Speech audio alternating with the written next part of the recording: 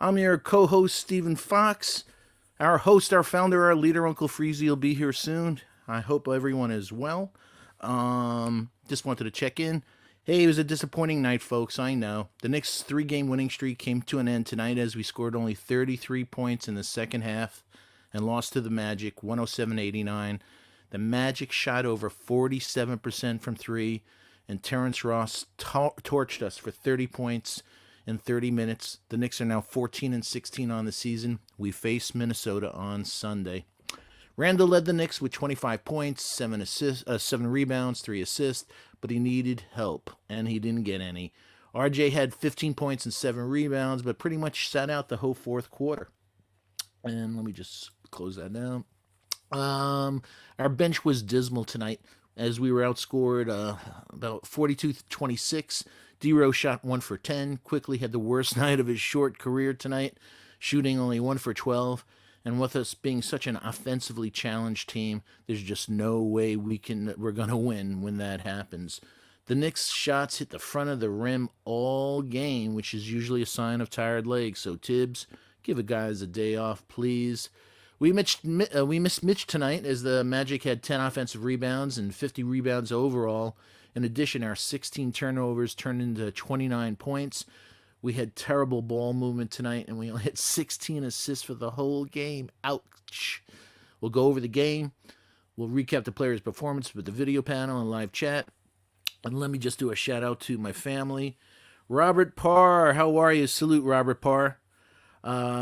Missed shots and leaving open shots on defense will do it to you. Absolutely. Ishmael Rivas, I hope you're going to be a little more positive tonight, my Bronx brother. No negativity, no Debbie Downer, even though we lost, all right? Deal? Delano Steele, special shout out, dude. Morning, noon, and night. I love me, my man of Steel, man. He's awesome. Hey, listen, folks. I don't know if you heard the morning drive this morning. It was absolutely brilliant. It was a marathon session. I got on early this morning. I was listening, and then I had to jump off and do some stuff, some chores and things like that. And I came back, and it was a riveting, passionate discussion between Free Keith, Mr. Keith Gill, and uh, Hector Beauchamp. And it went from Dolan to a passionate discussion about socialism and capitalism. So I only got a couple things to say about that. Number one, I love it. Hey, I love my Knicks. I love my Knicks to death. I know we all do. But there's a big differentiator between Freezy's channel, the Lawrence Tears family, and others, and not putting them down. But this is your channel. And I think you've seen myself that I've been tweaking my format and stuff to get more of the chat. At night there's 50, 60, 100, 150, whatever it is, people, and we only have 6 people in the chat. I want you to dictate the chat. The other night, I had one of my best nights on this show. So, we talked about Knicks, and then the discussion turned to music. So, like I said, the number one thing from the discussion about capitalism versus socialism today is I'm not a political guy, is that I loved it. And I love the freedom and the platform that Freezy gives. So the first thing is I loved it. And the second thing after hearing Free Keith is I was playing Rage Against the Machine all day today, killing in the name of love. So thanks for the freedom, Freezy. Thanks for the platform. And thanks for the great family. And also, like we did from this point on, man, I want freestyle nights. So, chat, I love you, family. You tell me the questions, you tell me the topics, and versus any other thing, this is your show. So, we're going to have great nights every night, man. So, it's going to be informal. We're just going to be hanging. So, Juju92, hi, I hope all is well. Let's see. Randall taught me we got sloppy towards the end. Yo, man, we couldn't buy a bucket in that second half. I felt bad for Quickly. I felt everybody had the bricks tonight, man. It was everybody but Terrence Ross. Woo! I know people talked about him being a streaky shooter and all these things in trade discussions. A couple of weeks ago, his name was popping up. That dude could light it up, man. 30 points in 30 minutes. Wow, he was lighting it up, and it was funny coming into the game. We had the best offense. What was it? Let me write it down. I wrote it down. It was the worst shooting team in the NBA, the Orlando Magic, versus the best defensive team. And what happened? They shot the lights out tonight, ladies and gentlemen. But it happened a few weeks ago, actually. They lost, I think, 14 out of 16. And they had the same type of night against Sacramento a few weeks ago where they shot the lights out. But that's the NBA. On any given night, any team can lose. And unfortunately, we lost tonight. And like I said in my opening, you can't have D Rose shooting 1 for 10 and Quick going 1 for 12. And we're just such a bad offensive team. If those guys don't do anything, we're in trouble. And we were. So Ishmael Rivas, the bench in the first half, lost us this game. We were up 11. When the bench came in, they blew the lead. Absolutely agree with you, man. They just didn't have it today. You know, they came in, like you said, we were up by 11, and I was hoping that by the time the second team went out, we were up by 22. Didn't work that way tonight, did it, folks? So, but Ishmael, let's be positive, okay? I love you when you're positive. When you're negative and Debbie Downer, you're not a likable dude. But you said Orlando's a really bad loss after winning 3 straight delay and egg against the Magic is no excuse. Yeah, hey, these things are going to happen. And you know, and my Freezy always teaches me, you know, you can't get too high from wins and you can't get too low from losses. You know, we're still not even at the halfway point. We got a while to go. Let's talk. But like I said, a lot of their shots were hitting the front of the rim tonight across the board, and that's usually a telltale sign of tired legs. Tibbs, if you're listening to my Freezy and myself, the old Sly Fox, give the guys a day off. Let them spend some time with their family and everything else. Let them chill out. Come on, because we've seen this a couple times this season where they just didn't have the legs in a game. So Juju 92 will be all right. We just missed open shots and Magic got hot. Mwah, that's my boy Juju 92. That's what I like to hear. That's the truth of the matter. So like I said, 14 out of 16, but they did the same thing to Sacramento a couple weeks ago. They were playing terrible. They just had a game where they just couldn't miss, and Vukovic didn't have a great game. Mo Bamba looks smooth, and he was in trade talks too, man. He has a nice stroke, man. So I'd like to talk about that tonight. 2 games in, they grabbed 50 rebounds tonight, 10 offensive rebounds. Wasn't so bad in the paint though. That didn't paint a dismal picture with Mitch being out. Actually, points in the paint, we had 44 and they only had 34. So they actually didn't destroy us at all there. But we got a while. That guy, he just had the surgery yesterday, Mitch. He's going to be out 4-6 weeks. It's going to be after the All-Star game, so that's the second week approximately of March.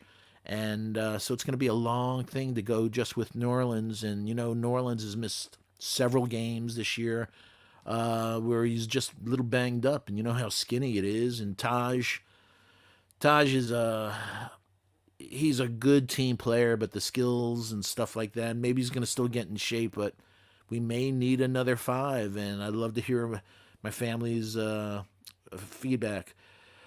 Eric Gonzalez. Eric, I hope all is well at the Big E. Let's get it. Sucks to take that L, but now we have to defend our home and go out strong. Yep, we're playing Minnesota on Sunday, and they're playing terrible. Russell is out with a knee surgery. They're hurting across the board, so hopefully Rob the Nick, I love my Rob the Nick, and Rob has a lot of wisdom, and Rob has said early on in the season, and got to give Rob his credit, that, we win games we're not supposed to win, and we lose games we're supposed to win, and tonight was a game that I think we were supposed to win. Robert Parr, was there an opportunity for Rivers tonight? I mean, how many missed shots? I'm with you. I think, though, Robert, I think maybe the mentality is because of, there's my brother. Hi. I think, Robert, the issue tonight was when you have guys like Rose, and especially quickly, that he can be bad, and all of a sudden he gets crazy and he hits 5 in a row. So I think maybe that's the reason he didn't pull the trigger on bringing Rivers in. So without further ado, first of all, let's get the most important thing is, how was your day? How's my friend? I'm doing well. I spoke to you during the game. I was telling you Hey, how that's I our felt. secret. It's like professional wrestling. You're not supposed to tell those Well, things. the thing is this. I'm doing well. I'm getting ready for the Good. You had a snowstorm. good I'm day. getting a I get snowstorm worried about tomorrow. you where you go, I'm up and I got work starting at 7. I'm like, wait a minute. That means you're going to get a half hour sleep tonight. Yeah, I got an hour and 20 minutes of sleep. Yo, you can't perform like that. Come on, bro. No, I'm good. I'm good. Okay. I'm good to go. All right. I'm a young fella still. I know. Don't I rub can't it do it in. forever, but I'm a young fella still. You are, and I'm jealous, man. But we're not gonna win games, many games, if the best part of our team doesn't perform. The best part of our team is our bench right now. If they can't come in and do what the only thing they come in and do really set the Pardon me. tempo, give that first unit a break, take some of the pressure off for that first unit from scoring, and then you put yourself in a position to extend leads, not give them away. And we've seen that the second unit has usually extended leads. Or if the first unit is playing badly, they come in and they give the first unit the lead. But today it happens. It's the NBA. It is. And I said it yet last night. There was going to be a game that we're supposed to win You and we're did. going to lose. And I was afraid that was tonight, and it happened. But you know what? We go home. We got these 4 games in a row at home before we kind of get ready for the All Star break. You got to win them all. And stuff happens for a reason, and maybe that game against the Spurs being canceled is just a thing to say, hey, you can get an extra day to rest those tired legs. Hey, did you feel the same way that those shots hitting the front of the rim that those legs were tired? Yeah, and you know what's the funny thing? The guys hitting like shooting those shots. Think about the guys who were shooting those shots and they were hitting in front of the rim. Yeah, Julius Randle, Burks. RJ, Yeah, Burks, guys who are playing. When you talk about, especially when you talk about Randle, he's playing a lot of minutes. So there's a reason that down the stretch missing shots, open shots. It wasn't like they were it was a Orlando. I tale of mean, two halves. Actually, Randall was hot. He had what? He had I think 17 at the half. He was on fire in that first quarter. He had 13 yeah, in the first first quarter. quarter.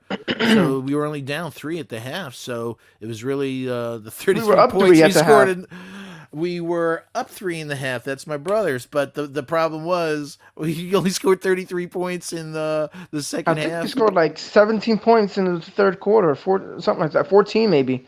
I mean, it was very, very bad. Pitiful. Yeah, I But know. I just think that I'm not going to hang my hat on the season because they lost the game to Orlando on the road.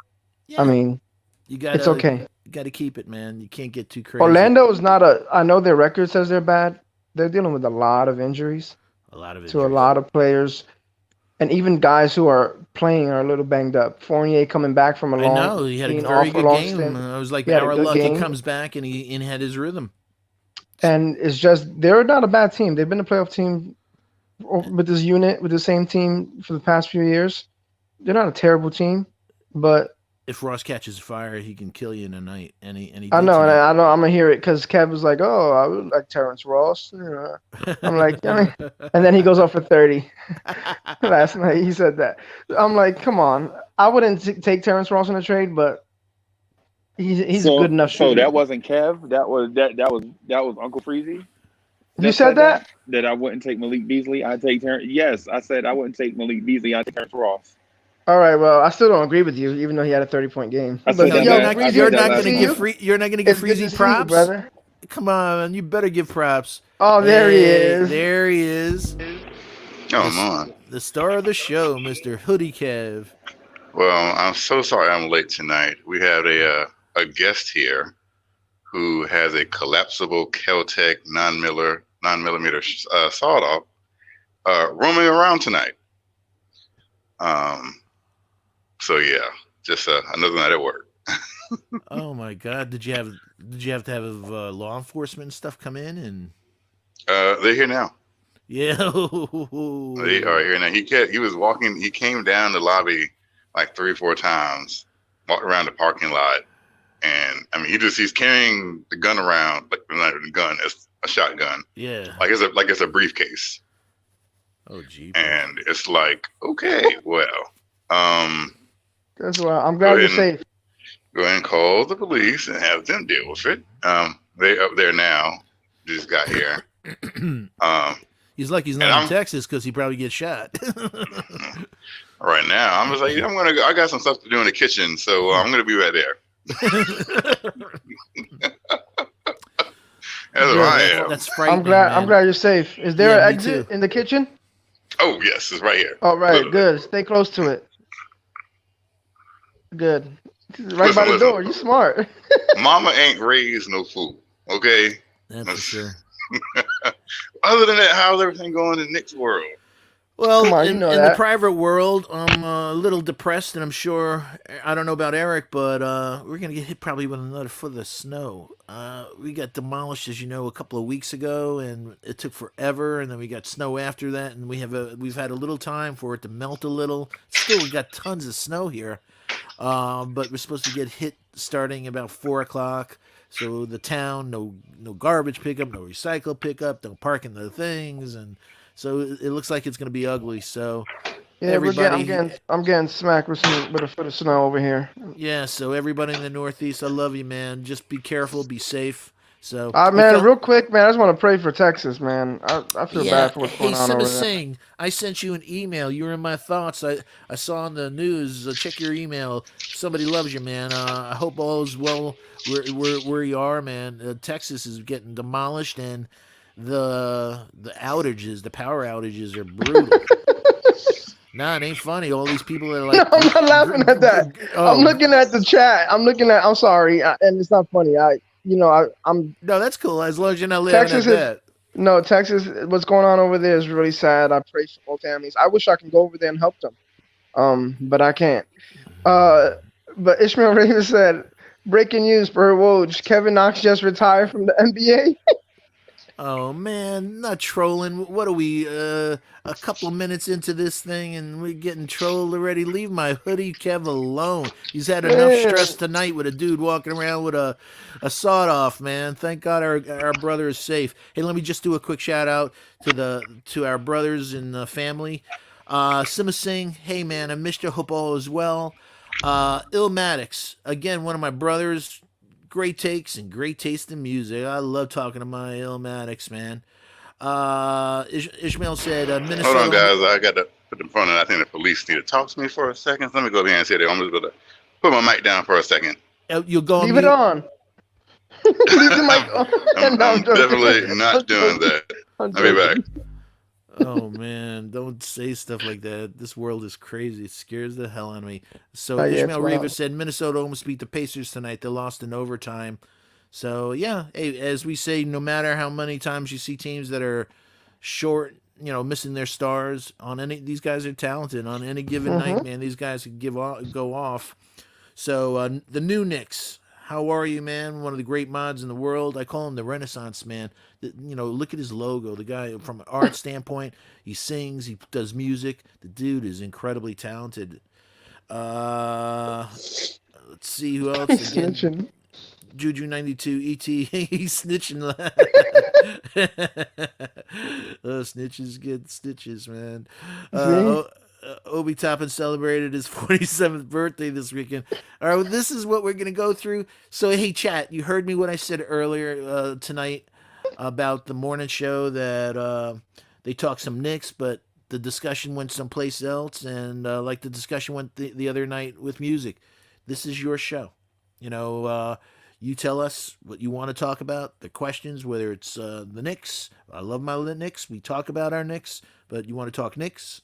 You want to talk music? You want to talk life? You tell me, man. I just love hanging with you. And as a family, sometimes you want to talk about different things. So I'm going to leave that up to you. So let's see. Julius, was consistently Julius again tonight. He 25 points, 7 rebounds, 3 assists. He it was a -1, but he had 5 turnovers. But he was trying to do too much because everybody else wasn't doing anything. Shot 11 for 19. You can't ask any more for that. 3 for 7, 36 minutes. You know, we knew that he wasn't going to be elected to the All-Star team. We knew, but there's a last chance that maybe he can make it. I think it's going to come down to him, Vucevic, who he faced tonight, and Sabonis. I hope he gets in. He's earned it, man. He's shown. Hey, let me talk about our boy Randall for a second. I saw a couple of things that I thought would be interesting. So Julius Randle, folks, in the chat, and my brother Eric, he's averaging more points than Anthony Davis or Karl Anthony Towns. He's averaging more rebounds than Joel Embiid or Bam at Abayu, and he's averaging more assists than Drew Holiday or Donovan Mitchell. And he's shooting a higher percentage from three than Dame Lillard and Buddy Hield. So people, I hope you voted for him. He so much deserved it, you know, and he's on pace to be the second. So this season he's averaging 23.1 points, 41% from three, 80% from the foul line, 11 rebounds, 5.6 assists in 36.7 minutes, all career highs. He's had one triple-double this year. And he's on pace to be the second player in NBA history with 10-plus rebounds, 5-plus assists, while shooting 40% from three and 80% from the foul line. And the only other person, Larry Bird. So, hey, we don't know whether he can keep that up, but just doing that for approximately, you know, we'll blink, it'll be a half a season. This guy has been playing off the chart. He's been playing fabulous, and I don't know how you can complain. So, Eric, tonight we had 15 fast break points, which is surprising because that's not our thing. But and also with Mitch being out, we didn't get killed in the paint at all. We won the battle of the paint. 44 points to 34. They beat us not by much on second chance points, 10-6, but they killed us. It was the 3-pointers. The 3-pointers and the bench points. Their bench beat us 42-26, and that's a killer, man. I'll say this: there was and you probably won't hear me say this. Terrence Ross. No, I love it's not my where I'm going at all. I love my Freezy. And you won't hear me say this often throughout the year. You probably never heard me say it before, and you probably won't hear me say it often going forward this season. But I thought Elfrid Payton should have played more in the fourth quarter. Yeah. I thought they should have went back to Elfrid Payton. He was a big part of when the Knicks were playing well tonight. He was a big part of that. He was aggressive. He was getting in the paint. He was a part of those fast breaks. You know, moving the ball, getting guys in a position. I thought he played one of his top 3 best games this year, and he probably only had 5. But this game, I thought he played well enough that he deserved to play down the stretch in the fourth quarter. And I just think Tom's thought was, you know, well, Quickly and Rose, they can get hot, and they can miss 6 or 7 in a row. But then they could bang, you know, they can make some plays and get us right back in it. Quickly could hit 3 in a row, and, you know, now it's a 6-point game, you know? Yeah. So I think that was his thought process, but it was just at that point when he did that, he had to roll with them. I mean, you weren't going to bring in Peyton with 3 minutes left down 15 or, you know, anything like that. So those are things you're gonna be right on those things. It's like when a MLB manager goes to the bullpen because the starter got 110 pitches and there's 1 out. You just got to get the 1 out to get out of the inning in the 8th, and he had a great game.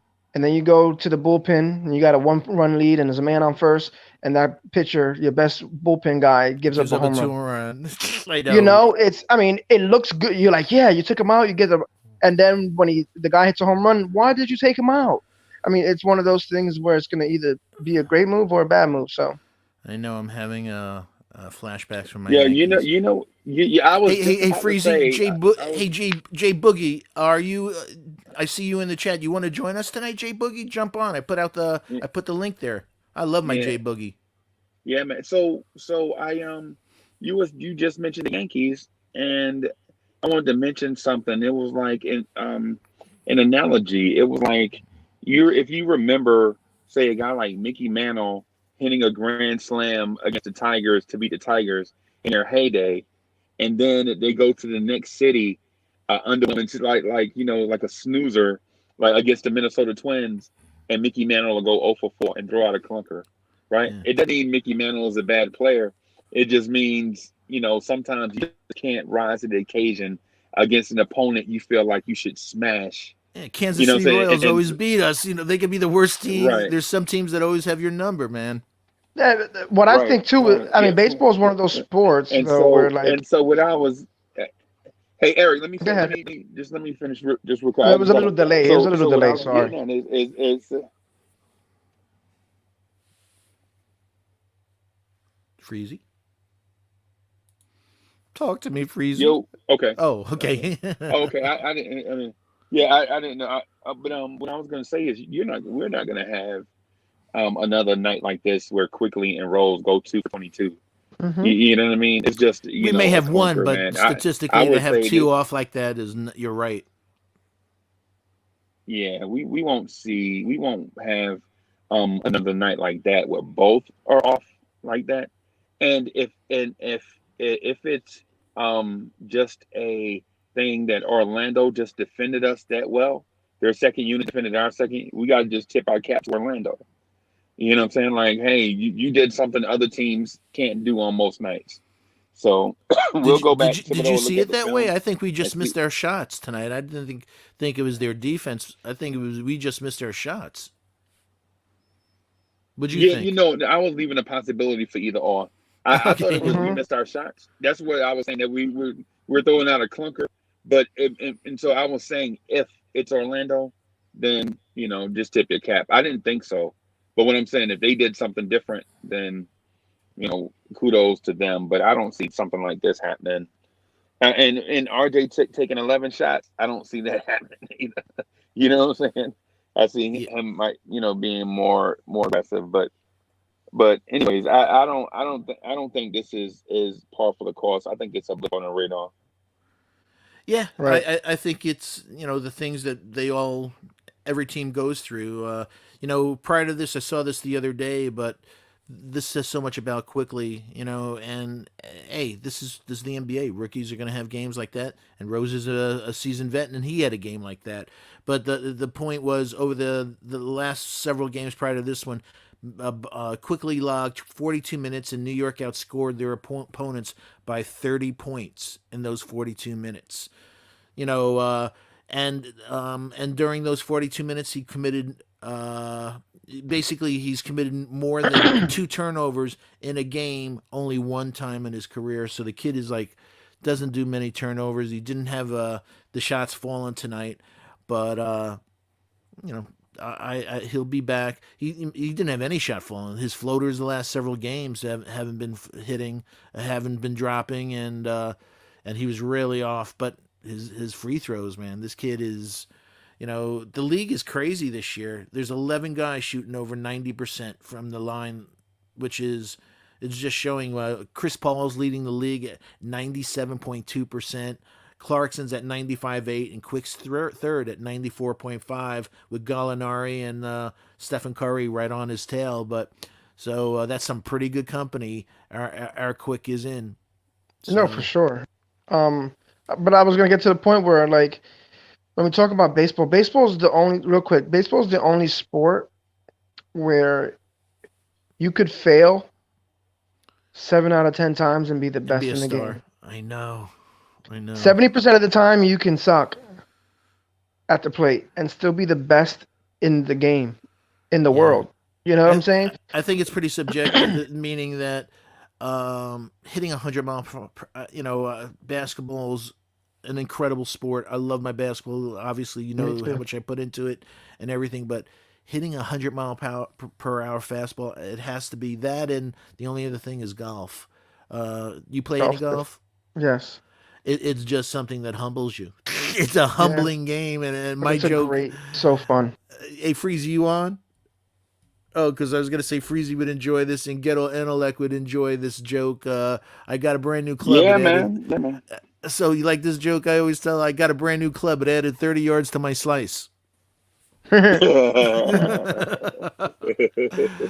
So, And man, and so hey, so this I asked this old timer one time. I was like, "Hey man, so we're about 10 yards off the green. What club are you going to use right here?" And he said, "I'm going to use the foot wedge." Meaning he's just going to kick his ball back Gonna in I the kick know, it. I know. foot. I was thinking That's funny. Caddyshack the minute you said that. So, hey, just out of manners, Haddock and Sharon, how are you? What's up? Salute to the panel. Salute to the chat. What's good? It's Oh, good. I always enjoy your takes in the regular the live chat, and it's great to have you on again in the video chat, my friend. Thank So, you. what were your thoughts? If you do me a favor, talk a little louder or turn your mic up a touch. We want to hear. Oh yeah, that's my bad. No Uh, worries. So, what was your thoughts about the game tonight, my friend? today, this game had me very mad because in the first quarter we played well all around the whole entire game. We left so many shots open, Ugh. but I mean they also made shots too. Like you can't do anything about that. Like I swear the Orlando Magic make like the craziest contested shots all the time when I Yeah, watch them. yeah. Terrence Ross is that type of player, man. If he I gets like hot, Terrence Ross. yeah, he could light it up, man. There's certain players in the league that, it's when they get hot, you better watch out. Yeah, and then I mean the first half, yeah, they got the lead. They got the lead down. The Magic got the lead down. I wasn't too worried at that point, but then in the third quarter, it was just really bad. The second unit, they played horrible. And then this like I was having an argument with Josh about Tibbs' rotation. He was saying the rotation wasn't the problem, but we were down by like 11 points, right, with like 8 minutes left, and they didn't put RJ and Peyton in. And I feel I feel you. like how can't you blame that on Tibbs because he's not perfect. Like he said, this is like his words. He said that I'm gonna put the players that are hot and not doing bad during the game, and you don't put both of them in. I'm with you. I first of all, I have to give Tibbs this thing. We're 14-16 this season, and I would have lost the house. I would never have bet that. So, what he's brought to the team and to the Knicks and the organization is great. But on a game in game out basis, I like. Why are you just bringing in Rose? Yeah, Please bring you in can Quick kill him every for time. being bad one game. There's It's always not a that serious. staggered thing. He doesn't bring in Quick at the same time he brings in Rose. I'm like, come on, man, let them gel together the minute they hit the court. Let them build that chemistry. Don't let them play. He had Burks in there, and Burks, like I was saying, had tired legs. He was hitting the front of the rim all night. From a Burks standpoint tonight, folks, He's he been had bad. 8 points, shot 3 for 9. He had 3 rebounds, 3 turnovers, 2 for 6 from three. He, just we've been saying it, man. That Bullock had 4 points, the three position. We need a three, ladies and Yeah, we need a gentlemen, in Yep. the three bad. worst way. Greenhouse. Oh my I, God! Greenhouse. Listen, I agree with you. I said we were gonna lose a game that we're supposed to win. We gotta factor that into the whole scenario of this team. They're not grown yet where they're gonna be consistently winning games they're supposed to. There's only a 4 or 5 teams in the NBA that usually win games that they're supposed to, and Yeah, even those teams lose to the Pistons and lose to the teams you're not supposed to lose to. So it happens, man. yeah. And Faithful Kaminga, he said they letting little kids go on. It's past your bedtime, young man. Leave Haddocken alone, man. Yeah, don't worry, I'm not a kid. I just got a low pitch I was voice. about to say he ain't no kid. He's old, Yeah. man. Hey, Jay Boogie, I saw your thing. You're laying right next to your 3-year-old. Give your little angel a kiss from her uncle. Your uncle, I would say Freezy, but your uncle Foxy. And whenever you can make it, as always, man, you have an open invitation, man. You are loved. The man's a legend, man. Great takes after take, and been listening to Jay Boogie for a long time on other shows before Freezy gave this wonderful platform for us to express ourselves. So looking forward to you coming on. Israel's talking about Tatis. Did you see that deal? No, what was it? Oh Uh, yeah, Fernando Tatis. the Yeah, Tatis, 340 million yeah. for 14 years. what the hell's happening to our world, man? It's like, wow, When you really man. break it down, it's like 24 a year. It's not that much compared to what these guys are. Some of these guys are getting 40 million, 36 million. Yeah, I but mean, we learned from the A Rod. You don't ever want to give them a contracts. That's why I thought the Yanks contract with DJ, who I think is the best hitter in baseball me personally, too. that it was a sensible contract. Some of these contracts in the past, man, it's like, what are you doing? Especially, you don't want dudes in their late But 30s. You he's just 21 years old, so it's oh, a I little know different. he's a stud, man. He's an absolute stud. And he's trying to bring these young guys. The MLB is trying to get the fan base to kind of change from being like the 50 and older guy, middle-aged white man. No offense, Foxy. Hey, I resemble that remark. So Listen, but they're trying to get the young, flashy, you know, guys who are from inner cities or poor countries and you got to get these young guys, let these young guys play and put them on the face of the baseball if you want to do that. yeah. Hey, Greenhouse, I see that you said the possibility is there to have Devontae Graham start at point guard. I'm not I a would- lover of tiny point guards, especially they're great on one end of the floor, but they get demolished at the other end of the floor. And he could light it up, but uh, what's he gonna do against other guys, man? He's No, I agree with that. But if yeah. I'll tell you one thing. If I have one shot and there's 3 seconds left and I'm down one or down two, I'm giving it to there's only one guy in basketball that I would pick. Who? His name is Damian Lillard. Yeah, did you see He's what the he most did clutch. his the other? clutch points this Was it season last is night that crazy. he went nuts and pulled Today that too. game out? Tonight he put up 43 and 16 And assists, 16 assists on good Yeah. efficiency. and they beat New Orleans And who was and saying he won to win wasn't? the game. And who was saying the other day he wasn't a superstar? I don't Yeah. know, but he's a superstar, and Game was they've won. They've won like 9 of 11. Yeah, they're very. I think they're only, or even I think They're we're the 18 only and one. 10. They're like third or fourth in the The West. loss to us was they're really the blemish in the X amount of games. Hmm. So, wow. Yeah, he's a stud. He Yeah, has 30 and 10 in 3 straight games. He's nice. Bam, you said Graham is the same height as that mouse from Tom and Jerry. Yo, he is tiny, man, but he could light it up, and I have Yeah, he respect. could. He could shoot. Yeah, but I feel like Terry, there's no way we could get him either way. Because, like, Terry Rozier and Graham, like, one of them is, like, fine with going to the bench and having LaMelo start. Like, I don't know what's working out there. yeah. I don't think they would trade them. Hey, LaMelo has special skills, man. When you watch his vision on the floor, his passes can't worst shooting mechanics I've seen in ages. But take that out of the He makes equation, them. he makes some of them. But and the whole thing is when you have bad shooting mechanics, is you're gonna make them in game, you're gonna look good, but you don't have consistency because your mechanics are off. You don't have that consistent shot. But his vision, his assists, the way he passes, the way he's at another level than other players, man. He's made passes this year and it was like, whoa, that was sweet. Either hand, Yeah, behind the back. he's smooth. Yeah, he's absolutely smooth.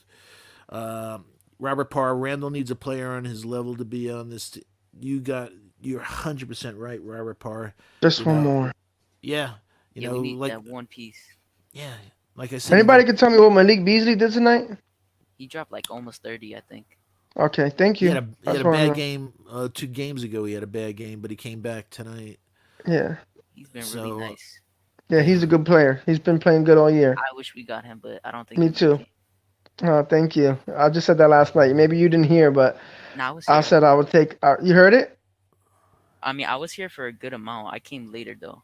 I don't know what you Yeah, said. I said I like Malik Beasley. I would like to get him if we can. If he became expendable for a Minnesota team that's got to make moves because they can't They keep have those Anthony guys and they're Edwards, not who's winning. gonna be that shooting guard. Exactly, and then you have Edwards who's eventually gonna But take I that think role. I would get Beasley. a wrench was thrown into works with Rose going out, with Russell going out with the knee surgery. So they may play around, but I don't know if he's. They have a lot of guards on that team, a whole lot of guards, but some of them are defensive minded. Yeah, it's hard. I know that we hit the lottery many years ago when we got a troubled player named Latrell Sprewell, and he became a legend. So, but Latrell Sprewell uh, didn't go to jail for 4 months for pointing a gun at somebody. It ain't weed, by the way. It was weed and that. No, it wasn't. It was He strictly was for. pointing, I think, a gun at It a was strictly the child. point of the gun. They dismissed the charges pretty much on So all the what? He weed. fits perfect in New York. Then he's a gangster. That's what we want. I'm cool with that. Let's rock it out. Bring the gun and the weed to New York, and let's get some hoops. That's Let's not get the some. cult. Obviously, that's No, not I'm the joking. culture. I'm I joking. know you are, but with the altar boys like Obi and Quick, and RJ and Knox and all the. I don't think they want anybody turning them on to the after-hour clubs of New York like J.R. Smith did during his stay Tenure. here in New York, Yeah. man. Yeah, Chef NYK Beasley has too many issues. Pass. Yeah. Minnesota weed. I'm good. Yeah. So the funny part of that story is that it's not funny, but basically a couple parked on the side of the Yep. road, His house. Yeah. and he came out. Their 13-year-old daughter was in the back. He pointed, knocked on the window, pointed the gun at him. They pulled away. He walked in the street, That's and he went like psychotic. that. They called the cops. The cops got his security film, camera footage, which sunk him. Saw him do that, but also there was things about him fooling around, but pointing the gun at his infant son. So, but That's when they went to crazy. the house, they found I think 2 pounds of weed, Yeah. and his girl and his wife, who he's no longer with because he's with I think Pippin's old wife. Wife. Yep. Laura Yeah, Pippen. that she said that she got it at a dispensary, and they said what dispensary, and she goes, I don't remember. So I said that must have been some really good weed. But yeah, you just have 2 pounds hanging out because you just went to the dispensary. So hey, Yeah. but His they wife threw. is beautiful too. Yo, Sucks. man, it's amazing how many beautiful women you can get when you sign 60 million deals. Yeah. He's ugly as hell, but that don't matter. $60 million makes you awful good looking. Yup. So hey, pal, how are you? He's got to be on something more than weed. Weed doesn't make you psycho. So, yeah, well, you know what? He's an ATL boy. Like I said about the Bronx, you can take the boy out of the Bronx, but you can't take the Bronx out of the boy. I think it's the same thing with ATL. And he's a Yeah, he's Florida State gangster, man. dog, so he likes that. It always They're bothers about me. that life. I know that, but it bothers me that the elements of that life. God's been good to you, giving you all these Skills. talents, these Yeah. skills for you to do something with you and your family, and You still do stuff like that. and you go right back to bad stuff, and it's like, come on, man. Doesn't mean you can't help your neighborhood and where you came from, but it's like we said a few shows ago. When I was growing up, my parents always said, "Careful who you hang out with." And Hmm. it's like, and then I got older, like, damn, they were right. Damn, they were right. A few things in my life that I wish I could do over because I was hanging out with a bad crowd.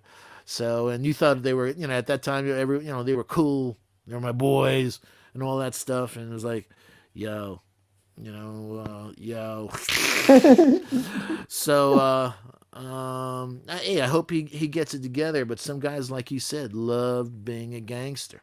Some guys love that image, and it's a shame that they have to define themselves by that rather than their game on the court and their money in the bank. Yep. So, It's a scary life too. How do you guys yeah, feel about KPJ? I mean, Kevin Porter Jr. Because I kind of wanted him before he got released. I don't remember exactly what he did, but it was something. I think he had possession. But I think he's nice. I really wanted him. yeah, I don't go by what he's doing in the G League because G League just shows you guys a guy that's that can't make it in the NBA is a star in the G League, and he comes back to the NBA and he just can't. There's such a jump to the NBA to the big show than there is at the G League. In the G League, I absolutely been watching it because of the Kamingas, and it's terrible basketball. It's selfish basketball. Everybody wants Hmm. to showcase their skills. They won't pass. They want to put up them shots. So it's Yeah, I those just kids started are. watching G League this year too, just because of them. Yeah, but you watch it and you're like, oh man, This is, as our brother Coach Colorblock says, I got to get me mine. They don't care about anything, so it's really bad basketball. So any kids listening, please stay in college.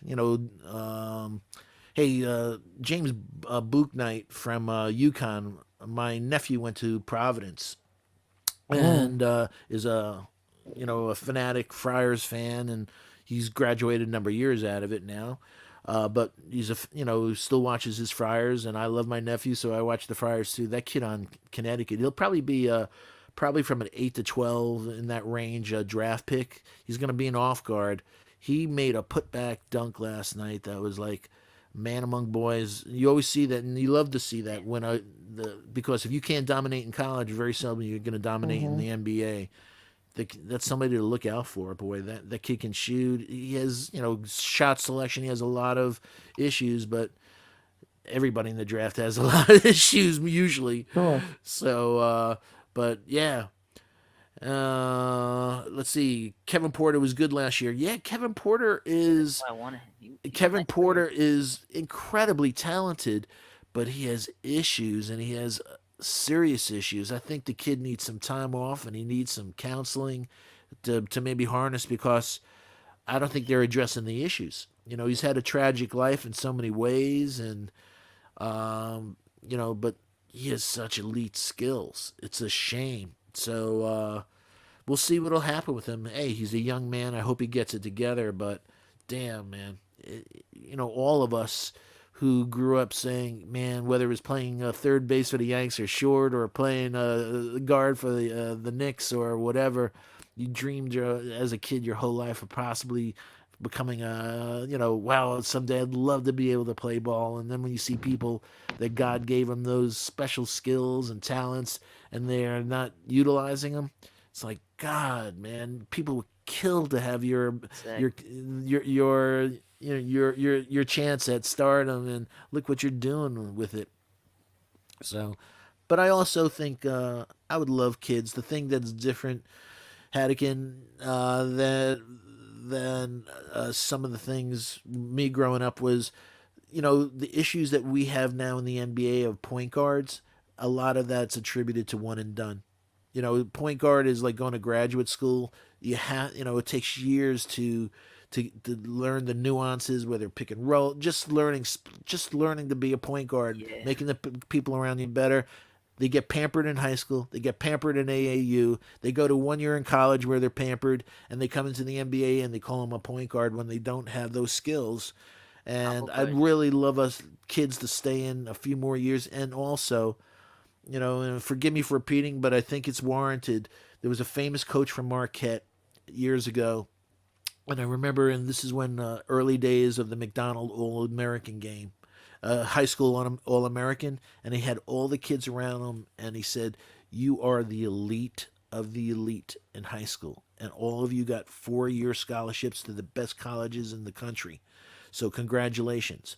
But I'm telling you right now, your chances, you're the elite, and your chances of making it, you have a better chance of getting hit by lightning than having a career in the NBA, and you're the elite in this country. Please get your education." And I think That's Uncle Freezy Freeze. is doing some work outside. So, but kids get that education because you don't.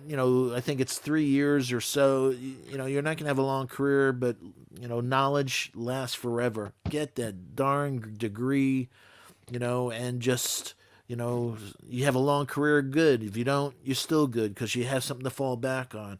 Nothing's worse than these kids that are exploited in college. All these major universities, their med schools, all of these fantastic facilities all come from the revenue, whether it's football or basketball, from these athletes. Pay these kids so they don't have to go to G League. Let them get paid, let them get an education, and let them, have something to fall back on. Because I think the statistic that bothers me most, I think it's approximately 80% of NBA players, and it's also about the same in the NFL. 80% of the players, 5 years after they retire, they file for bankruptcy. And that is tragic when we're talking about the numbers that they're making in their contracts. So Right. go to school. Don't trust anyone. Take care of your own money. They're always, you have the guys like Mitch that are paying 6 agents, and you shake your head because the minute you sign that contract, you're still paying them, man, even if you fire them. So that 1.6 million becomes 1 million because you're paying $600,000 to 6 agents. It's Come crazy on. how many agents he had in such a short span. I don't know. I don't know what's going on with that. I know, but it just shows you in his personal life that he's not around people from a stability standpoint Yeah. to say to him, son, this is the person you should be with, has a long track record. I spoke to the people that he's represented for years. They told me, do your homework. This is, and all sometimes they have their, the people that hanger-ons, get rid of them. Get rid of them. Just take care of I your don't have family. I don't have a problem with players going to NCAA, but NCAA should do the right thing and pay the players Yeah, Yeah, they should. absolutely. something in some way. Maybe put it in a. How about this? Put the money in a retirement account for them, and build it an IRA, Well, and they have a very good pension plan, but it just doesn't kick in until later in life. But I think it's $12,000, uh, per year. So some of the guys that are there, they're getting $120,000. They're millionaires from other ways, but they're still getting $120,000 pension from the NBA. But the no, problem, I'm saying NCAA. oh, I'm sorry. Yeah, but Make, they have to we have to make some changes in society across the board in many areas, and one of them is pay the kids, pay them now because so many of them are getting paid by boosters off the thing, and that Mhm. makes it even shadier. Yeah, So like with Real Zion. quick, Steven. Golden State was down 14, Yeah, I'm and they watching right now. went on a 20-6 run to go to overtime. And Steph Curry hit a three. Back on. They hit a Sorry three, about and that, now everybody. they're A lot about of to beat craziness Miami. tonight. wow, With but Curry that's playing very that Terrence Ross. When you get somebody hot like that, first of all, from a manner standpoint, Nick G, how's my man? One of my favorite people. What's up, Nick G's? First time I get to be on with you, brother. How you doing, man? Nice to meet you. Nice to meet you, brother. The E that professor. G, man. The Okay. professor. I'm going to try to have be civil. Normally, when me and Nick G gets on, is very contentious. How is it So it's contentious? very contentious It's with not most people. contentious. It's just It can You be know- contentious. I mean, I believe that we just disagree on some certain things, but It's called You know, Kevin that's- Knox. That's it. That's the only things we disagree on. Nick, you work in the Um, healthcare field? Yes, I do. I'm a nurse. Because I think I watched one. Me too. I watched one episode where you were at work. Oh yeah. Yeah. That's dope. And- What do you what field? What nurse? ER. Oh, you at ER? Okay. Yeah. What do you I do? was OR. OR. Wow, man. Yeah.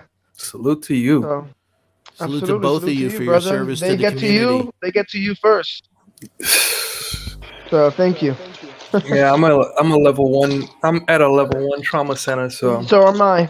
Oh yeah. Oh, wow. We have level A trauma. We're Mhm. top. All the bad stuff comes to us. So Exactly, man. yeah, man. Seen a lot of Yeah. crazy stuff, but appreciate you, brother. Hey, Hey, appreciate we've seen a we you. lot of appreciate crazy it. stuff. We appreciate my wife had a couple of surgeries over the last month or so. Thank God for NYU. Anyone NYU Langone here in the city, God bless you guys. You're fantastic. But we couldn't do it without you. Especially nurses. You guys are wonderful. You're really the key because doctor sees them for 3 seconds. They see you for all the time. Oh my God. Jesus Christ, Steph Curry just hit a game. Oh my God. Did Sorry. y'all watch the Bulls versus the Pistons tonight? No. So What happened? I watched the end of it, that last quarter, and Zach LaVine, man, he dropped like 30 tonight, and it was effortless, man, just effortless. And also, too, shout out to Chuck Chuck B's man, DSJ scored 10 points off the bench for the Pistons. So Hey, it's I hope the kid interesting. has a good career. He's a I young hope so man. too. I hope Yeah. so too. Yeah. I mean, just like I've said at the beginning of the season, DSJ deserves a chance with Tibbs. Kevin Knox deserves a chance with Tibbs, and also DSJ deserved a chance. And two out of three is not bad, so I can't complain Yeah, with that. Meatloaf says that too. That's a music reference. 2 out of 3 ain't bad. Yeah. Chat, So- appreciate you guys. Chat, thank you Yeah. very much. Appreciate you guys. Oh, No, Chat- no, no. I'm chat's talking to the showing chat. I know they're showing their appreciation to both you Oh, and yeah, Nick yeah, for your yeah. service. So I appreciate thank you you. guys. Thank you. All love, brothers. Thank you. Yeah. Hey, shout out to I Boost just like to Mobile. say that I just had to deal with gunmen, so Hey, throwing it out there.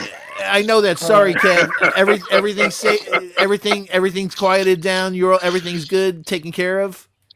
I hope what we were just talking about was like I hope he doesn't get mad and come back, But Wait, what happened? Hey, do what I do Please when tell that the happens. story. He did it. well, it's only time will tell. But we escorted him out, and He saw your I had- face. huh? He saw you. Oh, he did not see me. I was Oh, standing now right he there. knows. He knows how you look. I mean, this isn't the first. He stayed here. He's been staying here. The guy in question has been staying here, right? Okay. And he's been fine. He's been cool. I never had any issues with him. But again, tonight he was just walking around with a shotgun.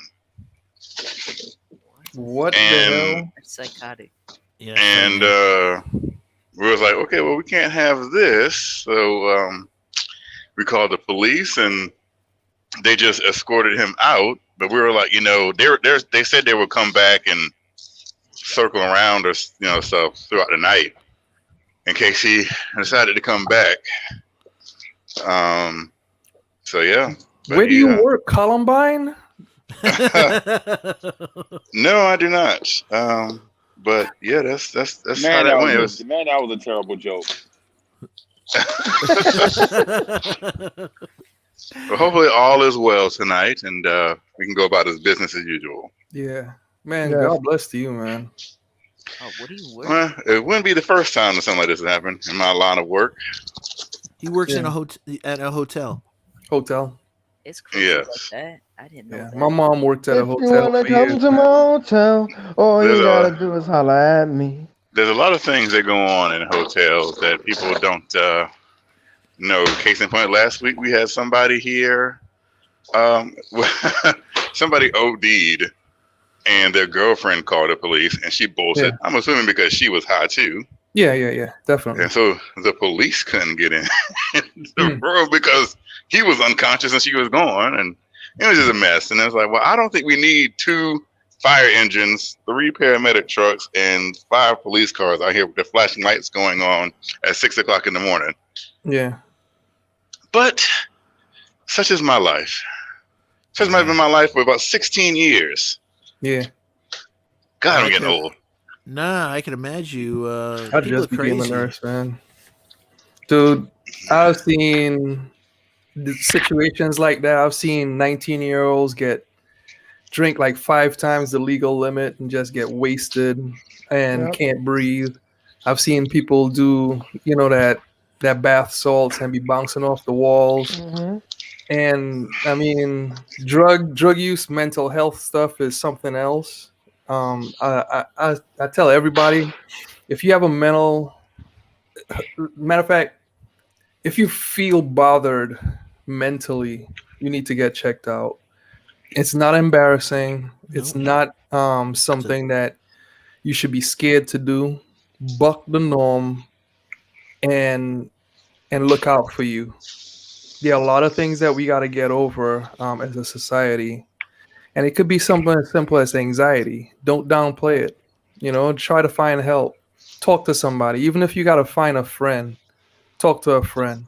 I tell people all the time, religiously, I don't believe in like gay marriage or something like that. But at the same time, I'd rather you live and enjoy your life than you killing yourself because your family is not accepting you because of gay marriage.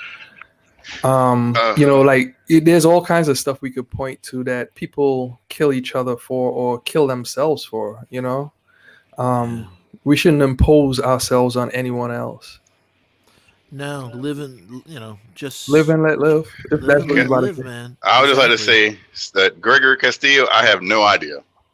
I wish I could tell you, but I don't know. He asked me how would I go from one night fighting with staplers to fighting with gunmen. work at a hotel, and it's an easy explanation. Work in a hotel with strangers, man. Yes, these But staplers, these stupid staplers. but the guy. What did I miss on the game tonight? I don't know, have y'all talked about it already? Nah, we go back and forth with the chat, what people want to talk about, and it was just we just didn't have it tonight. It's one of those nights, Kev. We had a pretty good first half, and we were leading by 2 at the half, but we scored 33 points in the second half, and Terrence Ross went for 30 points in 30 minutes, and they were the worst shooting team versus the best defensive team prior to the game, and they just lit it up tonight. Shot 50% from 3, 47% to be exact. Shout out to Drake for giving the $3 super chat. By the way, I see that on there. Thanks, my brother. Appreciate it. The Thank real you, Drake, Drizzy Drake. I don't know if it's real Drake, but what does it say? If it's the real Drake, man, could you make that a little more? Yeah, I know. Yeah. I know. What does it say? It just says, "Hello, everyone. I'm here to support." So Drake, we greatly appreciate. Only kidding. We greatly appreciate the super chat and your generosity. So Exactly. Andre Bryant, pseudonym Shipe. Hope all is well. Hey, pseudonym, are you Albanian? Just asking for the Shipe part of it. So just wondering. So if I may go on my little dissertation about the game. we look forward to it every night. I'm going tonight. Tonight, I'm going to give them pop culture references in my soliloquy. All right. The first time we played Orlando, because I bring this up, and I say that the stats say that the New York Knicks are one of the top 3 teams when it comes to defending the 3-pointer. But what the stats also say is they're one of the top 3 teams at giving up wide open threes. Absolutely. And I thought to myself, that's a weird conundrum. How do you figure that out? It doesn't make no sense.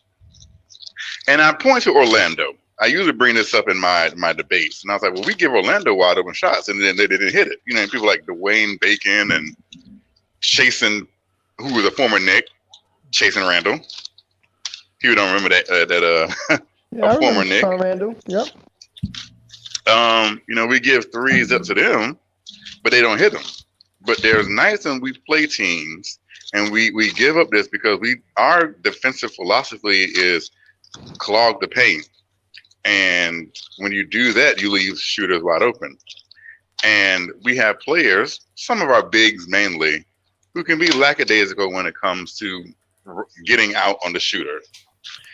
And there is a host of another show who says that our best perimeter defender is who has declining metrics defensively. I like to point that out.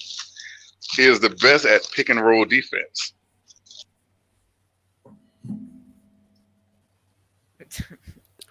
Boom, boom. Is that because BS was about to? Sorry, no. I shouldn't. Somebody. What happened to him? Somebody got axed him. I do want him to come back. Please come back, Kevin, because I want to chime in with this one thing. Milwaukee Bucks, for the past 2 seasons before this season, gave up the most threes, and they actually led the league in 3-point defense. So please understand that it's no different from what the Milwaukee Bucks are doing. Another top tier defensive team, at least top 10, was the Houston Rockets. This season they gave up the most threes also. Yeah, I've been looking at those stats on cleaning the glass. You're 100% right, man. Yep. Another top tier So I'm defensive back. I don't know team. what happened just now. I think Freezy might have accidentally took me out because I guess No, he he figured did I that on wasn't here. purpose, I think. Hopefully. So hang on, Kev. I'm gonna just give you a couple of things right quick, just to let you know what I was saying. Along with the Knicks, well, sorry, 2 years for the past 2 years before the season, Milwaukee Bucks gave up the most threes and also led the team in 3-point defense. This season, the Rockets, top 10 defensive team, gave up a lot of threes, and a top tier defensive team from the 3-point line. I believe Cleveland is somewhere in the ranks too, but This year? this year, give up a lot of threes, Yeah, they are. and at some point in time, within that time period, top 10 in 3-point defense and overall defense. Mm-hmm. Continue, Kev. So let me debunk that. So you know what the difference between, and I guess the only outlier, I guess, would be Cleveland. And I would counter that with saying, well, the Milwaukee Bucks the last 2 years, and even the Houston Rockets are pretty good offensive teams, to where they probably could have the luxury of giving up more threes because their offense can make up for that. Whereas us and Cleveland is the only outlier because Cleveland's a bad offensive team too. So is the Whereas Rockets. The us- Rockets are a bad offensive team this year too. I think you meant like last year. Is that what you said? Wait, you said the This wait. year. I'm confused This now. year. So the Rockets So this year the Rockets and the Bucks this year, the last 2 years. and the Cleveland this year. They're all Said something about the Bucks. so the Bucks for the past 2 years before this season. This year it'll be the Knicks, Rockets, and also Cleveland. Give up the most threes, top 10 in 3-point defense. Mm-hmm. So again, to me, I don't think that's a recipe for success. When you want to play basketball that way, because I'm not about to give up open shots and just expect you to miss them. You can only master and get away with that for so long because it'll bite you more often than not, especially when you don't have the offensive firepower to keep up with teams once teams get hot from the outside. If you had a team like the Bucks the last 2 years who had the offensive firepower to keep up with that kind of pace, it'd be different. Case in point, the Bucks have had the best record in the East or the NBA the last 2 years. So with that being said, horsepower means something.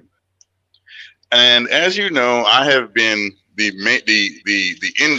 conductor of the Burks and Bullocks are just horrible basketball players trained for quite some time. And I know people will get on me because they want to think that I'm going to make it about a singular individual. And maybe it is. Hey man, where we going? Where we going with it? I hope it's not going where we think we're going. But Freezy, come real on, quick, Mike. Legion wants the Come on, link. Mike. Legion wants the link. Nah, man. We ain't getting ready to do it. But see, here's the thing, and I knew this was coming. I knew this was going to come from Freezy, right? Right. Because Where we going with that? because here's the thing, you can't keep turning a blind eye like you want to do to the bad play of two individual players, because that's what you want to do. Because when I bring them up, regardless of whether this will lead to another player or not, right? When I bring up their bad play, their consistent bad play, I get shut down. It's like, so you want to turn the blind to, let's talk about Quickly or Derrick Rose or Julius Randle. And let's forget about there's two players who have main parts on this team, right? Who give you nothing. But that's fine. That's okay. As long as it, let's pretend like it's not happening. Let's pretend like Alec Burks and does someone have a clock? I think it's a cuckoo clock going off. Somebody wants the link. Legion wants the link, Freeze. And to quote the Joker, I'm not crazy. I'm just ahead of the curve. Is that subjective? Hey, this is what it is. And you all might think like I'm going to lead this to talk about number 20, and maybe that is because I'm head over heels with believing wholeheartedly that number 20 will give you the same. Here's the thing. I don't think number 20 is going to cost you games. I do not believe he is going to lose you games. So that if he's not going to lose you games, and if you feel that the production that he's going to give you is equal to or better than the production that you're getting from two other players who haven't merited the time they're getting, then I don't see what the big fuss is. Because one thing I can't stand is hypocrisy. I cannot stand hypocrisy. I can't say that if you cannot sit here and tell me that you preach if you're not producing on the court, then you're not going to play. And then play players who aren't producing on the court. Can I rebuttal for that? That is hypocrisy. And there's no rebuttal because the numbers, if you want to go by the numbers do not support their productivity. All right. Yeah, but So let's go ahead and rebut. about- Rebut. Say whatever you want to. Kev, But the eye test is going to tell me Alec Burks and Reggie Bullock are negatives. Kev, They are negatives on the court. We got it. Go Can I- to someone else. Kev, listen. What happens when we How talk someone about come the on the numbers? show and you have your own show and then tell go to somebody else? How does that work? Because he's Freezy, a guest. because He's a guest Freezy here. and Steve invited me, and everybody Exactly. thinks He's a guest here. Be nice. Well, I'm a no, guest. exactly. He Is is it your show? Is it your yes. show? Is it your show? Well, if you ask Freezy, yeah, it is actually. Actually, if you ask Freezy, it is my show. Yeah, it is. No, it's It not your is. show. How about that? Hold on. No, it's not your show. Hold on. It's Freezy's show. Ask the host, and if he says the Knicks and Knights whose show? How many times did he say that? It's not. So if you want to go down that road, we can go down that road.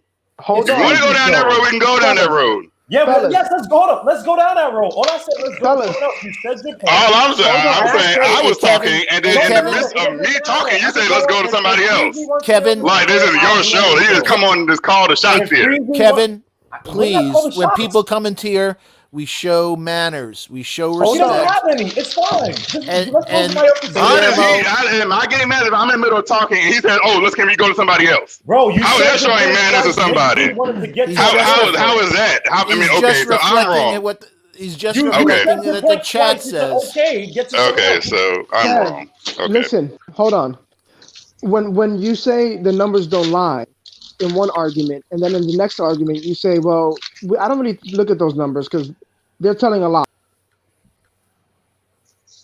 Oh man, E. What? E. Hello? Where'd my Nick go? I think EG went out too. I think my Freezy is taking care of business. That's my man. Come on. Hey, Stephen No. Fox, how you doing? I love you. Did I tell you that? Hey, what a show this morning, by the way. Kudos. Yeah, man. Hey, I just felt like I had to do. I just felt like appreciate we it. I had to do appreciate it. Hey, Yeah. Guillermo is a guest on this show, and he needs to be afforded the respect. You know, come on, And, Kev. and One thing is a disagreement, but don't be mean. Don't be nasty. Come on. right. And Kev W is our guy, and he is just as much a part of the family as No doubt. anybody else, and he should be respected also. But at the There's same no doubt. time, he had been calling Legion of Knicks out, had been I calling know them he out has. all show long. Yeah. So I just Over the felt like- last several shows, he keeps making a veiled reference to somebody on another show, and we all know who he's Yeah. talking about. and that's our guy. I Yeah. hope they don't feel disrespected about what I did just now. I just felt like No. we just needed to take a time out, man. Take a deep breath. Exactly. Take a deep breath. Let's talk about things, Yeah. but let's talk about it in a civil way. Let's have conversation, not arguments. We can Right. have great conversations. You know, hey, if you could have Free Keith talking about socialism and capitalism this morning, we could Right. talk nicely about that. About a But bunch of stuff. I have to thank Free Keith because after hearing him this morning all afternoon, I was listening to Rage Against the Machine. Right. So I just want to give everybody a time, man, to take a deep breath and remember that this is still NBK fam, and even though we get heated, we shouldn't make this thing personal. You Don't know make what it I'm saying? personal. Let's stick Yeah, to the facts, yeah, and also you shake hands. This is, yeah, like you said, we're fam. One yeah, thing's having a disagreement, another thing's having a fight. We don't want to have fights. yeah. Because the thing between I don't the thing between Hoodie Kev and Legion really has me bothered. I would rather not do a show at all than listen to them. You know what I'm saying? Go at it and something right on the razor's edge. You know what I mean? And also the So same damn topic for the 400th freaking time. yeah, yeah, yeah, man. I would rather just stop what we're doing right here and just go on about my business than to go down that road. But anyway, I want to bring everybody back. I hope they mad for what I did. If they are, I'm just gonna tell them to get over it. I don't want this to be, this is about the listeners, man, and we were putting on a show. So, Somebody I'm that said gonna no more bring, shaking hands because of COVID. Yeah, I'm dated, man. I used to shake hands like a man. yeah, yeah. So sorry about that, everybody. Yo, I dig that hat, man. Oh man. I just felt like we all needed to take a blow right there, man, I'm before I'm things get ridiculous. I'm going to just leave. No, Oh, No, no, no, no. no. Nope. Come on, Kev. That's not the thing of it. You're on this show, man. We love you. We just Come on, don't dude. want you. We don't want you getting Um, emotional. We You just can't want to leave. have Yeah. Come on. Like good chat, good with talk, this, man. I really want to tackle the 3-point philosophy. Like Yeah, exactly. that's Come all I on, want to Kev. talk about. I'm not You've talking about Kevin Knox or anything. Like, Hey, or you had a tough night staying with your family. You saw a guy walking around with a shotgun at the hotel. That's enough to give anybody the jitters, man. So just chill out with your family. You're loved, and let's just talk about let Nick talk about the 3-point, and we'll go from there. But it's all love, man. It's all love. Ladies and gentlemen, What? now we're my talking. God. I Yo, miss my Denver boy. I Nuggets is miss in my the boy. The building. truth. Some of you know him as Charles B. Some of you know him as Chuck. He's King Charles, and most of all, he's my Oh my friend. God. My Hey, man Chuck. Chuck, what's up, bro? Chuck, I've missed you, my friend. Miss you horrible too. echo. Yes, somebody echoing. Only since you came on. No, I think it's your hat. I think he gets better reception. All that extra space.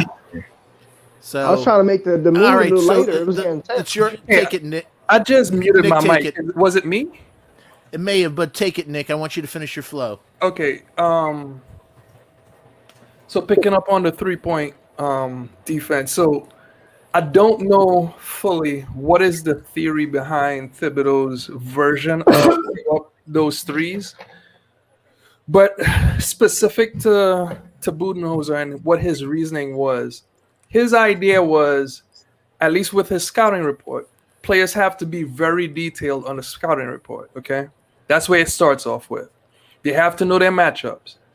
So whenever you give up more threes, you're talking about giving up 3-pointers to guys who have lower than 35% from three.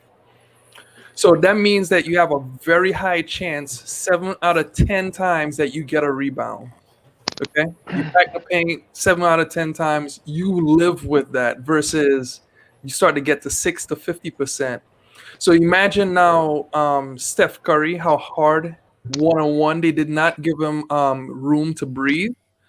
They just played him very hard. They went over every screen. Whereas other players that were less than 35%, they went under the screen.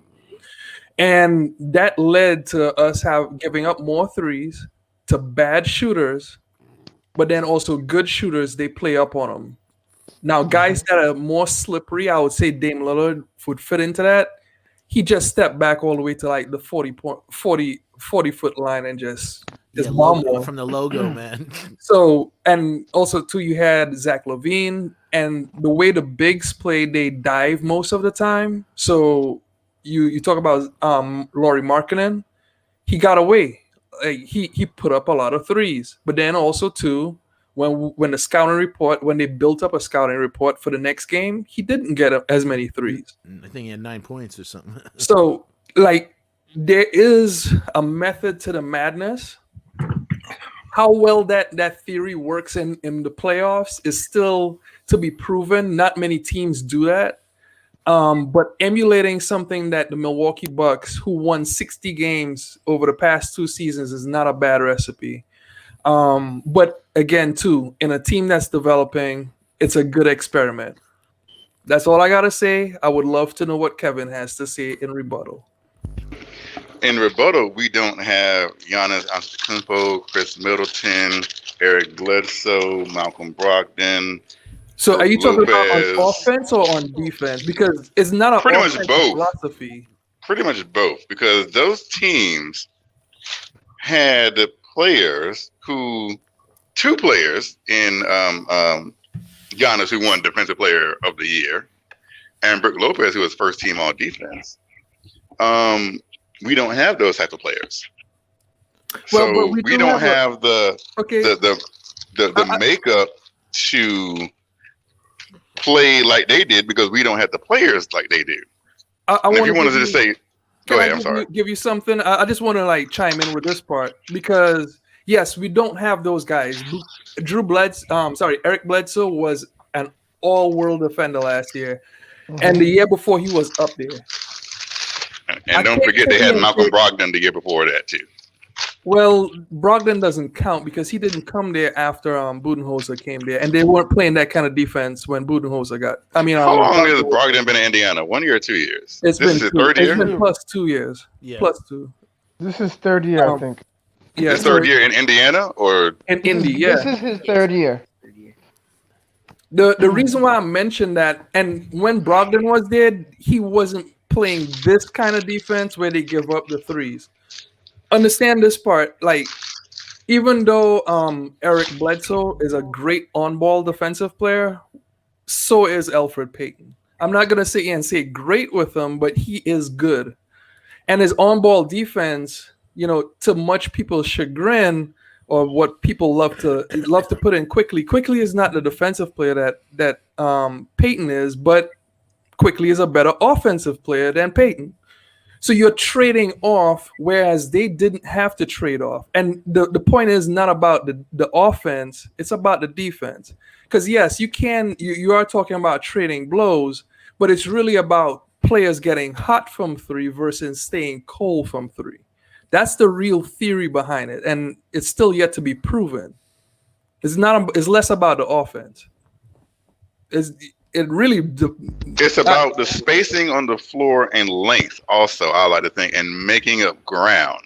But they don't contest the below 35%. They did not contest over the past 2 years. They didn't go out after them. They just dived to the rim and went after rebounds. So basically, and this is my whole theory about that, it's not being a good defensive team. You're just a lucky team if you play that way. In the grand scheme of things, you're just lucky that these teams are hitting threes. Well, they're playing the math. It's a strategy. Yeah, it's a math game. Yeah. They're open shots, but those shots are for guys who don't hit threes that well. Exactly. It's literally just spending your energy more efficiently on someone that's worth guarding. Like, I wouldn't guard Frank Ntilikina on the outside because he shoots 29%. You just pass on that guy. You say you back 4 feet to 6 feet away from him, and you say, "You shoot, please shoot. I'll get the rebound. Shoot." And if they make it, I'll live with that. And then you have nights like tonight, where they all hit it. Yeah, exactly. And you know what? I said this on Gamo's show. I met the grand uncle of Terrence Ross. I took care of his grand uncle, or whatever you would call him, his grandfather's brother. And his grandfather's brother said, "Do you know Terrence Ross?" And I said, "Yeah, I know him." He told me who he is and his relation and stuff like that. I said, "Well, he's a real talented guy." And he said, "Yeah, he's talented, but," he said, "I'm disappointed in him." I said, "Why?" "He's in the NBA. He's, a great scorer or whatever." And he said simply, it's because Terrence Ross would score 20 points one night and then 4 the next. And he said, he's just a damn disappointment to the family. Oh, Like, damn. That's rude. Well, I mean, he just said it's so disappointing because he has so much high hope for him, but he just could never live up to consistency. And I understood it because I follow Terrence Ross since. Yeah, we all do. He's a streaky dude. Well, he's real streaky, but and to me that's one of the things where it's like, man, even your family is like, dude, you should be doing better than him. You're better than what you're doing. So doing the math with Terrence Ross. I mean, you could literally say, okay, is he or is he not? Let's flip a coin. Yeah. Even his own family doesn't believe in him that much. Like, imagine that. Maybe Just that's saying. why he's streaky, man. If you don't have it at home, it's hard to have any faith in life, man. So, hey, let me kick it to our new members, Guillermo and Chuck. If you don't mind, Guillermo, I'll start with our Chuck. Chuck, first of all, great to see you. I've missed you, my friend. So what you think about the game tonight and anything else you want to talk about? For one, I want to make. Whoa. Hey. Is somebody in the garage? Can everyone? I was gonna say, if it happens again, just everyone go on mute except my Chuck. Okay. Kev, could you go on mute for a sec, please? On mute. Oh. It might be the guy next to Eric. I don't know. Haddocken has been here from the beginning, so he's been good. Yeah, I'm muted. Oh, yeah. So somebody gotta. It's you, Kev. If not, I'm on mute. Nick, I don't see the icon come up, the muted icon. But It's my headphones. My mic is muted, and also I've muted from the StreamYard stream. So yeah. I don't see the icon. Usually, if you do it on StreamYard, I'll see the little mic come up. If you hit the mute button on the screen, Just sound like somebody's outside or something. all right. Same place I've been at. It's not me. All right. Okay, so take a check. Sorry. Yeah.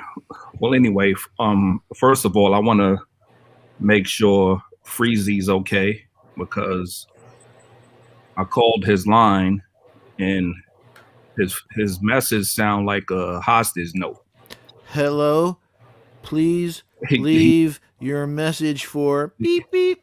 I know, man. I love his message. It takes 20 minutes to leave a message. It scared me. I had to listen to it a few times. I was about to call the cops because he was like, "Hi, my name is Ken." Hey, don't say that. Some things are. That's why I said, yeah. I didn't get the last name. No, he used to use that name on Twitter. All right, he want to respect everybody's privacy. Yeah, he used his name on Twitter. And he was like, "Well, I'm not here. I don't know where I'm at, and if you know my whereabouts, let somebody know, please. Thank you. Don't quit." I'm like, yo, I know Gmo probably called and heard it too. And he's going in slow motion, like he was reading it. So I was like, yo, somebody got him somewhere in Alabama. They got him. Or either that or that's what happens when you spend 8 hours with Chaplow and Free Keith. Yep. Yep, he's hostage somewhere. That's why he's able to do all of these shows. He's stuck in the house. Y'all talk about the game. That game came down to the to zone defense, and we struggle against. First, Eric. Yo, bro, what's up? If you're gonna be on a panel during debates, you got to control your outbursts, like the little Tourette thing, because when you say stuff, you could sway the voters. Because after my round, nobody voted yet, and you yelled out, "Oh, he didn't stick to the question." Right? About Chuck is crazy. what? Yo, what? No, You went back and watched that from 2 weeks ago? No. Let Chuck have his flow, everybody. Yeah. I remembered it. I'm sorry. After I did because I won every round I ever was in, right? So and I know I won that round because they oh yeah, that's definitely Kev phone. Because Kev, let's be respectful. Let him have yeah, his flow. Yeah, please, Kev. Say anything. You're I was laughing. ahead of my Come on. I was ahead of my time, being that the question was about the current Knicks, and I knew we was getting Rose the next day, so my answer involved Rose, right? So after I was done with that round, the first thing you said when you came back on was he didn't answer the question. Eric. I apologize for being honest. I'm sorry. No. It's not about being honest. I should have waited to after the vote. It's swaying Exactly. the chat. I should have waited. And that's what I'm saying. I'm sorry for that. Yeah. Yeah. So it's I not apologize. About it's not honest or not. But listen, I just missed you. Nick looks like I feel. I missed you, brother. Where you been all this time, man? You know who you look like? You know the preacher from The Walking Dead? No, I don't watch shows. I'm an adult. I work and I watch Hold on, sports. Eric, why are you letting Chuck, a guy with a I miss Chuck. I've been missing this. I've been wanting it. Every show I ask for Chuck. Chuck is not hard to defeat. I'm not worried about Chuck. I ain't worried about him. A lot of people have had trouble defeating him. He's the people's champ. This guy comes in here talking about and you kind of do like the dude from Walking Dead. I ain't worried about Chuck. It's like he goes into these weird. I love it. Chuck only doing this because Chuck got love for me. He's doing this because he got love for me. That's why. But I know you're going to be back in the panel because you can't debate. So once you get back there, I want you to get these rules right and don't be trying to sway the chat because you're a panelist. All right. You're gonna be a panelist too. Oh no. I'm Mount Rushmore. All right. Yeah, panelist. No, he's a legend. You got to show the respect, Eric. You see these chisels right here, man. Y'all gotta stop blowing this man's bubbles. Thank you. It's the nuggets you got in your hat. You gotta stop. This is what I call. Y'all gotta stop. For me, I respect Chuck. I respect Chuck, and he's a G, all love, but he ain't gonna come on here and talk greasy to me. A genius. No, but the thing you did. And I apologize for that. What you want me to do? No, not that. I'm talking about hyping yourself. You chocolates? Up. No, I'm talking about when you was hyping yourself up, saying, "Oh, I'm ready for all comers. I'm ready for all comers." I am. And then you what?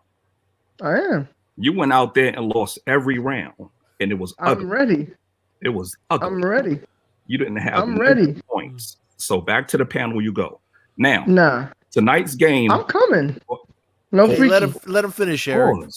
No freaky. All right. No freaky. All right. No freaky. For the love of Pete, Chuck. Jesus. Damn. Oh, Chuck, can you be mature for once and get to your free? Why would you say that there? You know what he's talking about, man. Come on, Chuck. All right, yeah. The game came down to the zone, right? We got one zone buster in Rose. So if teams decide to play zone against us, we're gonna struggle to score. Our offense is already terrible.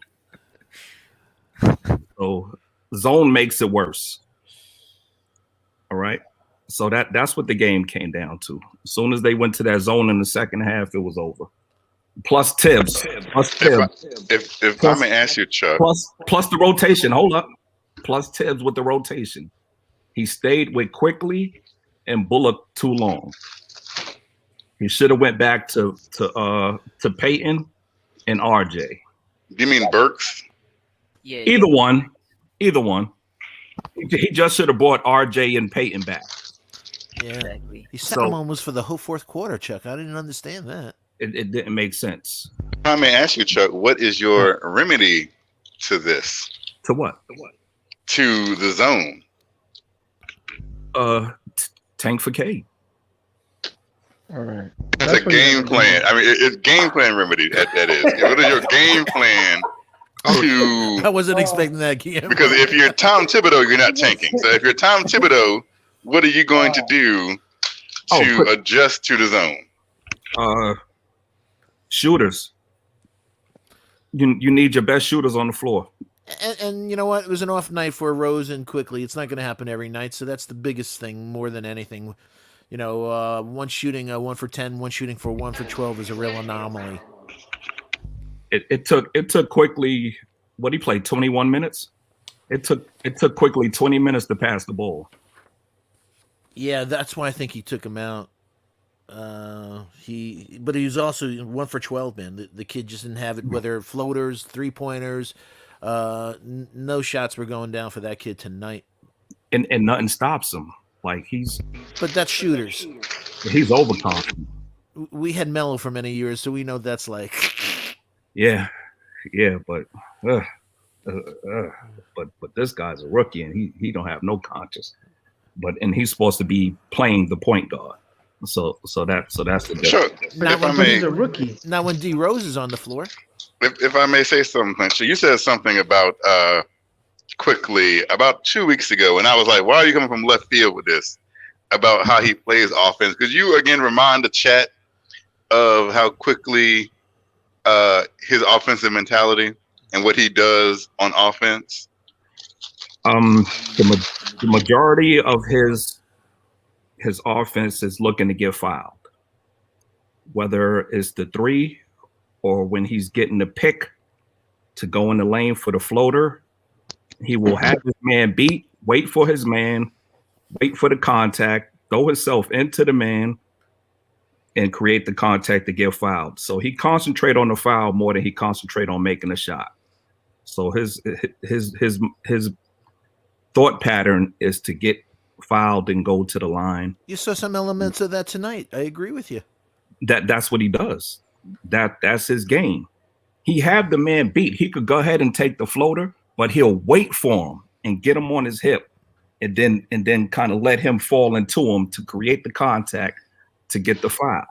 And then there's got a few fouls on Terrence Ross pretty quick though doing that. Mm-hmm. But hold, Chuck, real quick, just that's a legit basketball move when you because you want to make sure, because obviously once you pass that guy, you don't know whether he's going to come back and just swipe the crap. It's like, all right, I know it's like someone's lurking behind me. You know, let me make sure. Well, that's probably not the bit. You know, he's lurking. The defender's lurking behind. It's like, all right, let me catch him off. So basically, it's a 2-on-1. You know, theoretically, with me, whoever's on low knows well, and the defender. So that's not a bad basketball move whatsoever. The thing is that when he lets off the floater, right? The timing of like when sometimes he lets it off way too far, way too premature. I will say either 2 games before this one or maybe a game before this one, he attacked the basket. He was close. He attacked it like layups right at the basket. The floater's a lot more closer. So again, it's a learning process with him. And I'm sorry, Chuck, I have to disagree with you somewhat, man. We talked about this before. Don't do it. The ability, no. Now, does he sometimes fish for fouls a little bit too much? I agree with you. But there is a discernible talent that players have to draw fouls. I cannot get on quickly. He was doing it in college. So in college ain't the same refs as NBA. He has a discernible talent to recognize when contact is coming and to say, hey, you put your hands in the cookie jar, got you. So I agree with you some points about him, but hey, if Harden could do it, Harden was shooting half of his shots from the freaking foul shot. Trae Young, 58% of his points come from the foul shots. So I think sometimes when you look at quickly, it's a work in progress. Now tonight, the biggest issue besides his own thing, I got to watch out for that, were the rotations. Elfrid Payton was productive. RJ was productive. Why take him out the game? RJ Barrett was drawing fouls, slowing the game down. You had an issue with Terrence Ross, and Terrence Ross didn't get hot. Obviously, came out. I think tonight was more so on Tom Thibodeau. He was stubborn. It was like the what is that bias they call with Lyndon B. Johnson and the Vietnam War, where it's like oh my gosh, where it's like he knows that it's better for them to get out, but it's like screw it, we're already in there, so they just keep sending more and more troops, and it got worse and worse. It's a certain bias. If you've done psychology, I know Nick probably has it somewhere in the recesses of his mind, but it's damn it. It's where you keep going. And I think Tom Thibodeau says like when he got mad at that timeout, he was like, "Oh, I'm going to coach these guys up. They're going to do what I want." Versus, "Hey, you guys don't have it tonight. Let me go back to what works." I think that this was more so a Tom Thibodeau game where he let his ego get in the way. And he didn't put back. He had a lot of time to put back in Elfrid Payton and RJ Barrett. It made absolutely no sense why to stick with Quickly, who couldn't hit a shot even when he was open, could not hit anything. Derrick Rose was forcing bad shots. And granted, he just had an off night, and Randall wasn't going to give you 44. So I have to watch the zone thing again, but it just the rotations tonight just I don't know what the hell that was. It just seems like an ego thing with Tom Thibodeau. It's weird. Hey, keep going, Guillermo. It's your turn. Anything else you wanted to No, discuss? I mean that's basically. I mean, cut you off, Chuck. I mean, I was just trying to add to your point about the foul shooting thing with Quickly, but I think that you have to somewhat embrace it as a talent that he has, man. Like some of these fouls that he's drawing, let's be honest, Chuck, you shouldn't be having your hands draped across his arm. You know what I mean? Like he's catching these guys at some opportune times. You hear they call it booty smack in basketball, but you can hear some guy reaching over, Colin Sexton, whoever it may be, and they do that real quick. And it's like, nah, you got caught. So he's very good at changing speed. He's very good of blowing, all of a sudden stopping. The guy goes right into him. He goes up, and there's the foul. Hey, let me ask you guys, you think there's anything? I saw about 5 games ago, and the only reason I'm bringing it up because it coincides with his floater game not working the way it was earlier, quick.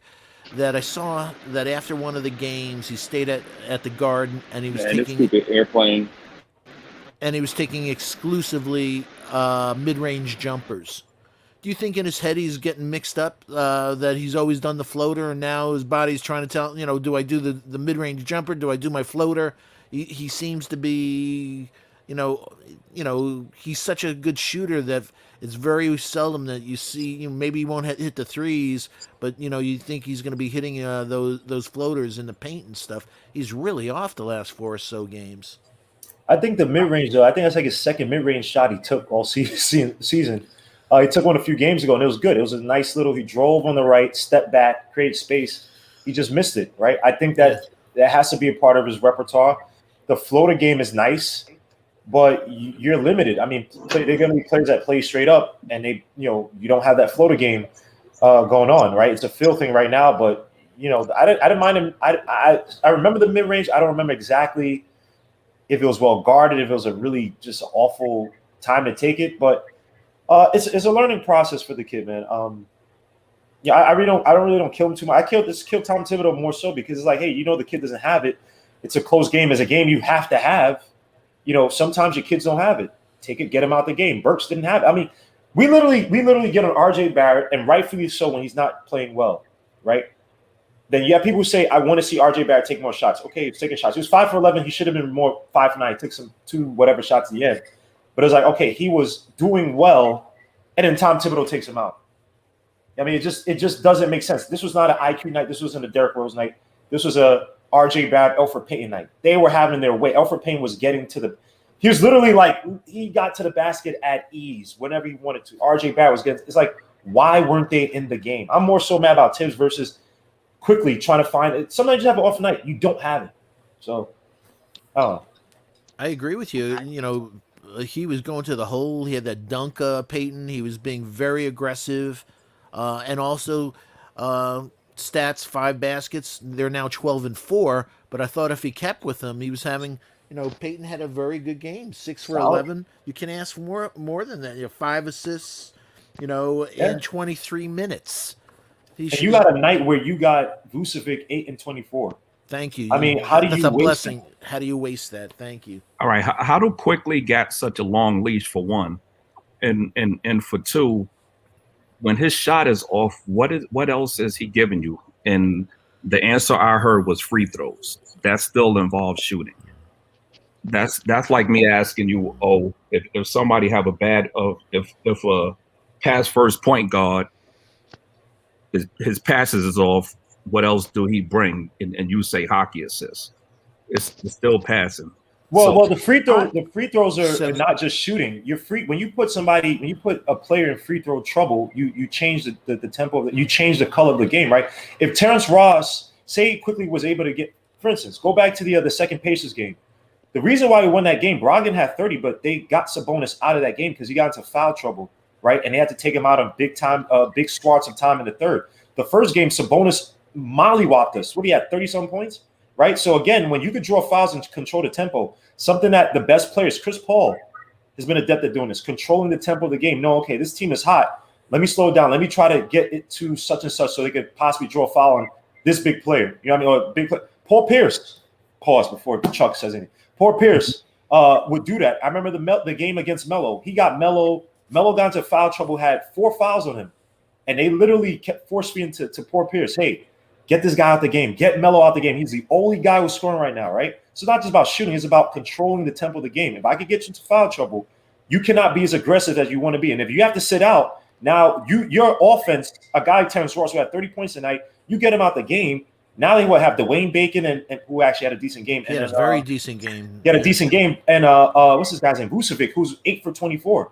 That changed the whole outlook. So let's not poo-poo the ability to get players into foul trouble. Harden does it all. Why is it Harden's able to do it? People call him a superstar. He controls the tempos of game, even though when he was with the Rockets, it was a very ugly game. But he literally was getting to the Western Conference Finals or deep into the playoffs. But when Quickly does it, it's what else does he do? No, because the question is when he's off. So to draw fouls, you got to keep shooting, right? So my thing is when he's off, what else do he do? And you basically saying he keeps shooting to get fouled. You can draw fouls by dribbling too. You can when you trap a defender. Hold up. Put it like this. When Ross had that first foul on Quickly, right? Yes, he was shooting, but literally it happened because he faked the shot, drove in a little bit, acted as if he was going to shoot again, and waited for Ross to be uber aggressive to get around it and hit him, right? That's dribbling. That's you keeping up your dress IQ, because he could have taken the mid range and shot it, and Ross was going to catch up. That's you catching a guy on the hip and making sure, okay, I'm gonna play off his over aggressiveness. That's a skill. Like I don't know why. Like, you know what I mean? I agree with you. His defense isn't great. I mean, but for the most part in this league, for most of these guys, if Dame Lillard isn't shooting well, what else is he doing? He's not a high assist guy. He's not a high level. Sorry, he's not known for his facilitation. He's known for I'm gonna give you buckets. Right? If Dame Lillard's having a bad game, let somebody else cook. You let CJ McCollum cook or something. Yeah. But nobody was hitting shots. Hey, Chuck. That's the thing. Mm-hmm. Hey, Chuck, do you think that Tibbs were so offensively challenged that's why he gives him a longer leash to keep shooting? Because he doesn't have any. We need a 3 in the worst way, this team. So he doesn't have much leverage. So I'm going to leave a kid in that, God willing, he's off, but maybe he'll get into a streak pretty soon. I think Tibbs don't know how to. A lot of people are going to disagree. I think Tibbs don't know how to adapt to the talent that he have. So I think if Tibbs had a deep, talented team, he would struggle to coach that team unless the players automatically fit into his system. I might have to break that down deeper. I don't see Tibbs going out his way to fit somebody in. Like, I don't want to use Knox, but that's the perfect example. Somebody like that. All right. Say we had somebody like Rip Hamilton, right? That needed a lot of picks. I don't see Tibbs adding that to his system to make Rip Hamilton an effective player. Why? Because he had Rip Hamilton in Chicago. little bit, Chuck. That's BS. Literally, all of IQ's opportunities comes off the picks. He's almost all of IQ's scoring opportunities. If he's not shooting all of them. the shot from three, I think all of them. No, but he has the ball already. We'll swing it right to It's you, different. Kevin, in a sec. Right. But they set constant picks for IQ. Like when he's in the game, they set double screens. They set the single screens up top, literally to get him in. And they do that for every guard. They do it for RJ Barrett.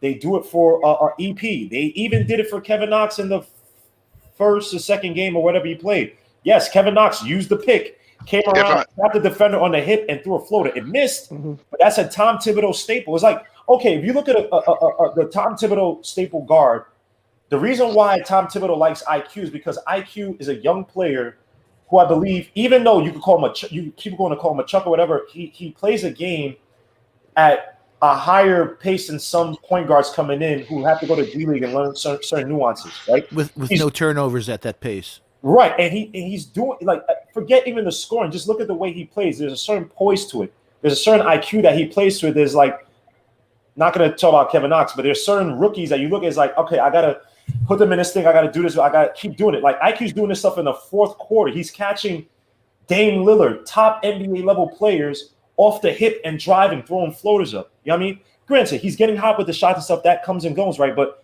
the nuanced play that he has at times, it's well more developed than some of these other guys. Killian Hayes, for instance, I know he's hurt. There's some other point guards who are not doing what He Cookie's didn't doing have that for year nuance 2 or to his 3. game. Yeah. Yeah, like Can't take it. I think what Chuck should have said more specifically, as in, I don't think Tom Thibodeau utilizes off-ball picks. There's a difference because Quickly uses picks when he has the ball, That's what I and said. they set picks to him, but they do not set up off-ball picks for people to run off of off-ball picks to then catch and shoot. Tom Thibodeau does not utilize that in his offense. There's a difference between having a pick and you go run a pick and it's like a pick and roll, or you are the roller and you take the shot because it's your pick to use.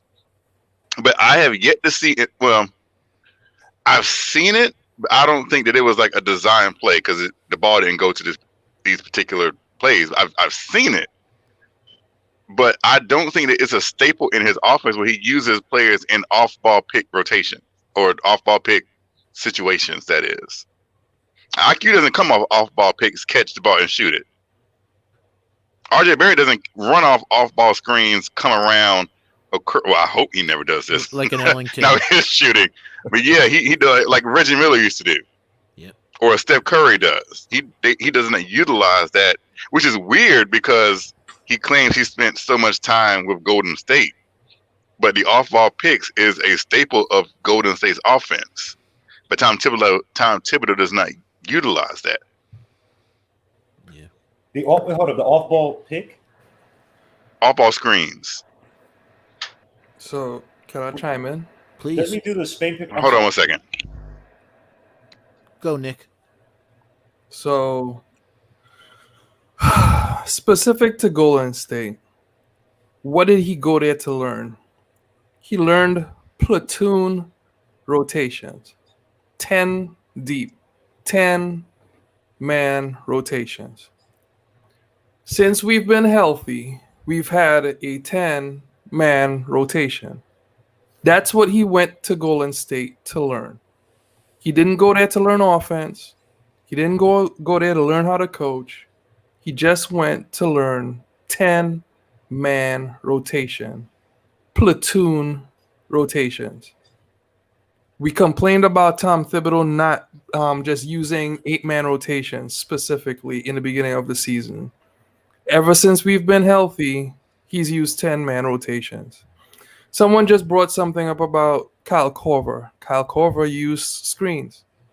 In Just the Chicago. other day, we won a game where Emmanuel Quickly caught a pass from D Rose, shot a three. It was a cross-court pass. If you look at the play, it was an off-ball screen that he used. Go back to the Cleveland game when we saw Obi Toppin give multiple screens. It was multiple screens off ball, then came back on ball screen, and then he dived to the basket. It is simple. He does use it. It's not per se a staple, but other guys have to recognize it. One of the things that we had loved about D Rose in the first two games was the fact that he made behind the back passes. Those were to players that came off ball, curling, diving, V cuts, and U cuts. It was all off ball. We can't always see it because we're sometimes looking at the guy who has the ball in their hand. Specific to what Chuck is talking about with Quickly, he is right. But the thing is, he's in the first year of his career. Sometimes players just don't have a large repertoire in their first season, and it takes time.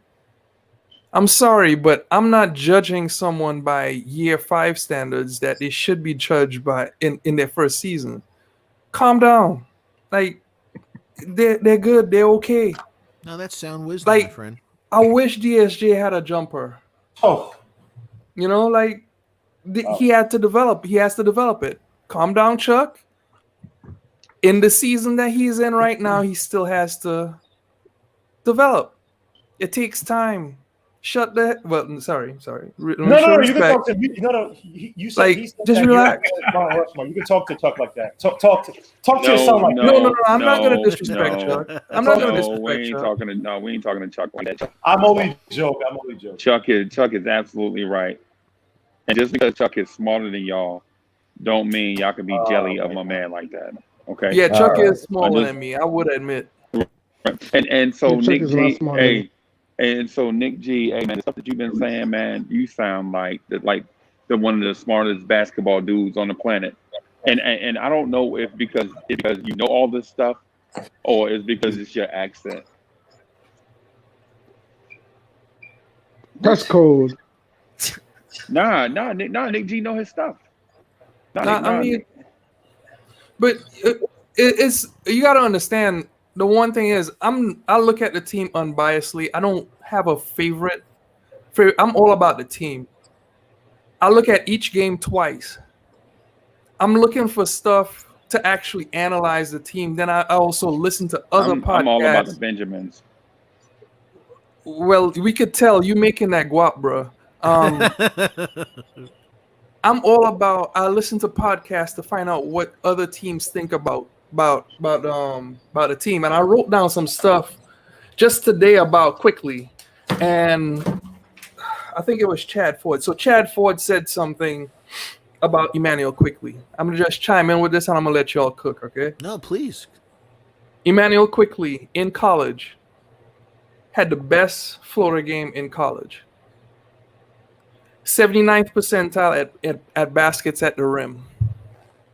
So he wasn't the number 1 guy or the top 10, but he was in the top tier at 79th percentile. 85th percentile in pick and roll offense. Not number 1, not the top 10, but he was in the top tier. Trending toward elite. Spot up shooting, he was 84th percentile. So not the top 10, but the top tier. So like he's on the cusp. So exactly. So he's above the level of your average college player last year. He was the SEC player of the year. It's not like we could sit here and say that the kid doesn't have talent. We see the talent. Okay, I was wrong. I owe you $10, Freezy. And just let me know how I gotta pay you. But the point is that okay, in college he got to the rim at a very high frequency. So now, what can Tom Thibodeau do to actually make that replicated here in college? I mean, I'm in the NBA. Well, the one thing is that he's gonna have to get accustomed to the big trees that's gonna be at the rim. Mm-hmm. So right now he's utilizing what he knows best, which is drawing fouls.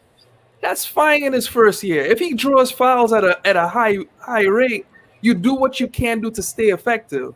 There are many other players that are not effective in their first year, and they don't have something they could go to. Right now, he has a go-to.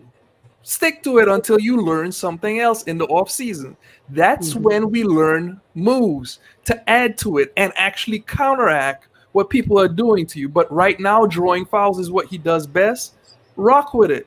Who the hell cares if he has nothing else? Why are we caring about that in the first season? It's his first season. I wish Frank had this in his first season.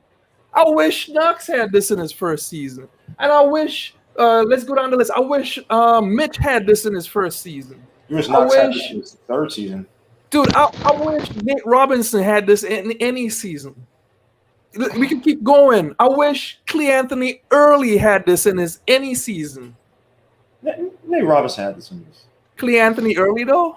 Oh no, no. He said Robinson, but like keep going. Like it's the first season. Let it develop. We're not even halfway through the season. Thank you. Mm-hmm. We don't even have an all-star game to where they could take a break and actually learn moves and sit down and learn tape. We got an extended break right now because of the San Antonio Spurs game. So now they get to sit back and watch tape. And guess what? Thibodeau is gonna light that thing on fire. Because guess what? We went into this break because of the San Antonio game with a loss, and he has a lot to coach them up with. Just give it time. Yep. Cook, guys. Hey, just real quick, let me just do a shout out to our family, the chat. Just Chris Chang, hope all is well. Gregory Castillo, OG. Bad coach for the coach, bad play style for the talent, not enough spacing in he's talking about something else. But Gregory Castillo, State, hope all is well. Mr. Rocket, Ray Finesse, nice, hope all is well. 0.5 as always. Let's see, just want to make sure we get Reef Finesse, Rascal 109. Thank you all for your support. Let us know what you want to talk about. And also, please remember to hit those likes, subscribe, and remind the bell so you don't miss out on any Knicks at Night. Knicks Morning Drive. Again, if you didn't see Knicks Morning Drive, it was fire this morning. Share that link on your favorite social media platform so we can grow the Blar and Tears family. Thanks for getting us over the 1,330 subscriber milestone, and we greatly appreciate it. Shout out to the best mods in the land, Bodega Wi-Fi, the new Knicks, and Sima Singh. I hope everything's well down in Texas. And we appreciate all you do, the mods. We greatly do. Hey, Jonathan, Jonathan in the chat, where was it? While I find that, Jonathan, everyone, please check out Sports Vibe TV, Keese and Jonathan. He did a fantastic video. Jonathan, great takes, real... and he also should be a prophet. Some of the things that he said in his video with Sports Vibe TV was he predicted stuff. So excellent work. Please check out his work. Big fan of him. I'm sorry. I'll find it. Jonathan.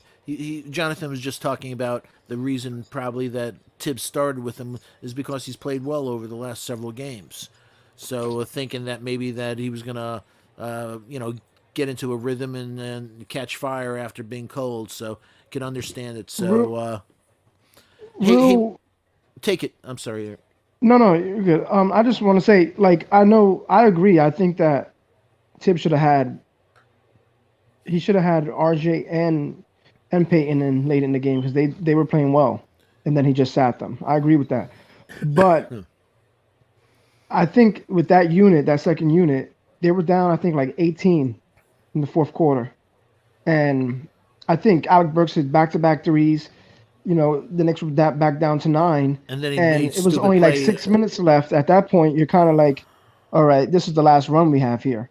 So they kept them in the game. And at that point, after that timeout from Orlando, I think Orlando put like 6 points up, went back up to 15. I think Burks had a couple of bad turnovers. Yeah, a bad pass.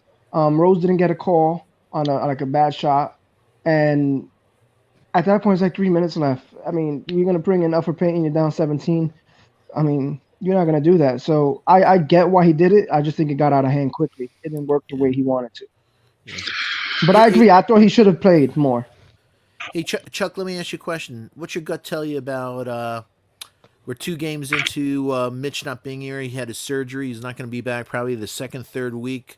He'll be reevaluated after the second or third week in March after the All-Star break. What's your gut telling you? You think we're going to stick with this lineup with Nerlens and Taj at the 5, or you think we're going to get somebody? What's your experience tell you? What are we going to do? I think they're going to stay pat. I don't think there's anybody to get unless you're trying to overpay for Drummond, and I don't see that happening. What'd you think of Mo Bamba tonight? Not bad. Right? No Bamba. No Bamba. For real. But no Bamba. But I do want to say as Knicks fans, we always or every year we find guys that flop, and we hate it. New Yorkers don't like floppers. New Yorkers don't like floppers. Harden, Trae Young. But since LeBron. LeBron, but since we got one, it's okay now. Well, it's like you're mad because it's like. No, I'm not mad. No, not you. No, I'm just saying it's like, okay, you see these floppers. It's almost like we're jealous that we don't have it. Like we've been so inept for so many years. We don't even have players on that level be able to do it. But again, Chuck, it's like the kid in that stupid commercial. Are you gonna be the one to tell the ref, hey, ref, you made a mistake, bro? We don't deserve to get the ball at the end of the game. Or whatever that stupid, like you're not doing that, Chuck. You're taking the ball. You're like, yeah, I'm gonna take my foul shots. You've played basketball before where you knew some kid did not foul you, and the kid is like, yo, are you serious? I didn't touch him. You didn't go back and say, ref, hey, ref, that was a bad call, man. Give it back. You're not. So don't do that here, Chuck. Just because you don't like IQ. With me, it's more of the integrity of the game. Like, I hear you. Yeah. If you're that yes. if you're that good, you don't have to be playing that stuff. No, that's part of the game.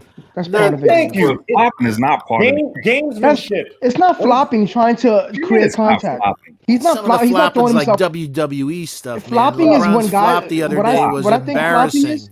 Chuck, What when you KP got did. fouled, What did you give the ball back to the ref, sir? Say it What again? KP did. When you What got KP did the other fouled night. and, and that wasn't a legit foul, the kid may have grazed you. Nothing. Did you give the ball back to the ref, sir? Of course not. Okay, so then don't complain about it now. No, but don't say it ain't flopping.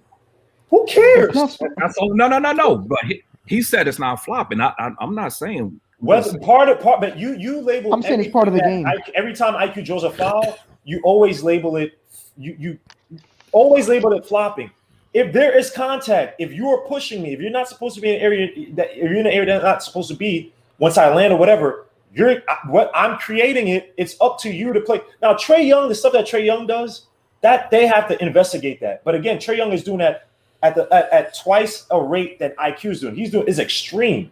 I'm not saying you backing up Trae Young, but IQ doesn't even touch the surface of some of what these guys are doing, right? And it's like, why? Okay, it's flopping, whatever. Who cares?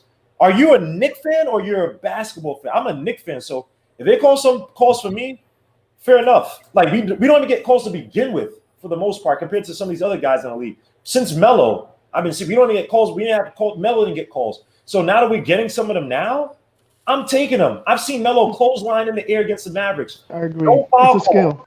All right. They've given Melo the excuse that Melo's game is physical. But when LeBron James is driving to the basket, someone literally bristled his jersey. They called a foul. I forgot if it was a James Johnson. I can't remember who it was. Bristled his jersey. They called a foul. It's like, are you serious? But Melo, he's doing that. They literally jump on his back and nothing. He's like, are you serious? So we're getting the calls now. I'm whatever. I'm happy that we're getting it. I don't care if it's flopping. I don't give a damn. All right. Fellas.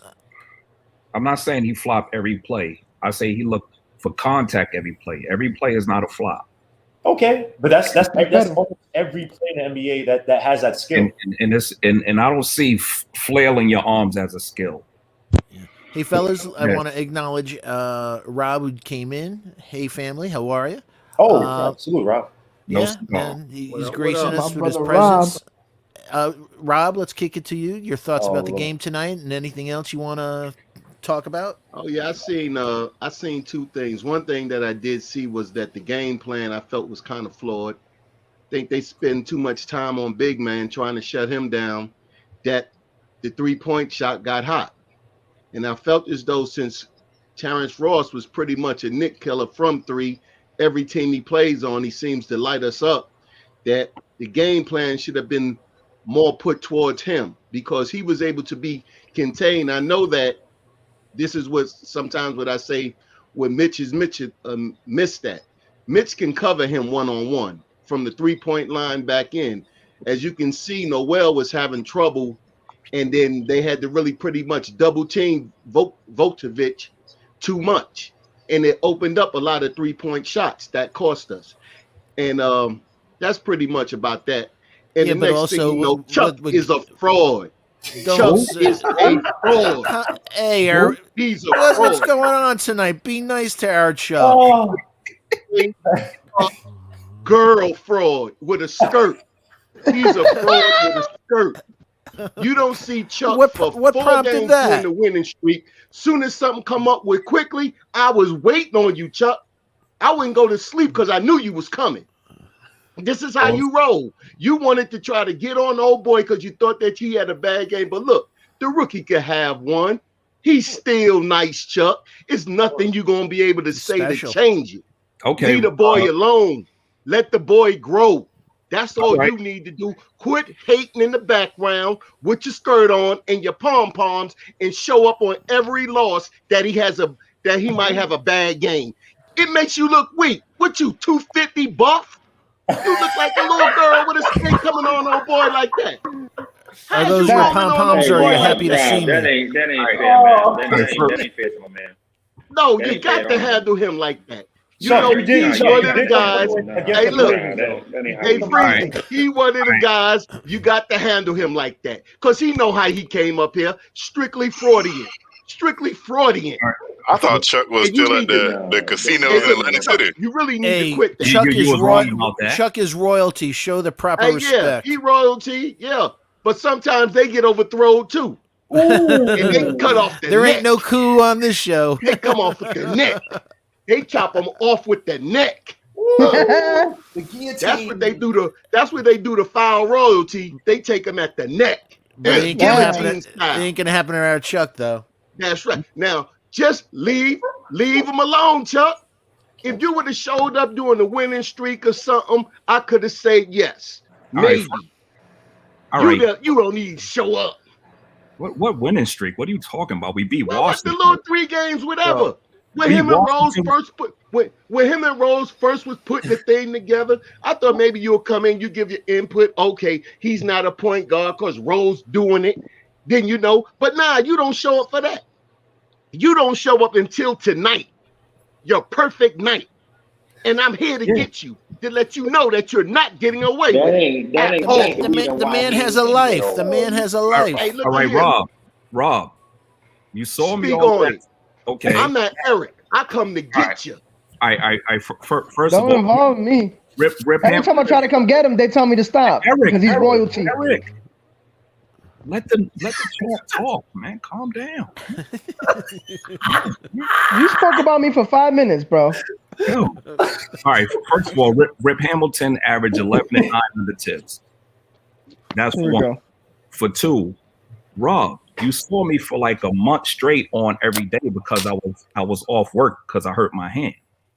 I'm back to work now. I work nights. I work 10:30 to 6:30. I happen to be off tonight and tomorrow night. Just because I'm off a night where quickly went 1 for 12 is not my fault. Yeah. Hey, seriously, are you okay though? Is your hand okay? Yeah, I'm doing a little physical therapy. But you did say you were supposed to show up for a Praise battle. for our like boy, what man. was that? All things aside, we want our guy okay. Yeah, that's. Hey, look, yeah, you know, I wish you the best though. But when you come at him, I'm getting you, because you're not allowed that. You know what I'm saying? You're not allowed that because look, you sneak on there with your little raggedy phone. You get a lunch break at 4 in the morning. You can slide through. You can slide through now. Rob. I work in a prison. Yeah. We don't have phones. It's called contraband. Oh, so how you was passing phones to them fake prisoners that was co-signing for you? You remember they was co-signing for you for a month? I remember all that. You was passing out burners then.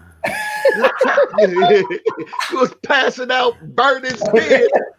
Oh, if you want to get in contact with Chuck, it's 304 at Rikers Island. Where is this going? So you were drinking Cisco before you came on. Look, perfectly straight. Because I just got off. Perfectly straight. Look, you're not going to just be able to bounce around with that BS. Just on a side note, I got a phone call saying that somebody's outside pacing around in the parking lot. Oh, jeepers, you're kidding. No. I don't have time for this. Oh I will be man. right back. All right. For Be those of safe. you Be don't, careful, bro. yeah, please, Be man. safe, Kev. Call the police first. Yeah, man. We don't need another hero. So, Kevin yeah, Knox needs you, man. Don't do it. yeah, his Hey, one they totally missed fan. it. Hey, Steve, like they totally missed your song reference. We don't need I another love, hero. They totally I missed love it. my freeze. I know, man. You're the only one who catches me, man. Freeze is the only one who gets me. Rob, how many assists quickly have tonight? Nah, it was a bad game. All over. Okay, It was bad all over. Even the steal, but even the steal at the end when he got his dunk. At least it came off of defense. But yeah, they all did. That whole second unit did. I think they pushed the pace too early. They got out of their Knick defense from the end. They was feeling themselves after them 3 wins because they came out looking like last year, like they gonna put the ball up, that they was feeling themselves. That game didn't have no defensive, and they ain't good enough to just turn it on. They're not good enough yet to just turn it on. So when they tried to get back to it, the fire was already lit. They was burning from 3. It was too late. They contained one fire, but they lit 3 forest fires at one time. Yo, and Rob, they got do killed. you think the rotation was an issue when they took out Alfred Payne and RJ and put those? I'm gonna say prematurely, but at the very least kept those guys in there, the second unit in there when RJ Barrett and Alfred Payne were creating against the Magic. Yeah, I feel as though that was the problem. But my number one thing was I think the game plan was flawed. I think that Thibodeau got caught up in this boy scoring 43 last week, and he didn't want it to happen this week. So he put too much time in the game plan towards him because, like I said, Mitch would have been able to isolate him by himself. Not to say that the boy wouldn't have got off, but we wouldn't have had we would have known that he wasn't going to score 40 on Mitch by himself. But him going up against Noel's, and then he have a height advantage over Gibson that he can bring him out, and then he can probably inflict that damage. But I'm thinking they should have gave him more leeway and dealt with Terrence Ross just because of the history that he has. The history that he has against us. If it was other than that, then maybe the game plan would have been RJ could have stayed a little. But when you get with Tibbs now, right now, Tibbs is rolling like, yo, he gonna do what he gonna do, the way he gonna see it. So we would have never had to be saying this about coaches, but now we can talk about that as Knicks fans for one simple fact. We watched Fizdale do it. So now it's kind of embedded in us as fans that when we don't see something working, automatically remove it. But real coaches don't do that. They let players play through whatever they're going to go through and try to make the necessary adjustments along the way.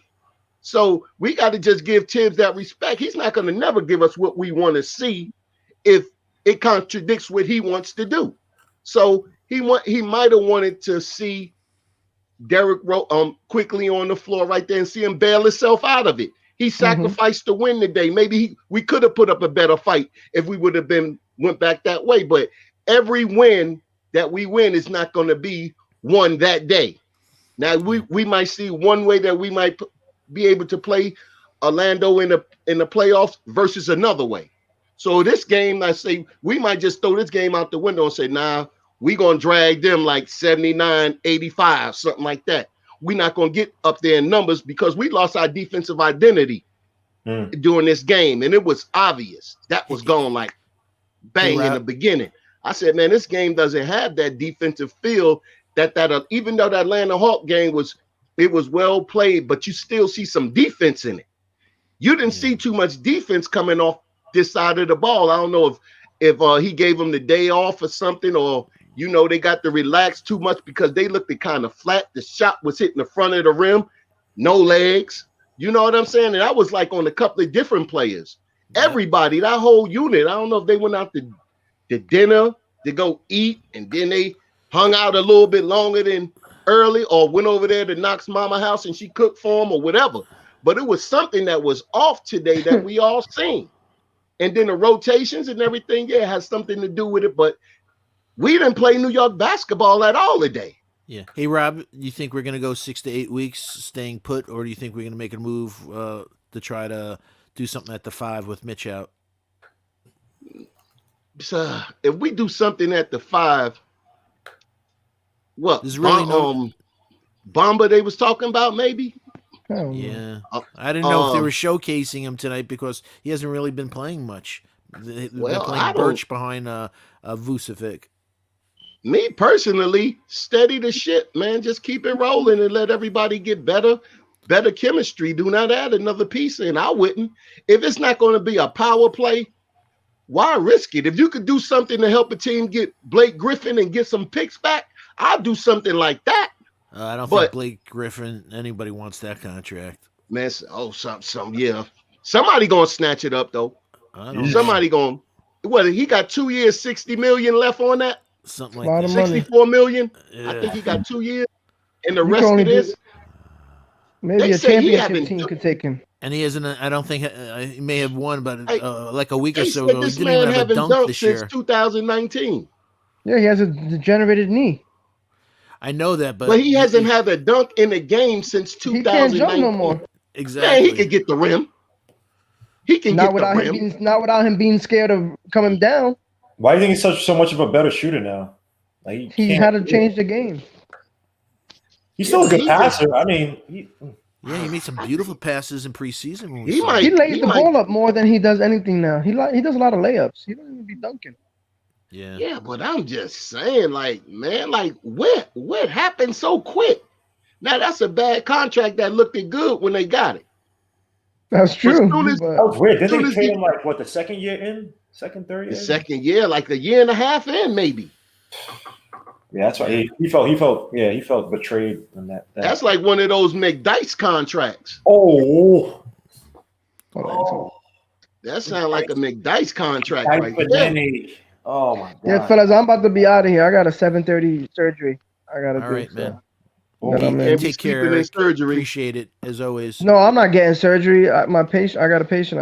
I'm in the surgery. Okay, yo, stay up, bro. He's an OR nurse. Yeah. So I'll holler at you, Chuck. Keep them boys in the prison. Make sure they rags is held. You good with them?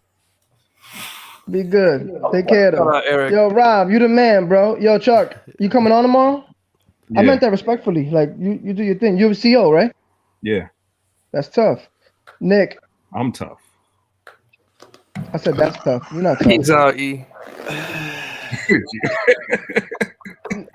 Yo, If you're a forget CO, Chuck, you're man. tough, man. In my book, at least. He all right. He over there probably just beating up prisoners for no reason. We're gonna see you on the news.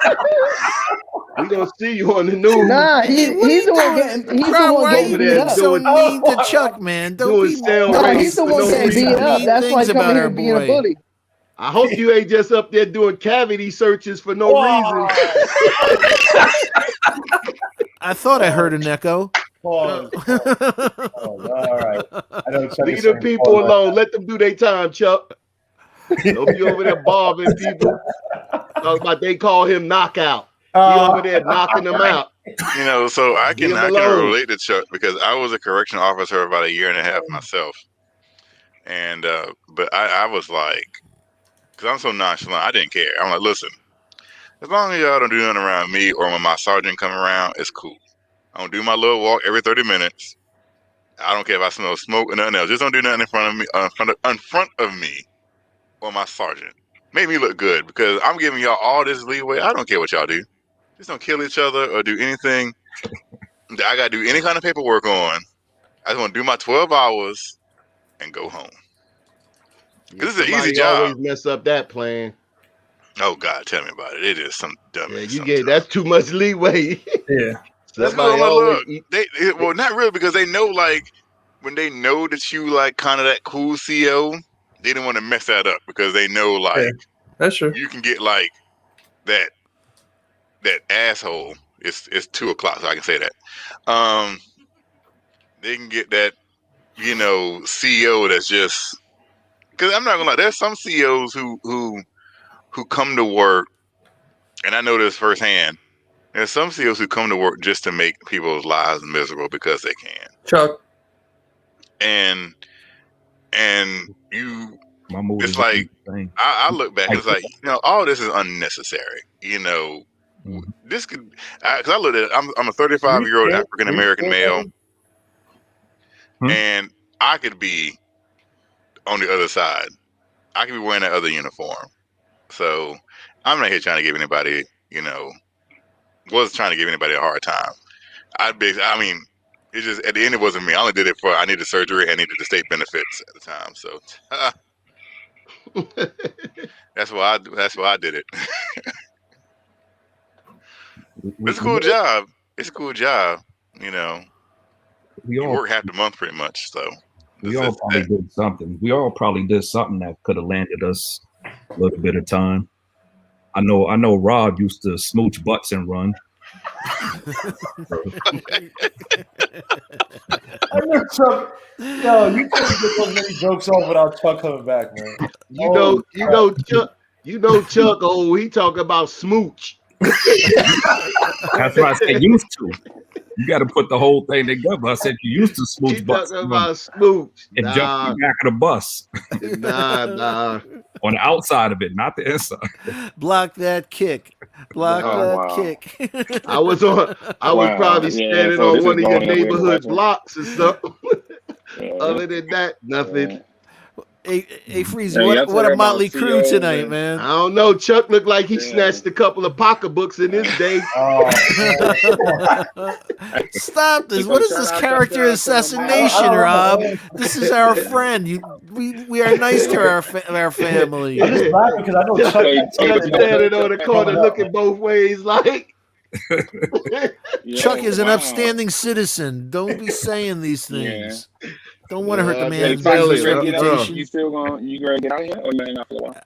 No, I'm gonna get out of here. My friend's over here looking at me, so he has that body clock. So it's time for my buddy to do his business. So I will be bidding adieu. Thank you, gentlemen, for a great night. Thank you, chat, and please be nice. Thanks, Steve. Yeah, please be nice, everyone. Hey, Chuck was that dude when you coming down the train station steps. That step in front of you, like, yo, get up. I don't even know where this comes from. He said, look, we could go the easy way or we could go the hard way. Where is this? I think Rob's watching reruns of Oz again.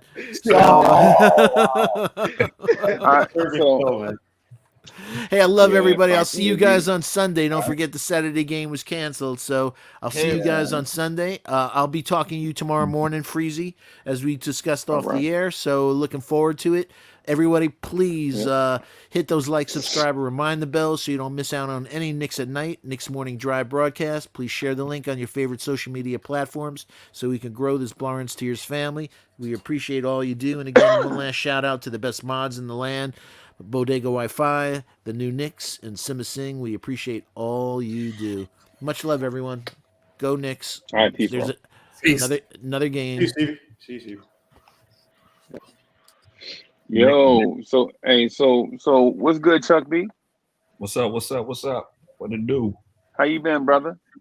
I'm good. I know Nick used to be a peeping Tom. He got binoculars. Yo, come on. He got a closet full of binoculars. Yo, what the boy? Yeah.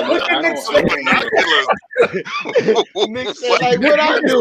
Nick got that look, what I do? I don't even care what come from. He said a closet full of binoculars.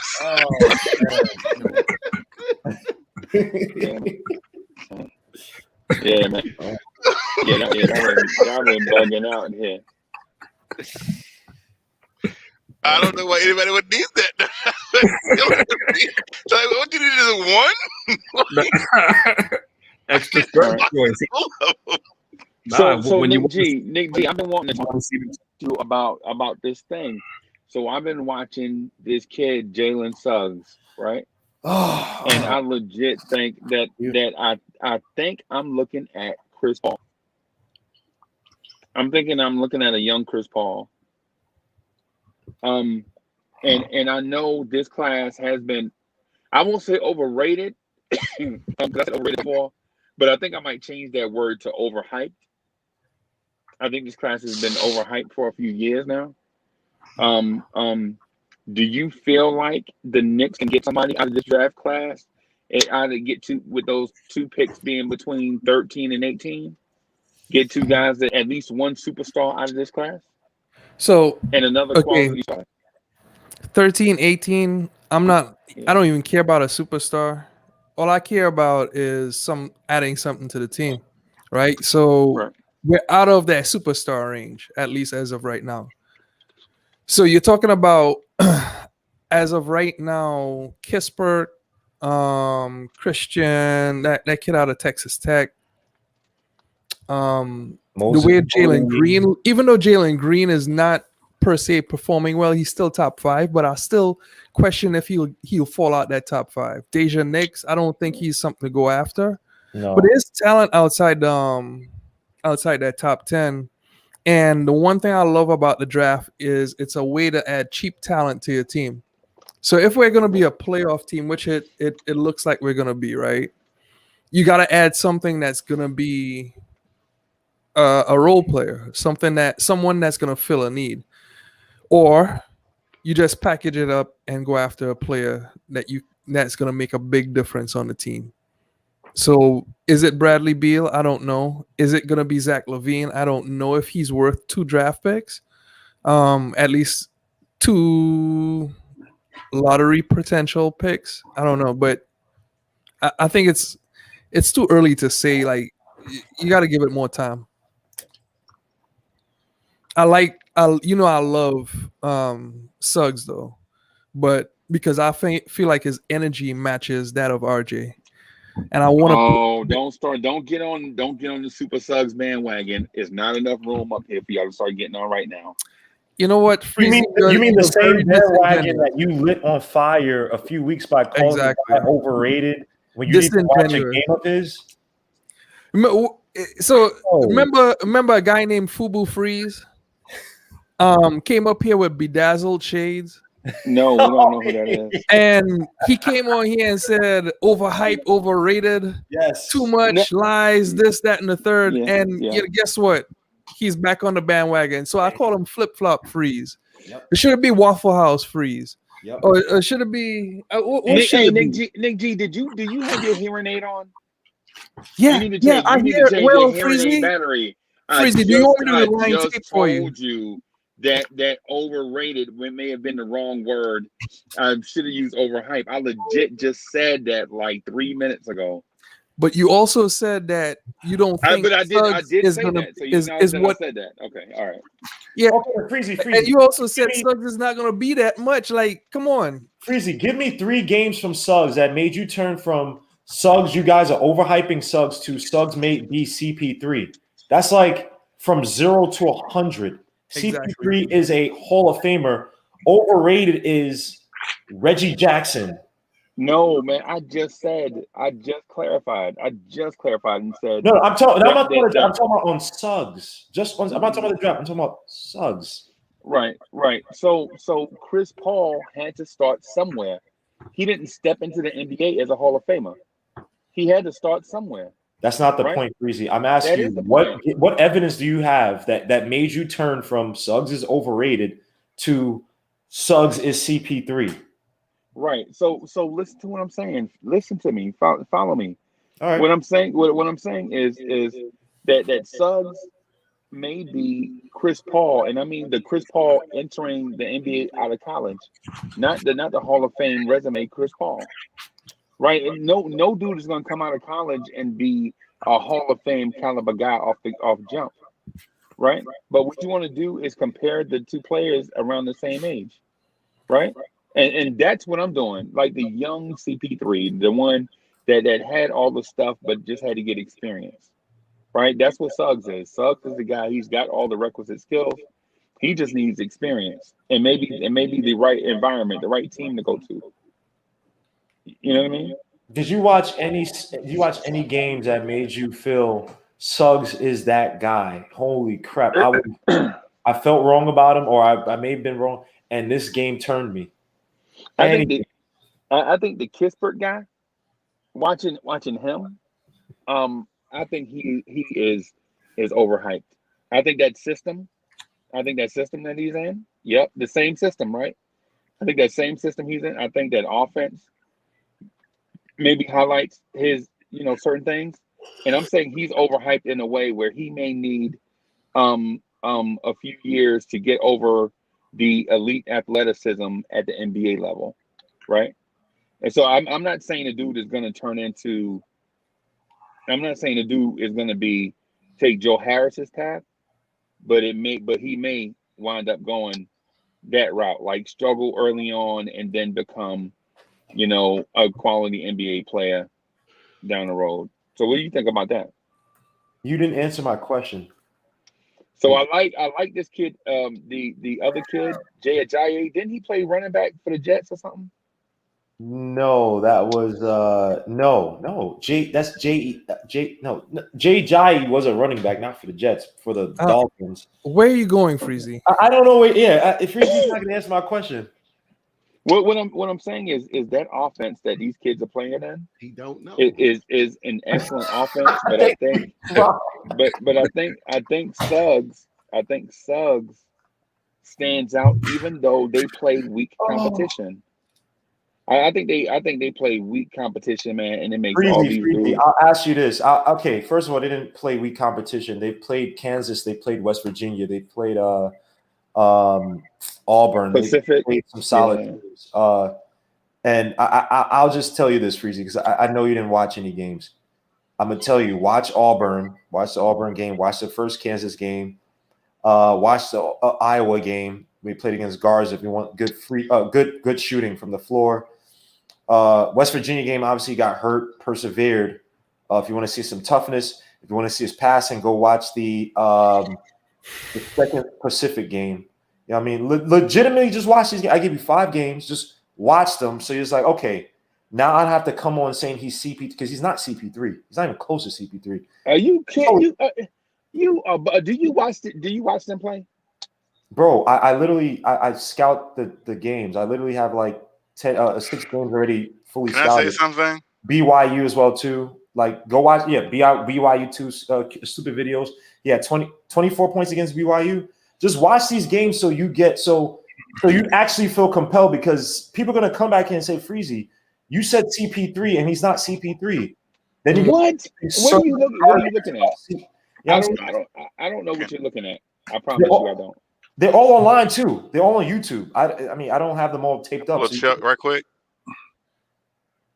So, I would definitely trade Dominic Smith and J.D. Davis and Brett Batty for Matt Chapman in a heartbeat. What? I don't think that's too much to give up. Y'all talking about some Jet stuff? No, that's the Mets. He talking about the Oakland A's third baseman. I do not believe that's too much to give up for Matt Chapman, and I would do that right now to get Matt Chapman here. You're not giving up you're not giving up a left. Because I would give up Dominic Smith, J.D. Davis, and Brett Batty for Matt Chapman. How do we get to baseball? Weren't we just talking about basketball? I was reading an article about that, and I just wanted to bring that up while it was on my mind. And I don't think that's too much to give up. I like Chapman, but I'm not giving up a left-handed batter that can bat 300 for a third baseman. Yeah, I can tell her it's okay. I got it. Okay. So to Legion's thing, what I'm gonna say is this, right? I saw the Mike Schmitz thing with Cade Cunningham, and I feel like Cade is head and shoulders above everybody else, right? The other day I said he may have left the door open. But after seeing an interview, nah, it ain't even close. Nah. Bro, I'll tell you this. Please watch Kaminga because at first I was – and I still think Cade is going to be a really good player. Don't get me wrong. But I think Kaminga might have more upside. And I'm not talking about like Ryan Leaf versus Peyton Manning. I think it's like one guy has a good ceiling, high upside. The other guy has a really high – sorry. One guy has good floor. One guy has a really high floor. Not as great of a ceiling, but it's good enough to be a really good player in the NBA. One kid might have a very high ceiling, but a decent floor in Kaminga.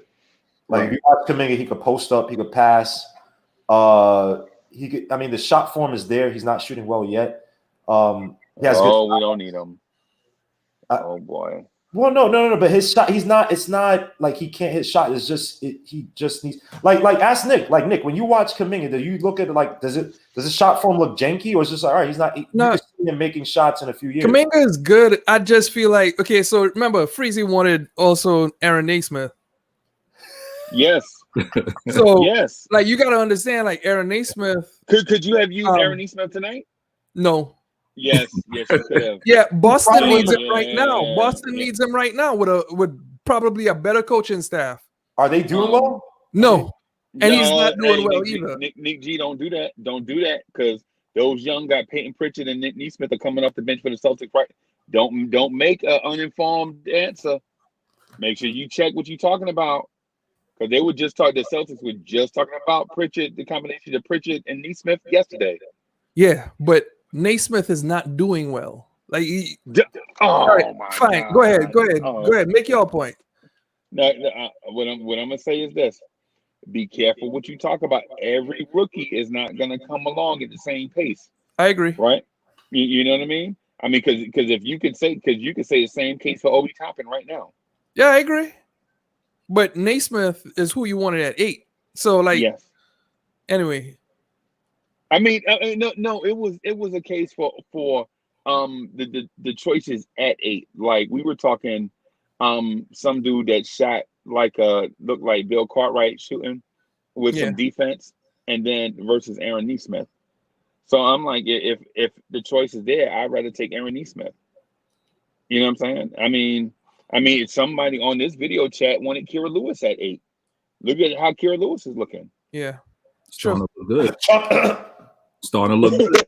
He actually had some minutes yesterday. He actually had some minutes against Memphis yesterday. He actually was playing a little bit. I don't know if he's that guy yet, but yeah, I mean, and Naismith, is Naismith doing anything for the Celtics? He's really not, man. He hasn't been. Bane was a guy I wanted. I wanted Bane badly. Bane. Yeah, I did want Bane. Then quickly. Bane for this team.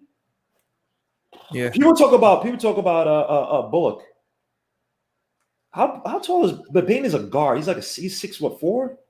Yeah. 6'6", 215. I mean, I'm sorry, 6'5", 215. He's 6'5", 215. Could you move RJ to the 3, have Bane at the 2? Because Bane's not starting, but I'm just saying.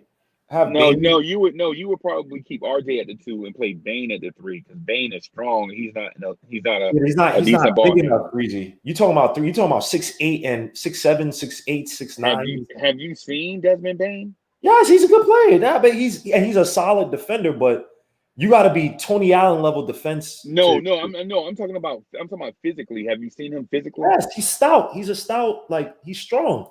Yeah. Hey, so Nick G, I just pulled up Aaron Neesmith, right? Just Googled his name.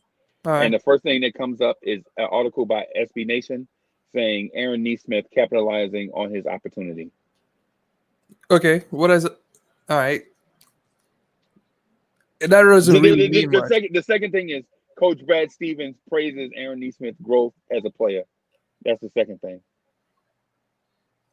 The third thing is from the Boston Globe, to Aaron Neesmith, versatility will be his most valuable asset. I'm just saying. So I didn't even have to search. I didn't even have to get into his stats. Before I even got into his stats, those were the first 3 things that came up, news articles, like praising this kid already. So I'm not saying that I'm right in the Devin Vassell versus Aaron Neesmith. What I'm saying is I felt like I was right in the fact that I had confidence in us taking Aaron Neesmith if that was the way to go. Right? That's what I'm saying. Okay. And so I know that sounds like I'm parsing words, but no, I'm just saying. I get it, but okay, so going with the position that we were in the offseason, what do you feel is the biggest need for this team going forward? Because we're going to re-sign Derrick Rose, so I think we might get a 10 to 15 mil contract, right? What else are we going to do? Because we need a starting level point guard. That's 16 points, 6 assists minimum. Where are we going to get that? So I think the Knicks are going to draft Scotty Barnes and BJ Boston, right? And so once you draft those 2 guys, I think that completely avoids the position of need, because one's a shooting guard and one's a power forward. And so what I'm thinking is that the Knicks are going to try to find a legit 3-and-D wing in free agency, because point guard is going to be the rotation of whether people like it or not. I think it's going to be the rotation of Peyton, Rose, and Quickly for the foreseeable future. Okay. But we do need to upgrade the position because We need to upgrade center. Is what I feel like we need to upgrade. And I'm talking about right, and I'm talking about right away too. Like we need to upgrade center because Mitch is a backup. So you'll put center over starting point guard. That's if I had my way, right, Peyton would be out of here. But clearly the Knicks value Alfred Payton. Right? They value Alfred Payton. They value Derrick Rose. And they value Quickly's combo ability at both positions off the bench. Right? If I had my way, I'd try to trade up for Cade. I would, even if I had to put Quickly in a deal. I'd offer them Quickly and Obi for Cade Cunningham. You know, and I know that sounds crazy, but no, it don't. you're talking about a guy that you can legit nail a position of need that you had for the last 20 years by drafting one guy.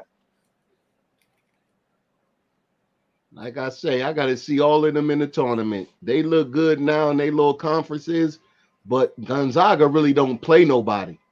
So when it comes, are you throwing shade at Legion? Man, look, you the one who don't watch the games. Yeah. Rob, what are you talking? How you know, Rob? How you know? Name me 3 games you've watched of Suggs. Just 3. That was the question he didn't avoid, like he was on the stand in court. This guy, Rob, I don't disagree with you, man. You got to wait to the tournament because you know what's funny? Gonzaga is a team that historically every year they're supposed to take it for years, and they don't. They do not end up in the fight. They don't end up in the championship. So, but this year, I like to see what type of teams beat them. See, that's the thing that's going to show me the play. It's not necessarily how far you go to the championship. It's like the matchup and who you played against and what the competition looked like that was guarding you or that you were guarding. So I look at different things. So that's what I'm saying. But I know that the competition is going to be a little bit more stout. So I want to see that. And then I can make an observation based on the type of they're playing against elite competition because you know that conference they play San Francisco, Pacific, and then maybe you throw in two. Yeah, then you throw into, and then you might throw in the 2 top 25, 15 teams, and then you're supposed to make an observation on that. And I don't think that's why I'm saying they get to that tournament and they be playing against them dogs. That's when dogs show out because everything changes then. So for one, Gonzaga's mascot is a bulldog, and they have some on their roster too. You know what I'm saying? This kid Super Suggs is legit. And the Legion of Knicks podcast is gonna rue the day that he slept on Jalen Suggs. Freezy, I did a video on Jalen Suggs when the season started. I said Jalen Suggs was literally between him and Cade. I literally said I'm torn because Cade is a beast, but I love Jalen. I told you about Jalen Suggs. Do not do that. Freezy is evil. I swear. I told you about BJ Boston. I told you about Cade Cunningham. I told you about freaking Corey Kispert. I've told you about Moses Moody from Arkansas. I told you about Jalen Green. No. I literally covered the IGN game like 2 or 3 times, Freezy. You have not told me about one, and you haven't told me about one prospect. You can't point to one game. I asked you 3 games on Suggs you watch. You said you actually watched one when I covered one. What was that game, Freezy? Dog. So here's the thing. Exactly. So here's the thing. So the Legion of Knicks is like the Rick James. I'm like nothing. I'm like the guy asked you, what game did you watch, Freezy? Hey, no, I'm not. No, I ain't getting. He's laughing. I can actually hear Freezy smiling as he's saying. I smile all the time. I'm a. But you're the Riddler. You put these riddles and you just keep going through these. It's like if you fall into the only winning move from the game War Games 1993. The only winning move is not to play. It's not to play, right? I know. Or 1983, whichever. Don't play Freezy's games. Just stay on the outside. And I'm gonna keep asking you, Freezy. Like Rob said, give me just 2 games. Two games. 2 games. Dude, me and you watched 2 games together. No, we didn't. We watched 1 game together. I was legit on the thing with you. Which game was that then? I can't remember. Exactly. But I was on your show. I was on your show when you What did it. show was it, Freezy?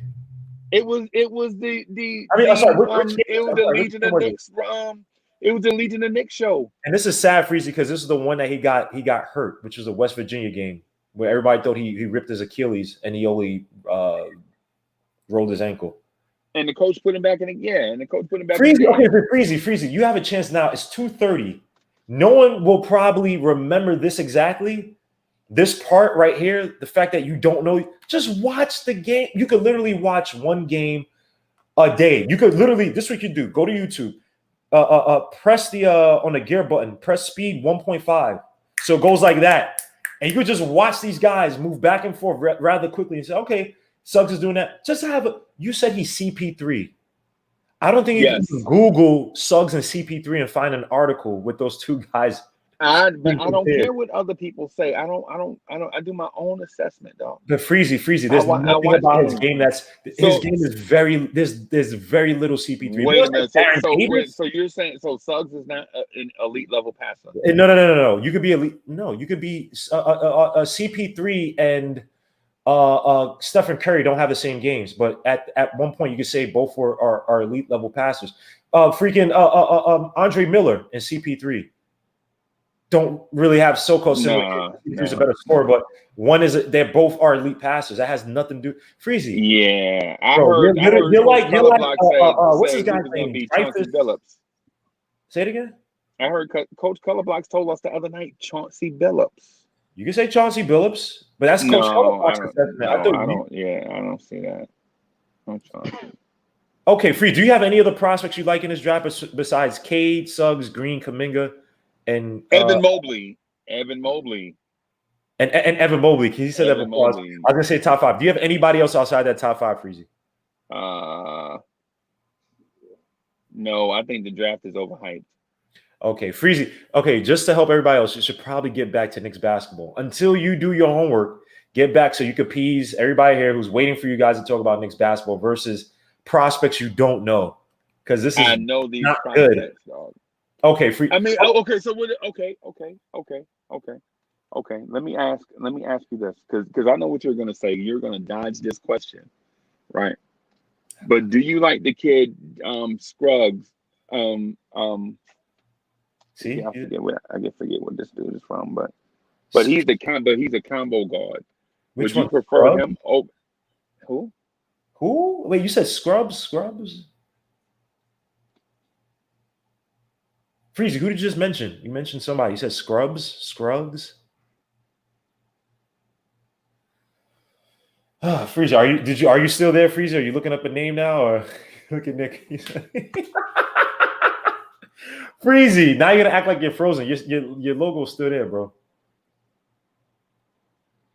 All right. Well, now I think we should draft for that point guard first, and then we need to look at that 3. We really need to look at that 3 pretty hard. Moses Moody. Okay, Rob, I want to ask you this question. Holy crap! Sorry. The other day when we had Quickly and Rose in the game, RJ played the 3. That was the closing lineup. Were you impressed with RJ playing the 3 that day? Because his jump shot was hitting, right? Yeah, you talking about the Atlanta game? Yeah, the Atlanta game. Yeah. That was the first time like RJ played the 3 to close. I think first or maybe the second or third. Yeah, my thing, it looked good because they was consistent and they made baskets though, but I really don't know if I like RJ at the 3 myself. I do. I don't really think so. I like my 3 to be at least 6'8" and can shoot from the outside and be able to put the ball on the floor, and then down the lane be able to develop a post game. Those are those 3 attributes that I look for. And I would like it, and then be able to get in there, and fighting and rebound. And I don't think RJ gives me shiftiness. He gives me good things, but I think with a sufficient 3, it'll work with RJ. But if you get a sufficient 2, if you like if you had gotten a bill or something like that, pretty much RJ would be going in the trade, so that will probably be no problem. But you need that position right there to be sufficient. And then or that 2 of the 3, one of those spots got to be real sufficient, because if not, your offense is going to struggle. Yeah. So I mentioned this to on Legion's podcast. Rudy Gay, Kyle Kuzma, guys like that have size, could guard people, could guard multiple positions. Is that what you're looking for from the 3 or no? Not a Kyle Kuzma, but a young Rudy Gay. He doesn't shoot efficient enough for me, Kyle Kuzma. But a Rudy Gay, somebody along that lines, oh yeah.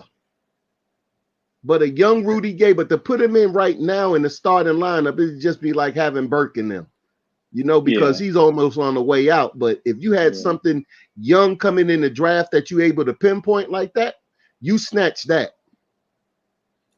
Okay.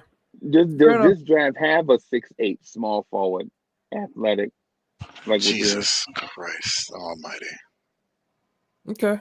So you're talking Scotty Barnes, is what you're saying?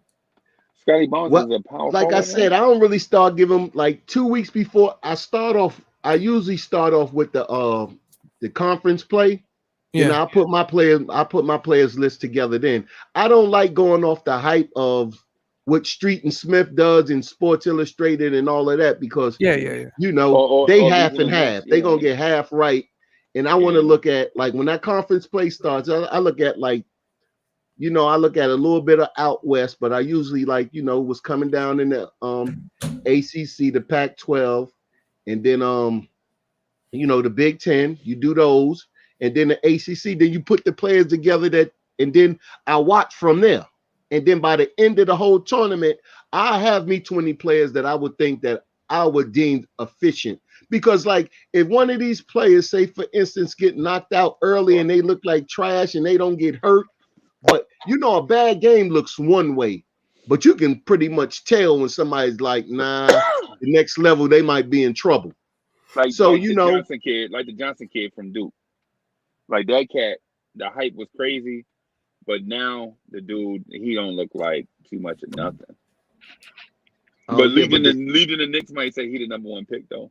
Oh, but there's no help with the Duke right now. Hey, so Legion went. Did Legion jump off? Yeah, I don't know what happened.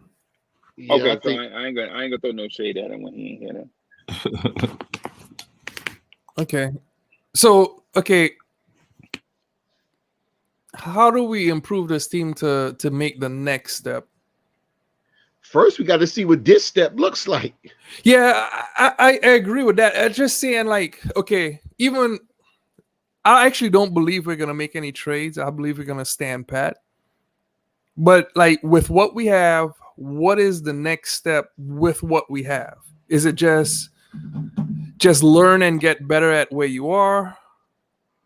Or I think the playoffs will show a lot what we're going to want to do with Randall going forward. If they get to the playoff, that will show a lot what they want to do. Whether he's a 2, whether he's a 3, maybe he's a 1. We don't know. A 3. What are you talking about? Option. Yeah. Yeah. So Julius Randle is a number 1 option. Okay, well, I'm just saying I'm not gonna put a number 1 option on somebody until I see you play in the playoffs. Man, I think that's just on my personal belief. But look, I like Julius. I think he's a number 1 or maybe a number 2, maybe a number 1. But right now in the playoffs, it'll tell me exactly what he is. So coaching and roster construction has nothing to do with it. It's just about this kid just being but see, that ought to let me know what I need to do, because if I deem him a number 1 after the first playoff run, they get 5-6 games, and then I deem him to be a number 1, I'll build the team accordingly. I'll say like, yo, this is my 1. So now I'm not looking for a one. I can't understand what you're saying. So if this dude carries your team from day one of the season through game 72, right?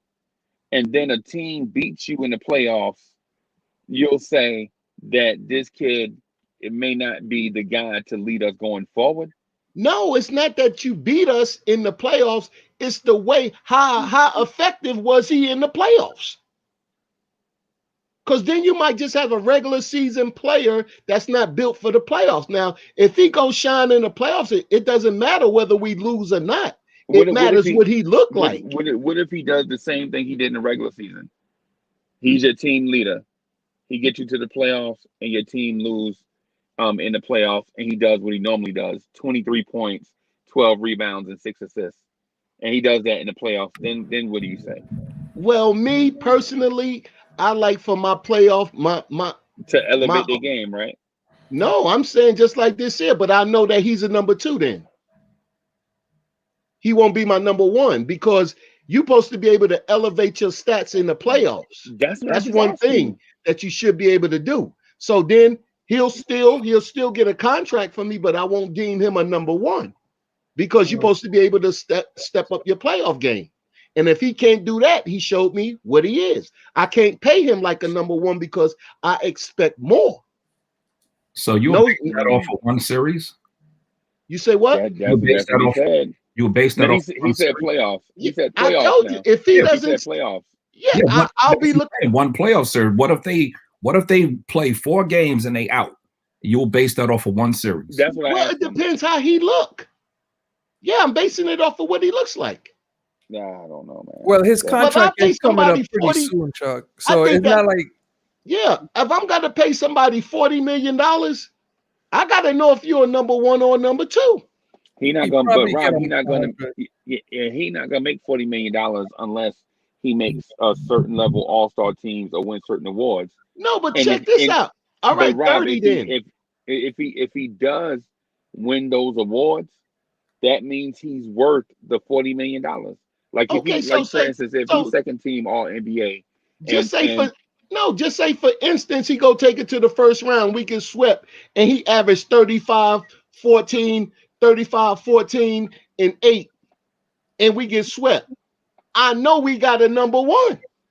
No, and it would be my job to put the things around him now.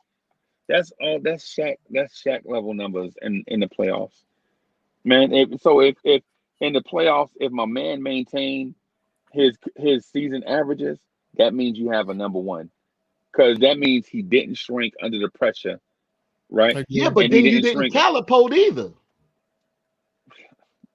You didn't calipote. I don't care if he went up like 5 extra points. He went up. That'd be good for me. That's good enough to show me that under the pressure, you're not going to dwindle. Right. Are you talking about how much you're paying them or keeping them in general? What I'm going to look for going forward. That's what Nick asked me what I'm going to do. I said, once I see him in the playoffs, I'll know what to put around him, whether he's a number 1 or do I need to look for a number 1 or things like that. It all depends on what he does. He's my best player right now. So therefore, going forward, I have to see what he is.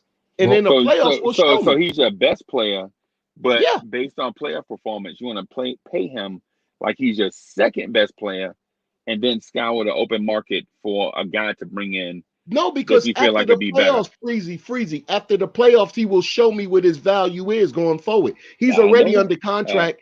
He is what he is right now. Well, even if he's a number 1, right? You still won't hurt you to go and get another number 1. You shouldn't let that dictate what you add to the roster. As long as it's not his position. As long as it's not another power forward. Well, but we got a salary cap. But the Knicks don't have a history of doing that, though. We have a salary cap too. I can't pay 2 number 1s and then surround a team around them. But based off of what Chuck B said, historically, as soon as we signed Julius Randle, we brought in a whole bunch of dudes that played his position. And then once that first season was Look, over, this is a new regime. I'm not even having that conversation, Freezy. But Rob, this is a no, new listen, regime. You going on listen. Fizdale and them. No, I'm not going on Hey, we got Fizdale. Obi. You're not listening. That exactly, Chuck. This is what I'm trying to tell Rob. It is in the as soon as that old regime left, the first thing they did, their first move was to acquire a guy that plays the same position as Randall.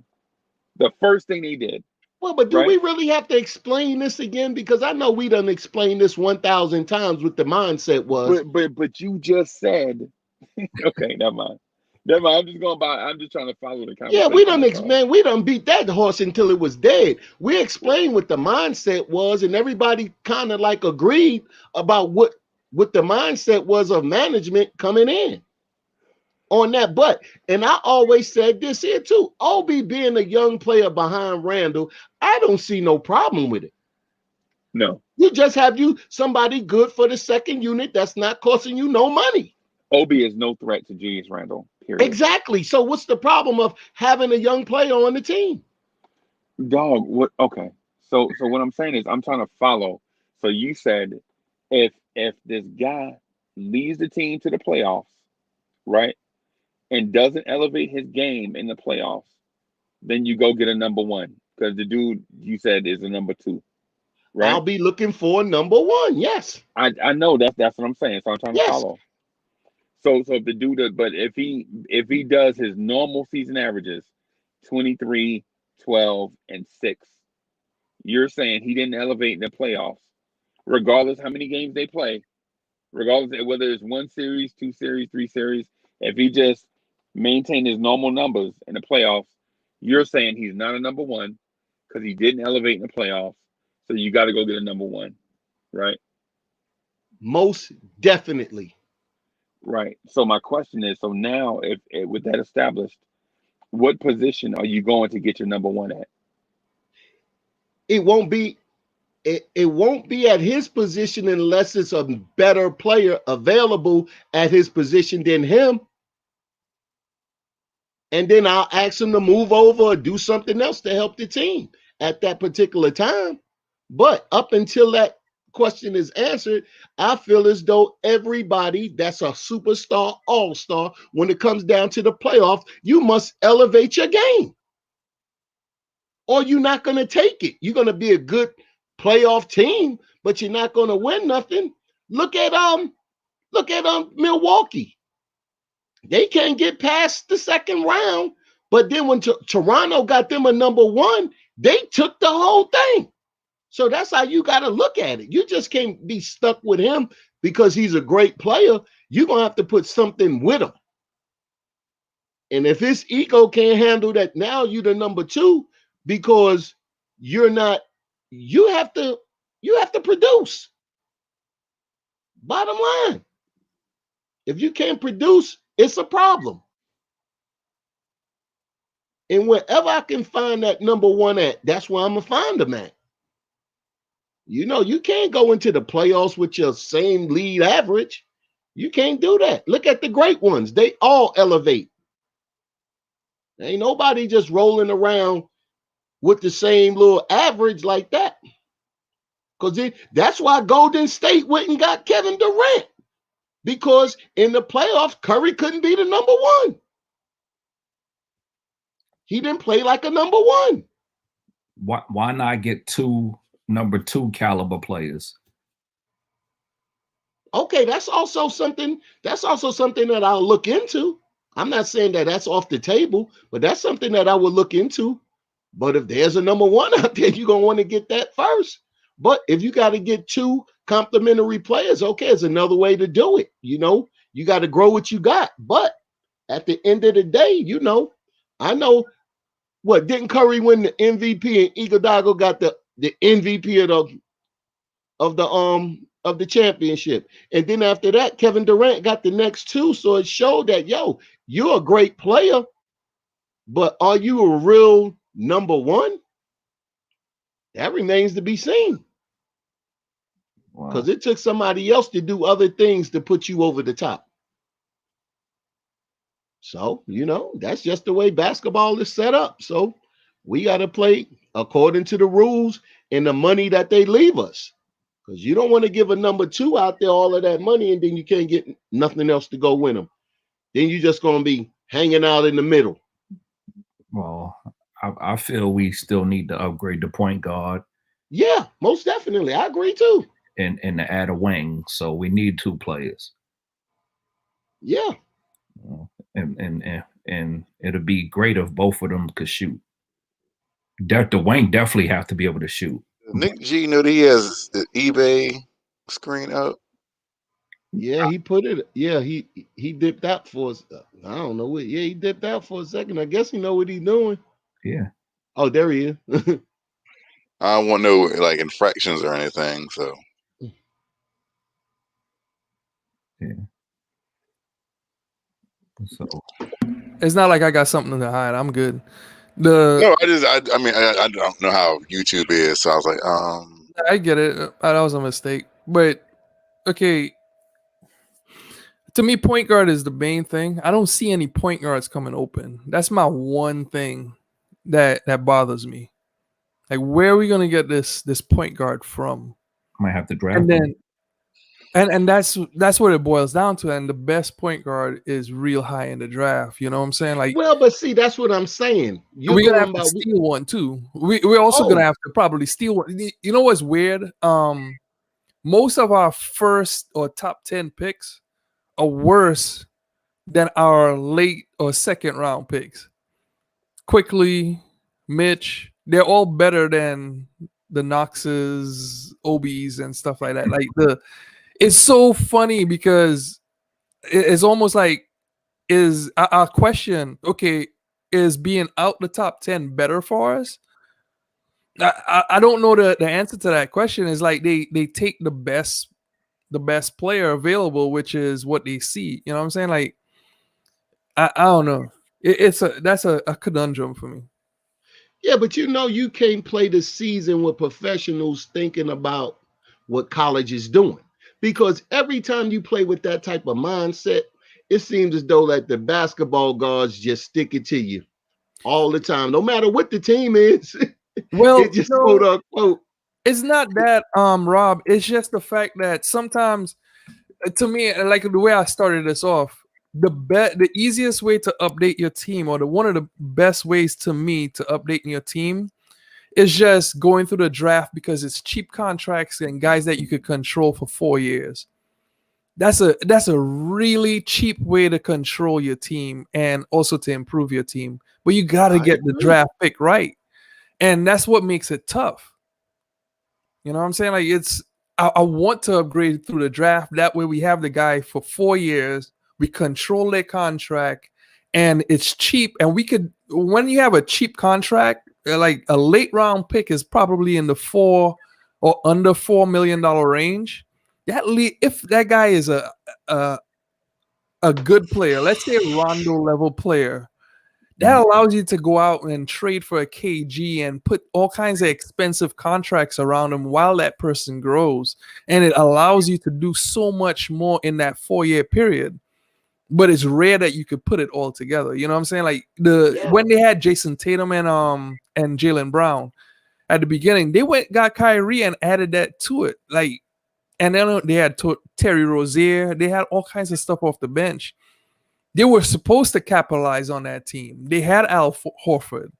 All those guys were cheap contracts around the expensive, more experienced guys, and that drove that team to the Eastern Conference Finals and couldn't do it because LeBron knocked them out. Like, I don't know. But see, the Knicks are still in a position like this here. Like they say, they got 2 first-round picks. They can just say, for instance, 13 and 10. And somebody in the top 5 get a pick, or the top 3, and they already got what they think they need at the point guard or something like that, or their point guard becomes available, they can always go 2 for 1. If you eye a player that you feel as though going to help your team, you do what you got to do, especially when you got draft capital, because it's cheaper. It's cheaper with draft capital. You get 2 for 1. You move down to about 4 or 5, and then you rock from there. Gregory. So y'all don't think RJ could be a 2 or a first option? If Randall can't be a first option, RJ can't be a second option, and Well, RJ definitely can't be a first option. I'm saying I'll look at it like this here. See, the playoffs will tell you your whole picture. You're looking at heart. You're looking at the heart of a player. You're looking at a lot of things in that playoff picture. Because right now we'll be making we'll be making predictions. Is he or is he not? Suppose RJ stats go up to about 25 a game from 16. And he gets you about 6 assists and a couple of steals. He do that for you. Then now you're looking at what you don't need. You could say, okay, well, he's good, he's good, he's good. And then you move from there. Okay, that ain't happening. Okay. Okay, well, you might be right, but at the end of the day, they say champions like all-stars are built in the playoffs. So, we got to just look at it, see how it goes. Get to the thing and find out that Derrick Rose got a little bit more life in him. He have a good playoff. We ain't going to sign him to no big contract, but he can at least hold it down a point guard until we draft one that he can, that can learn on the road. So when he's ready to go, our window is down the road right now. All we doing is playing basketball. We trying to play good basketball. That's what we consistently play good basketball. If it get up to the playoffs, okay, that's cool. But if it don't, that's what we got to do. Consistently play good basketball and accumulate good players. Because their window is not going to open up. It might be 3 years down the line that RJ turned into that player, or we find out that he's not that player. So right now we got capital and we got draft equity. And move forward. Just be smart with it and see where we land. Now we're gonna have to trade somebody. Yeah, that too. But first we got to build up the stock and trade for something that's we gonna use, not something that's just out there. Because if we wasn't running the way we was running right now, they'd be trying to throw Blake Griffin in our lap so quick. We got the money. If we was losing right now, if the Knicks was losing, the Knicks was like 4 and about 24, they'll be trying to throw, the media be trying to throw Blake Griffin out. Oh, they got $18 million. They need an all-star. Yeah, he kind of old. And the paper would be trying to dump him on us. He played Randall position. No, I'm just saying if we was 4 and 24, something like that, you know how they do. Even if we was 4 and 24, he still played Randall and Obi position. Yeah, but that's what I'm saying. The basketball minds wouldn't be saying that, but all over TV, they be saying some old dumb stuff like that because that's what they always do. They always try to throw the garbage our way. Now our name that didn't even come up on them, and that was good. I'll say that the best thing that they can do is some other team want them, and they gonna give us some 2 first round, and we can get 2 first round and a second round pick just for facilitating the trade, and we get just to dump off that 18 million, then we get them 3 trades. That'd be a nice move. Like $18 million, and you got 2 first round picks and another second for the future, and roll like that. Because that money gonna come off the board some way. And if we could stick somebody like that and probably throw in a Burke or Alec or a Bullock with it, and at the end and keep on moving, shoot, we can always mortgage some of that to get a lottery pick. A team would go for that. Okay, so let me ask you, since you brought that up, are you willing to start playing around with that cap space for draft capital? Well, like I said, you got just to facilitate a trade and get something back, but not taking up no Blake Griffin's money. Yeah, Blake Griffin like that. Blake Griffin is out the way, but okay, like take on a Harrison Barnes. A Harrison Barnes, and what are we getting? It might be a pick. It might be a dump off contract. So let's say they try to Dump.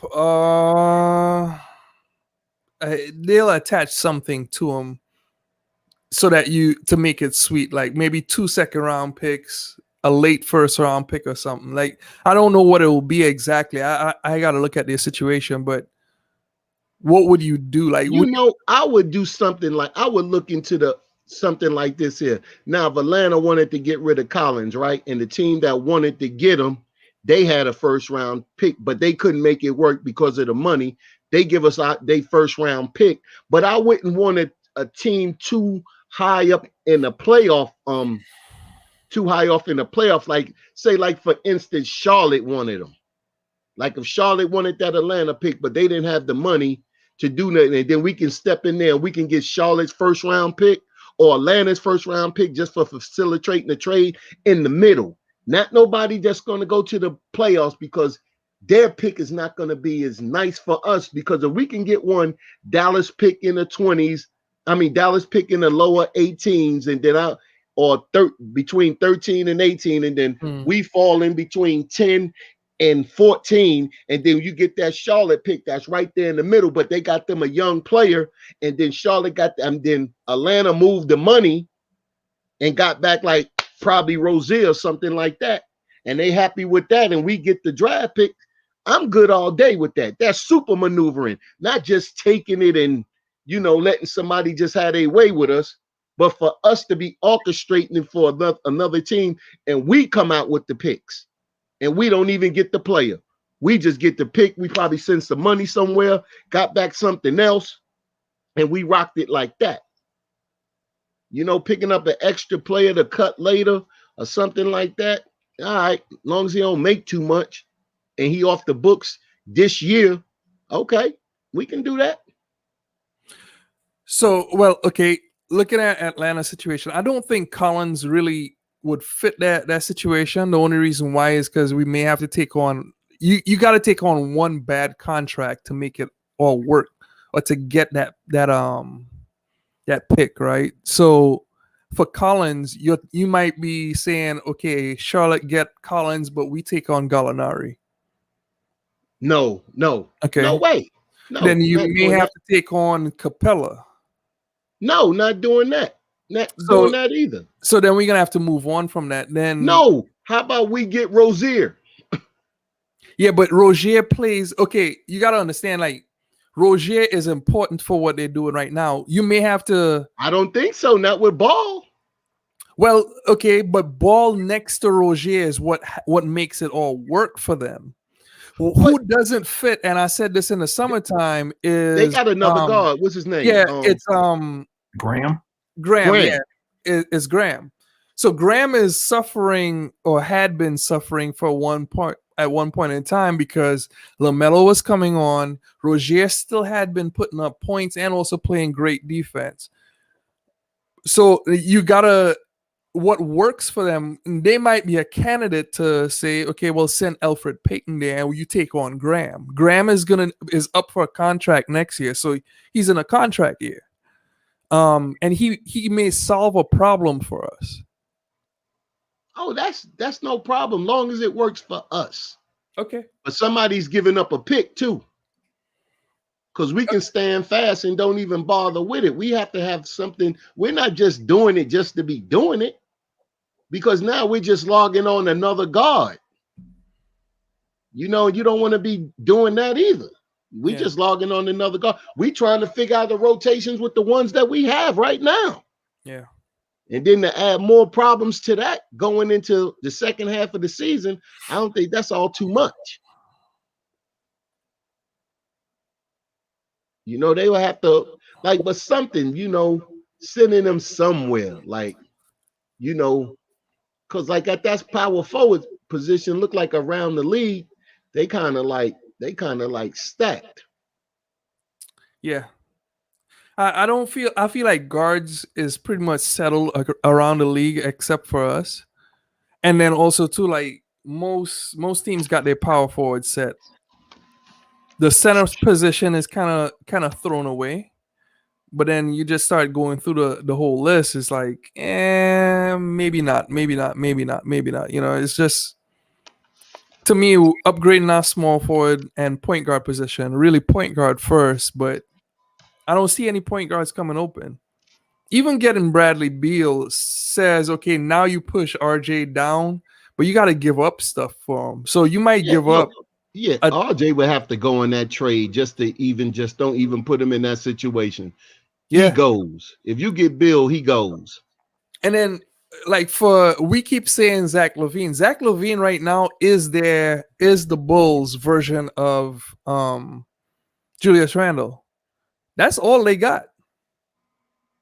They can't give up Zach LaVine. He's having a career year right now. And we keep talking like, yeah, we could trade for him. Should we not? No, that really isn't much of an option. Now you got to ask yourself, do you want to trade Randall? Because that's the same conundrum that they will be in. Now, you may have to give up 2 draft picks because then you can make the money work and we could just trade him into cap space. But the 2 draft picks you're talking about, that's like 2 in the hand, literally, versus 1 in the bush. Do you want to give up the 2 in the hand versus that 1 in the bush? Like I said, you could control the player that you draft for 4 years. We can't control Zach LaVine for the next 4 years. Only 1 or 2, sorry. And he's a good player, but like I said, he wasn't putting that fire for the playoffs too. I like to see that. He hadn't been to the playoffs in his career. Well, yeah, I know. Just like Randall. I don't mind building a team of outcasts. That's not a problem. I actually like the idea of a bunch of guys who failed that are actually trying to put it all together and fight for something. Zach LaVine has been on record saying that Tibbs started his career turnaround. So there's something to the Zach LaVine thing. It's just that, what are you willing to give up? And then are the Bulls willing to actually say, hey, take this guy? Yeah, I ain't even really I ain't even too much looking into that LaVine or Bill for that matter right at this moment because it's really non-existent. Because nobody just gonna give up the goods for nothing. Yeah, that's true. And then you got to go at what cost. And the cost analysis just don't look right now to really do anything but play ball. Yeah. But to really just play ball and see where we go. See where we go from there. Just play ball, chemistry right now. Build chemistry, player development, see how people are developing, and then you can always revisit another look. You can always revisit. Right now, I don't think it's just the time. Like they said, Finesse say, yeah, just root for the team right now. We're going to have ups and downs and, just root for the team. Because as players get better, they become more valuable. Yeah, that's true. And you know what? There's a thing for building guys up so that you could actually do something with them. Like, I would love for some of the guys on our team to be actual contributors or actually contribute to winning basketball. Contributors to the team. Yeah, I can't say the word right. But like Quickly is a revelation. I listened to a podcast today talk about Quickly, and I mentioned the numbers early on. Like, everyone, what was his name? Chad Ford said, "Why did we miss this guy?" Like, everyone is just saying, why did we miss on Quickly? He was such a high percentile in every single metric, but yet still no tournament. But you can't say no tournament exactly, because they did go by what the guy did best. You know what I mean? Like, okay, let's use I believe Halliburton is somewhat fool's gold. Okay. But yet still, like, everything Halliburton has done thus far is exactly what he's done in college. Shoot well from 3 above 40%. Shoot well from the field above 50%, which is very high level stuff, right? But yet still, so far for the season, it's been like 26 games in the season, and Halliburton hadn't shot more than 6 free throws yet. He doesn't go to the rim. Just like I said with Quickly, he's got to develop his game. But at the same time, like, okay, what we need on our team, at least the way Tibbs run his offense, Halliburton has to go to the rim. He'll be having problems. He'll be having problems if he couldn't get to the room on this particular team that we have. Yeah. That'll be a problem. Because it literally will push everyone down a position, and we'll still end up with the same thing that we have right now. We'll have to play what's his name? We probably would have to start a Derrick Rose in that situation.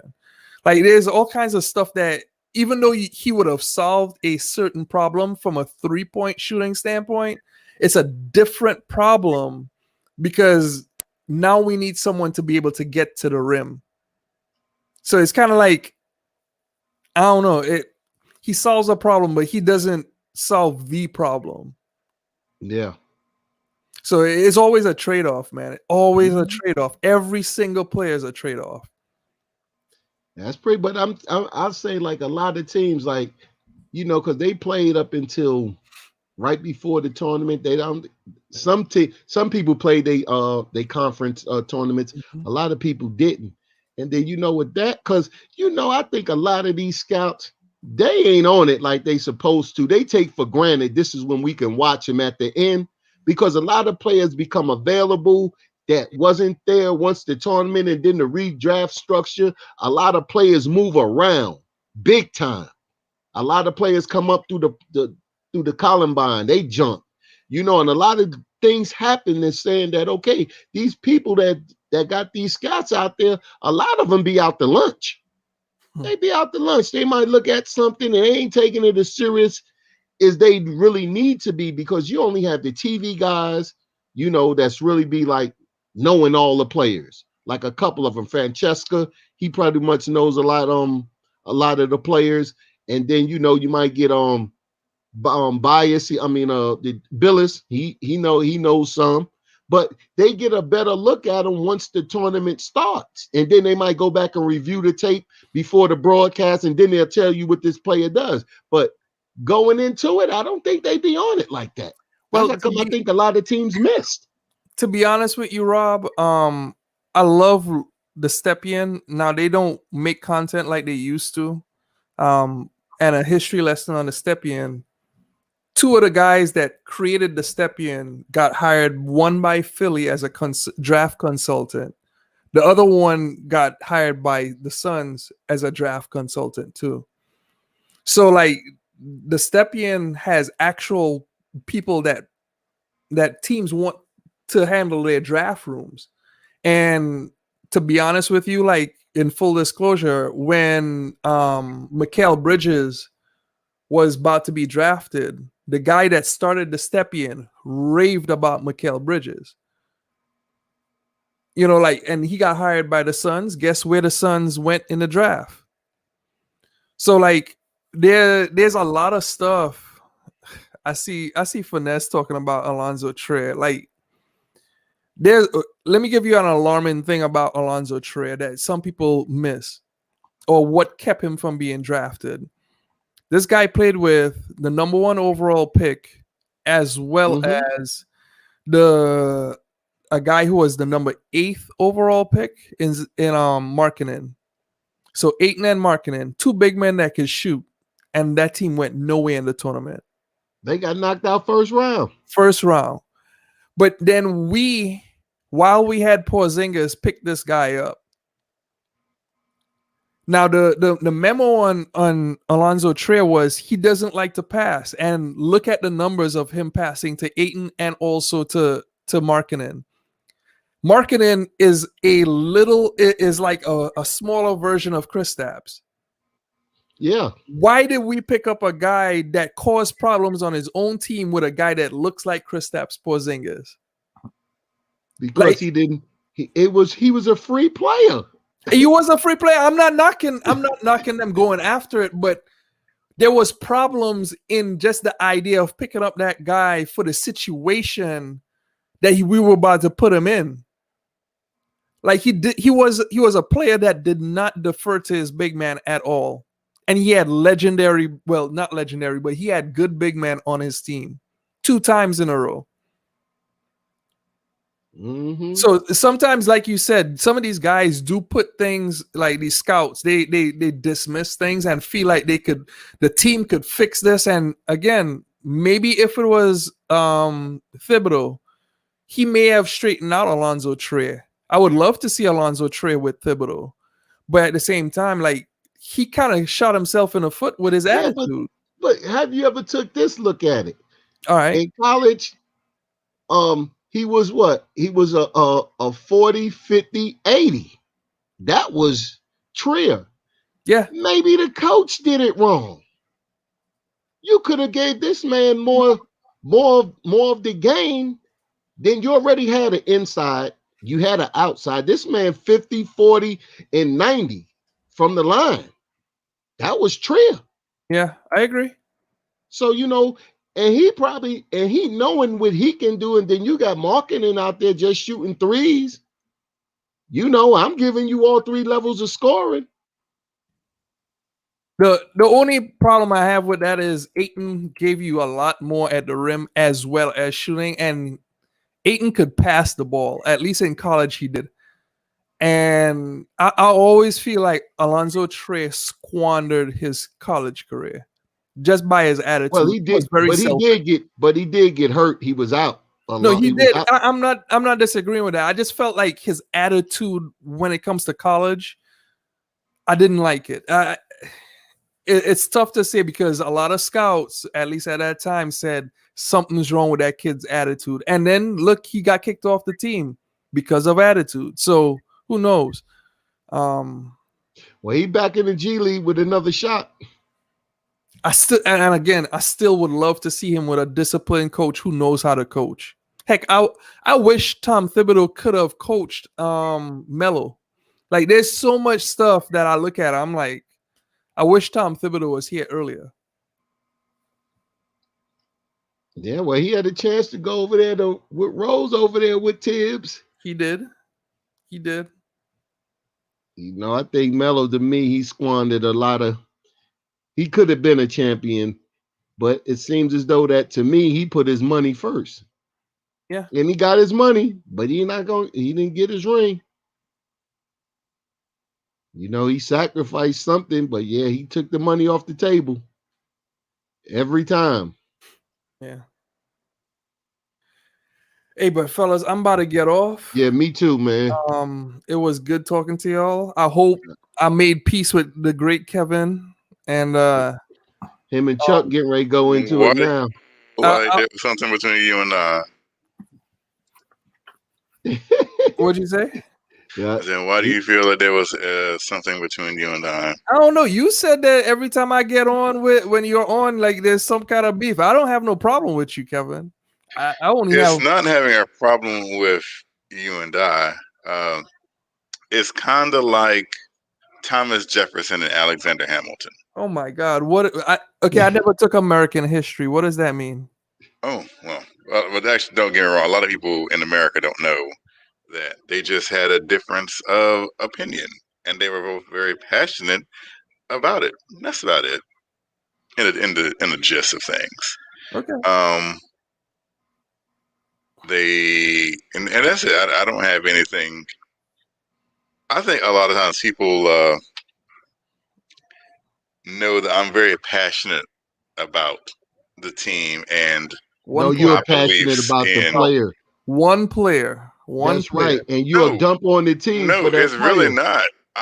And people, this is my issue, and it frustrates me sometimes, right? Because I talk about all of the young players all the time, and people want to hark back on because they know that Kevin Knox is my favorite player. So when I talk about these veterans playing ahead of these players, people automatically assume I'm just talking about Kevin Knox. When I routinely say there's no purpose on God's green earth while Alec Burks is playing instead of RJ Barrett. But everyone makes it want to seem like I'm talking about Kevin Knox. So Kevin, why can't you just go with it and collect the wins like everybody else? Just go with As it. I said last night, because I might be the only person who sees the forest through the trees. No, because you want to start. Look, we know that you can start 5 young players and go through the bumps and bruises and then go that way and then add and then subtract. But there's also another way to build a house. Yep. The thing about it is this: if you build a house the wrong way, you're always going to have problems. But Yeah.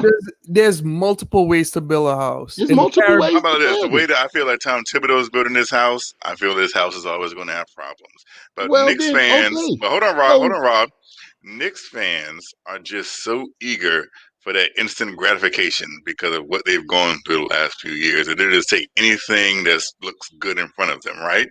Instead of That's looking not at the true. whole That picture, is instead of so looking, no, that that is is so simplifying absolutely the what Knicks truth. fans are. That is absolutely the truth. People, I literally have had debates with people who was like, we are so better, and this is a good loss because last year we would have lost by 20 points. And it's like, no, it's still a loss. You're happy that you're losing still. That's my only issue, and people don't understand that. Yeah, but I'm not No. like that. Rob is not No, like that. I I'm know not Chuck like is that. not like that. A lot of people are though. They A No. lot of people are, Okay. and that's my thing. I talk to a lot Is of it people a who lot are of like people that, that and you it's talk frustrating to? because Is it people talk no, about no, my no. loyalty like, oh, I'm not happy. No, I'm not happy. If we were 5 games over 500, yeah, I wouldn't have anything to complain about. But guess what? We're not. they So until we are, I'm not No, happy. but see, it wasn't 5 games over. Like a couple weeks ago, it was just get the 500. Because if we'd have won Exactly. tonight, I was coming for you, Kev. I was But it's coming a for you. step by Again, step you were coming. process. Listen to though. what you just said, Rob. Listen to what you said. You're coming for me if we got to 500. Because that's what you said. That's the only reason why. Because I'm 2 not weeks ago, happy because we're I know, not but you said 2 500. weeks. But no, 2 weeks ago, you said y'all can't talk to me unless we get to 500. Now, if we Yeah. got to 500 today, I was coming to talk to you. the So you majority still can't talk to me. That's what you're saying, right? Because you You can't said talk to me. that. That's what you're saying, I right? would have never said anything because it would have never mattered to me. But you put them stipulations there. I just I put wanted to get what your stipulations there feedback because was. regardless of whether you lose by 1 or whether you lose by 20, you're still losing. Hold on one the, second. the majority of fans always bring up last year around this time. Last year, around this time, we was 4-18 or whatever the record was around this time. So being that we're in a better position now, they're deeming that as success, but it's still mediocre. You know what I'm saying? We're still not in a position to be winning. We're just better than last year, but we're still not where we need to be. Okay, but Chuck, are you asking them to win a championship right now, No. or are you trying? Like, what are you asking them to do? Because there is something to taking a step by step process. Yes, There yes. is something to taking a win when you have it or when you can. To have a young point guard come off the bench that actually is producing. There were many draft picks that didn't do anything, that are just waste of space. You and I have discussions about them that are actually busts, about who is a bust and who is not a bust. But guess what? We have something going on. We have a standard set. If you don't play defense, you're not coming on this court. Let me ask you a question. And I want to. I actually hold on, saw wait. this. No, you just chimed in with something. I want to chime in with something to say what I Okay, hate because about I'll some. chime into that when you finish. So go ahead. Okay. There's something I hate about some Knicks fans that actually believe that it's trade the house and get the playoff team. Give this guy, go all or nothing, and just give this guy playing time, and he didn't earn it at all. We can't see what's going on in practice. How about Kevin Knox and Frank Ntilikina's of the world outplay the guy in front of them in practice and show the coach that they actually worth the playing time? That's How about the stupidest thing I've ever heard in my entire life. So you want a team of Tim Tebow's is what you're saying. But Don't I do want- good in practice. Just So- get playing time. That's gonna develop you. How about But you this is step your listen. game This is how up? stupid that sounds, and I'm going to tell you Are to your you kidding face me? on video. That's how stupid that How sounds. is that You can look stupid? great. You can look great in practice, but look like a complete zero during the game. So Okay, I practice just matters said more than Tim the game. That's Tebow. what you're saying. I just said Tim Matter. Tebow. Practices matter more than the game. Did you saying that right? No, I No, he never said said that. those No, he people. just said no. What he said was show in practice that you're better than these players. So practice matters more than the game That because is Reggie not Bullock true. can look like Okay, can be a wait, practice warrior Kevin, don't and put go out there words in my every mouth. single game and do absolutely nothing. That's what you're saying. Okay. Okay, so you're saying that that's good. wait. Kevin Knox comes in the Cleveland game, throws the ball away, plays no goddamn defense, and then he gets pulled out the game, and we should give it. And you come on here and say that Kevin Knox shouldn't have been pulled out the game. He did not play well. I say Alec Burks can turn the ball over every other possession, miss every shot. But guess what? I ain't pulling Alec Burks. What I'm saying is I hate hypocrisy. And if you're gonna sit here and say that Kevin Knox shouldn't deserve to play, then sit here and say Alec Burks shouldn't decide to play. Because I haven't heard you say one time this whole goddamn night anything about Alec Burks not playing. Okay, but fine. No one's gonna say anything about Alec Let's Burks talk about playing that bad. hypocrisy But because Kevin Knox has a bad play and he Kevin, gets yanked out. But Reggie Bullock can go up there and stink up the game for 33 minutes. But guess Alec what, Burks Kevin? can go in there and stink up the game for 25 minutes, and That's nobody fine. says anything. Nobody Alright, says so- not one word.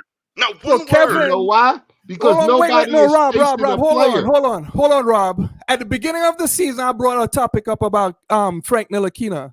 Beginning of the season. Did you say anything tonight? Did you say anything tonight about Alec Burks? Said at the beginning Did you of say the anything season, tonight about Alec Burks and Reggie Bullock hold on. combining Let for me 12 finish my points? point.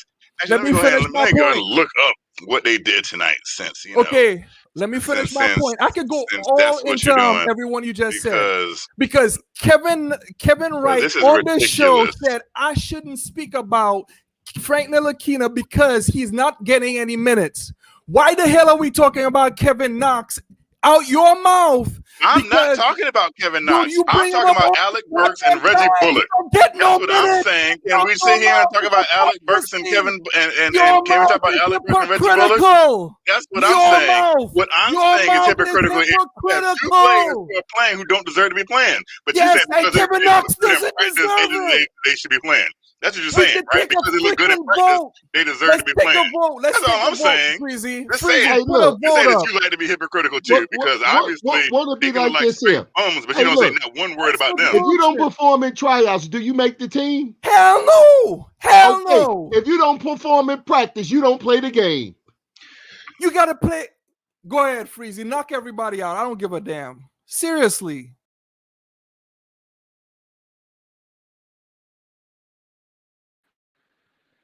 Again, we keep going over the same thing, man.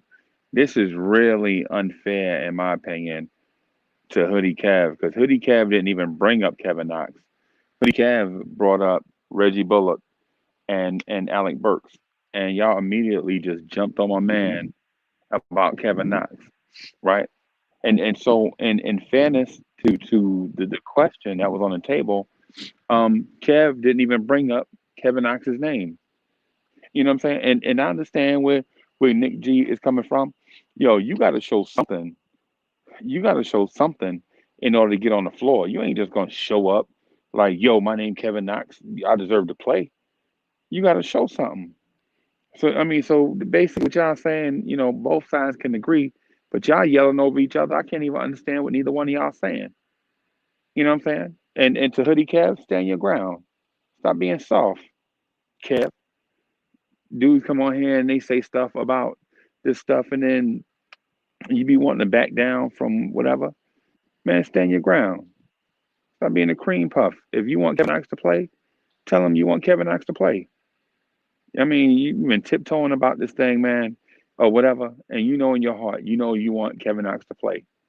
And if so, you need to say it. You know what I'm saying? Stop tiptoeing. You know what I'm saying? Let's stop p-footing. You know what I'm saying? You pointing the blame at Burks and Bullock. But if you want Knox to play, say it. You know what I'm saying? Stop tiptoeing. You know what I'm saying? It's disgusting almost. You know what I'm saying? You're saying it's hypocritical and all of that stuff, and I get it. I get it, right? But the means don't justify the end in this case, where it's every night, all night long. It's the same thing over and over and over again. If you want Knox to play, say it.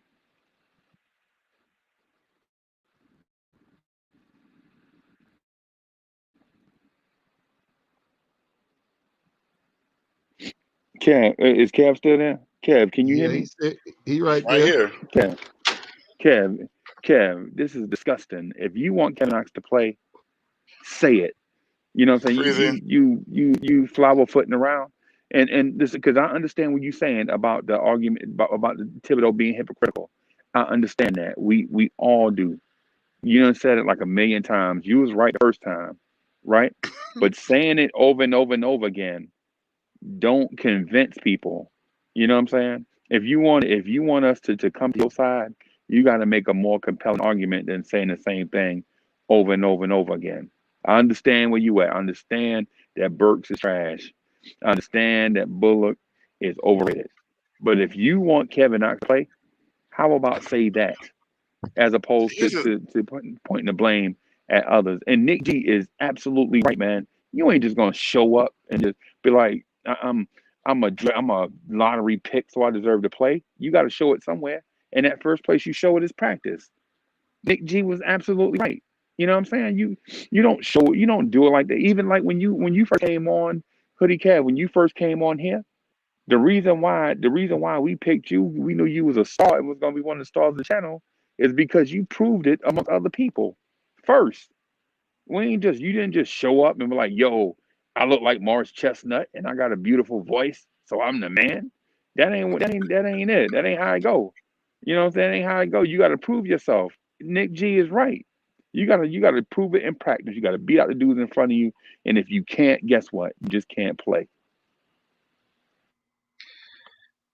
here's my argument to that, and it's not an argument. What I want to say is this: it's So unfair. so you so so so you saying that you don't look like Morris Chestnut and you don't have the golden voice. That's what you're saying. I'm waiting on the answer. What, That is not where I was going with this.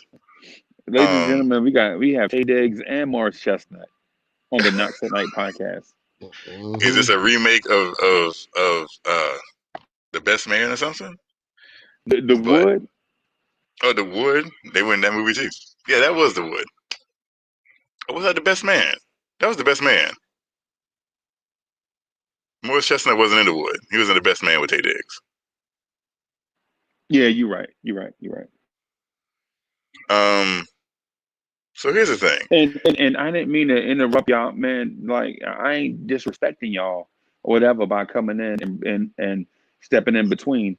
But y'all gotta remember, man, it's people watching this and they gonna watch it live and on replay.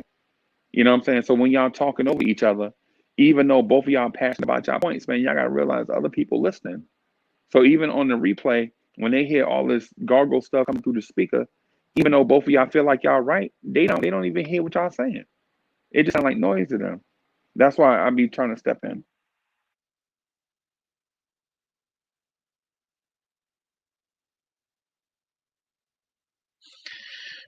Here's the thing. If I mention Kevin Knox's name, you're gonna get on me or we're gonna get on me. Oh, it's a Knox tonight thing. So I do my best. I mean, as you said, I didn't even mention Kevin Knox. I try my best not to even mention Kevin Knox because people are gonna get on me. Oh, you trying to turn into the Knox tonight? Right? But so I look at it. What is the most glaring thing is this. This is the most glaring thing that people don't realize, I think, in my opinion, is why do I come on here every game night and be like, Alec Burks and Reggie Bullock didn't do anything? Like, isn't that something that should jump out on people? Like, they should probably think, like, Kev says this after every game, and maybe he's on to something. Like, if Kevin Knox played as bad as Alec Burks did tonight, he wouldn't have played 4 minutes, let alone 24 minutes, like Alec Burks did. And as much as people can sit here and be like, oh, I don't like Knox because he's a disappointment, I don't think that statement can be argued because we've seen Kevin Knox get pulled because he got blocked by the best shot blocker in the league. But tonight I watched Alec Burks get roasted killed by Terrence Ross. And I actually looked at it. Somebody actually did a chop up video on Twitter of all of Terrence Ross's points tonight, and all but 2 were on Alec Burks. Alec Burks has never been a good defender. And if you're not a good defender and you're not doing anything on offense, why are you playing 25 minutes a game? But you talk all this horrible, just like Kevin Knox is the second coming of I can't even think of the dude's name from Cleveland, the number 1 bust they had of him.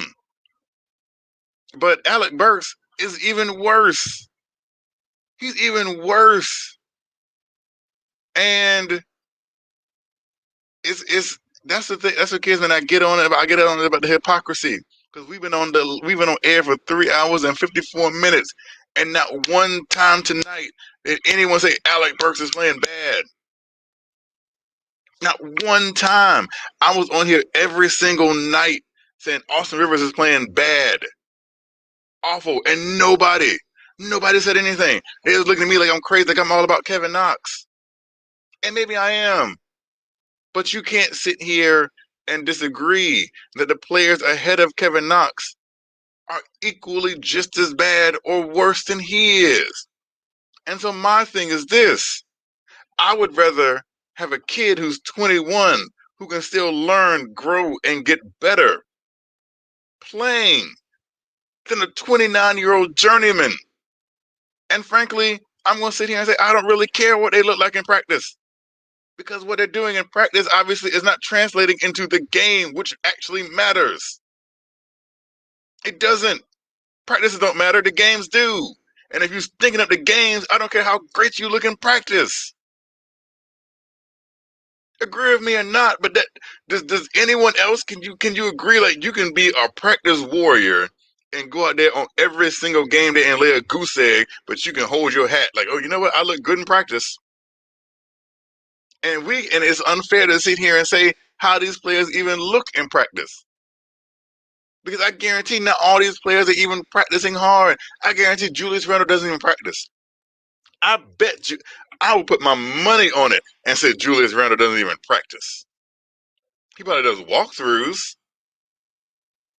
He probably does shoot around, but Julius Randle doesn't practice. And you know how I know this? You know how I know for a fact Julius Randle doesn't practice? Like actually does the scrimmages? Because when the Knicks actually put out their practice photos, Julius Randle is never in a jersey. If you look at go back through the entire season and look at all Knicks Twitters of all their practices, Julius Randle is never in a jersey. He's always in sweats. That means he's not even practicing. He's probably going over the film. He's probably going over, the walkthroughs and the shoot arounds, but Julius Randle's not practicing. Kev, that sounds crazy. So it's crazy, right? Yeah, because you don't have no proof of that. How do I have proof? You don't have proof that Reggie Bullock is outplaying Kevin Knox in practice. No, this is what I'm saying. Statement on here. Hey, look, this is my thing on it. Like this here, Kevin Knox, Burt, and all of them out there might be playing, but there's one thing that you can always see about Kevin Knox when he's out there. No matter what he's doing, he look unconfident doing it. No matter what Kevin Knox is out there doing when he's out there on the court, he doesn't have that I'm confident player out there. No matter what he's doing. When he makes a mistake, he's looking at himself. When he misses a shot, his whole thing changes like that. He's not confident out there doing it himself. And it shows. Confident if you made a mistake, your coach is gonna pull you out the game. I'm gonna be confident because I know that. You know why I'm gonna be confident? Because at the end of the day, my thing is to go out this player, and at the end of the day, I'm gonna still get this check. So I'm not worried about. I'm not gonna worry about that.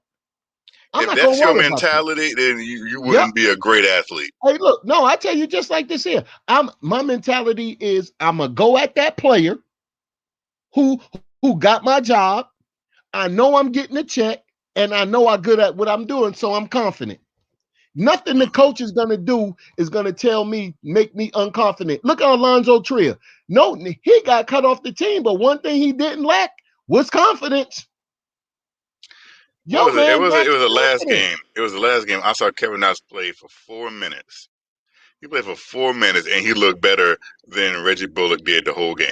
He looked better than Alec Burks did the whole game in 4 minutes. When he made the steal and got the dunk. Yes, in 4 minutes, Kevin Knox looked better than the whole game Reggie Bullock just put in. And then the game before then, he got 4 more minutes after that, and he was minus 21. That's, I guess, on the team thing than him. The game right before that, he was minus 21 with the same 4 minutes. I'm pretty sure it wasn't minus 21, but it was minus 21. I'm pretty sure it wasn't. He played 4 minutes. I'm pretty sure a team ain't scoring 21 more than 4 minutes. They put it on Kevin Knox. They said Kevin Knox was minus 21. And he played the same 4 minutes. Hey, look, he get his confidence together. Kev, look, only thing I'm saying just like this here, you could be a Knox fan. I don't care. That's cool. But look, even though those two players right there may be playing ahead of them, but they look more confident. They can look more confident being bad? Hey, look at here.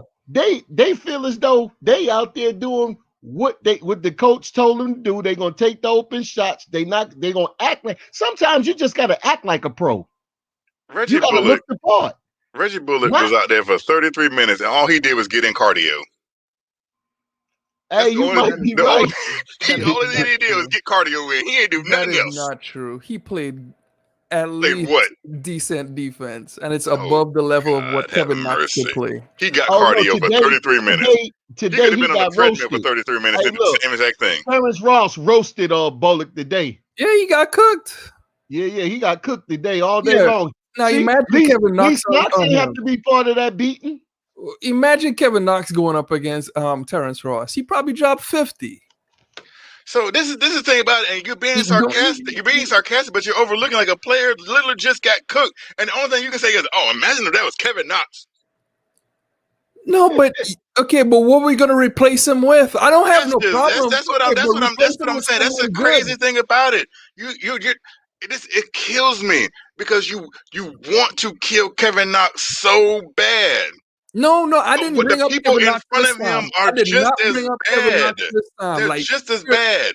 And my whole thing is this. This is my argument. Let me finish. Let me finish. This is my argument. If you're going to be bad, I would rather be bad with a player who has more upside and at least going to be here. That's all I'm saying.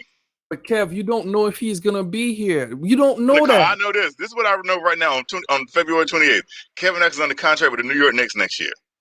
Alec Burks is not. Reggie Bullock is not. Regardless of trades or whatever that might happen, right now at this moment, Kevin Knox is under contract with the New York Knicks. So right now, I can sit here and say Kevin Knox is going to be here next year.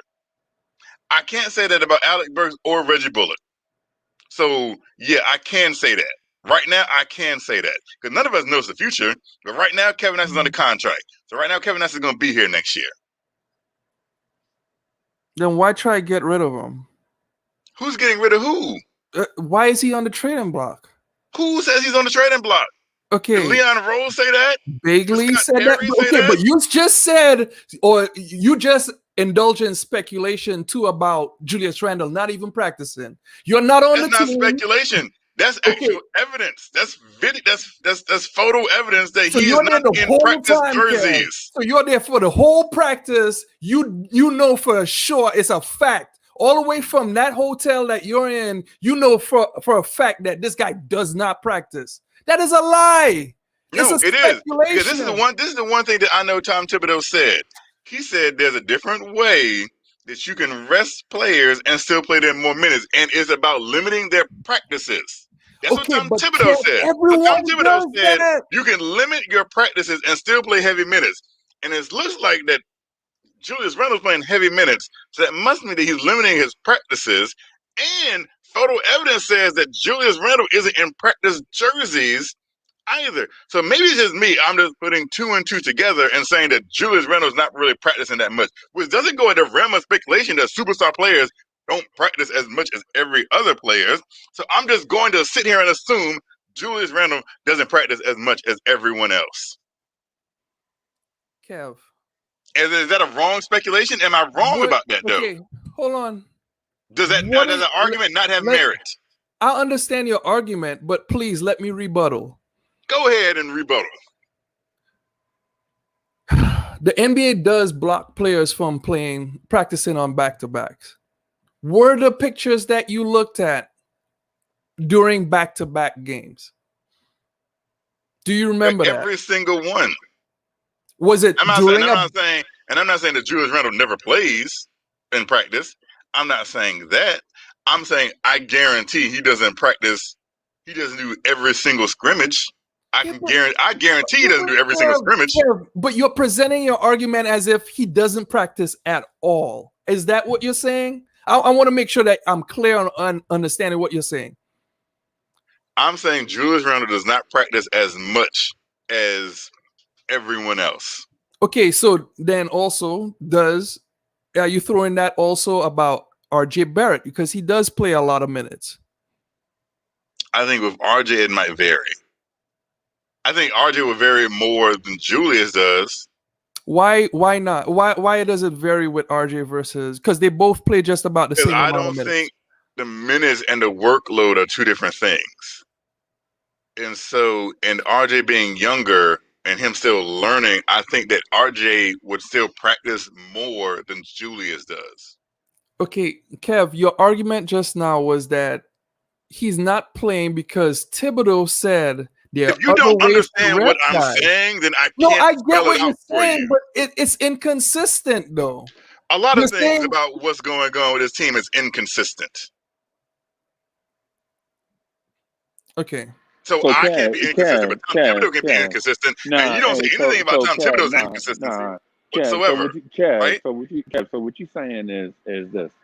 Because what happened is, so we gave you the space for you to make your argument about Knox.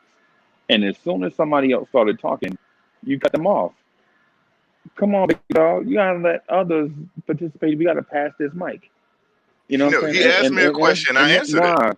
Nah. What he did was, as soon as he started going in about a certain thing, you cut him off. You know Freeze. I'll be fair with it. I did ask him a question, and it was a back and forth. So it's fine. I didn't cut him off. So it sounds like, because what it sounded like to me that Hoodie Kev was absolutely right until he got to the Randle speculation about practice. As soon as we start speculating about practice, you can't prove any of that stuff. All of that is speculation. It's speculation. It's not factual. Right. And then at the same time, it has no relevance to Reggie Bullock, Kevin Knox, or Alec Burks. It's like we just pick one guy, and we just pick one guy, and then we just want to go across the board, like say one thing across the board. Like if it applies to Randall, it applies to everybody, and it doesn't. And how we proved that was when you talked about RJ Barrett just now. You said that it might be different for RJ Barrett. I'm going to ask a simple question. Just a simple question. Do you believe that Julius Randle practices as much as everyone else? Yes or no? I doubt it. Yes. Yes. I don't believe he does every single practice, but I do believe that he's going to find time for him too. But he doesn't practice at all. Let me rephrase the question. Do you think Julius Randle scrimmages as much as everyone else? Because practice can be walkthroughs and game tapes and shoot-arounds. So let me rephrase. Do you think Julius Randle scrimmages as much as everyone else? Let me tell you why, Kev, I believe so. This is why I believe so. Did you see what that caused last year in the LA Clippers locker room?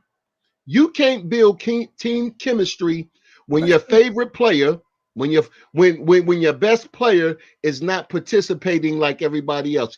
That's what true. Blew up the LA Clippers locker room. Paul George and Kawhi Leonard were not practicing, and the rest of the team got pissed. Now, the leadership that Randall's been showing this year, just from on the court,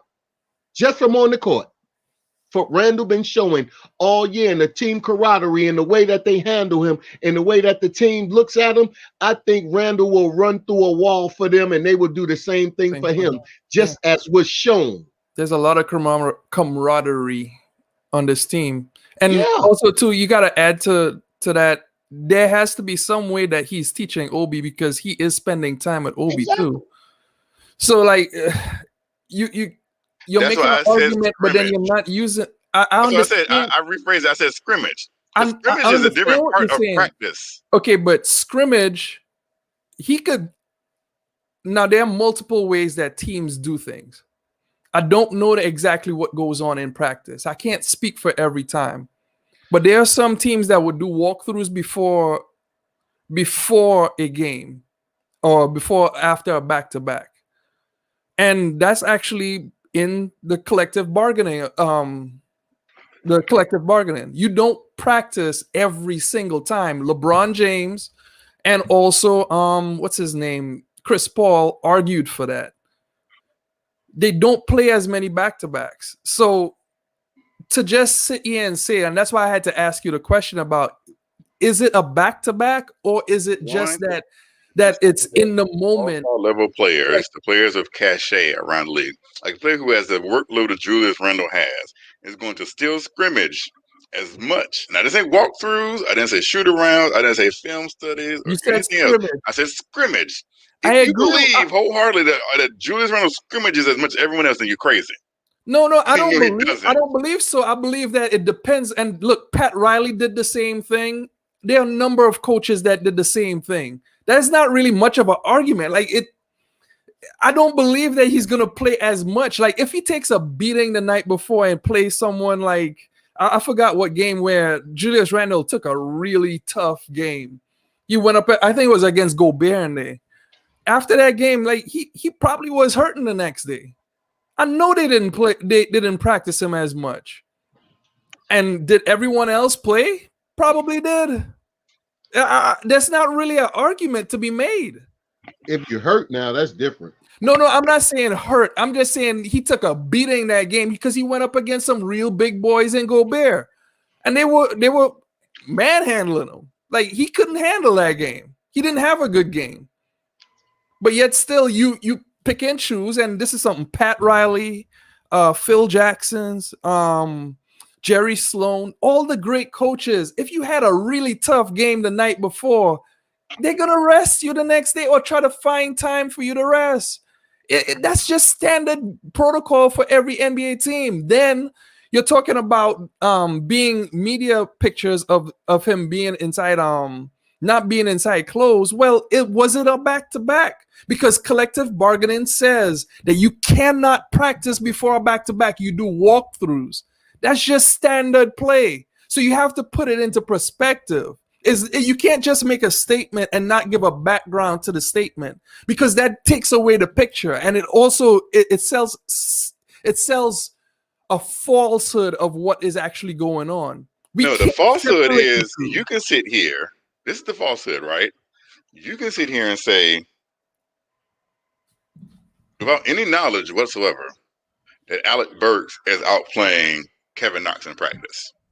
You can sit here and say that. But Kevin, no, let me finish. Let me finish. That's your opinion, though. That's opinion, though. So that's opinion based. That's not like a fact or something. But no, you said Kevin Knox is being outplayed by Alec Burks and Reggie Bullock. And no, that was not my point. My point was start your good play in practice. Start it there and win the job in practice first. Show the coach that you can do something. No, but that's not what you said. That's not what you said. I'm just going off what you said. And that's all I'm saying. You said the words out of your mouth is Reggie Bullock and Alec Burks are outplaying Kevin Knox in practice. That's what you said. I can roll the tape back. That's what you said. I think you're on mute. I can't hear you. I'll roll my own tape back. That's fine.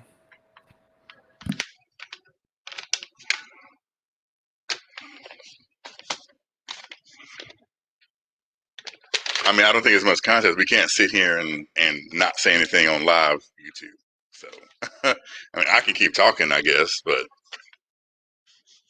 it's all good. I don't think it matters anyway. He's not getting minutes, and I believe it's because of his lack of defense. That's my opinion.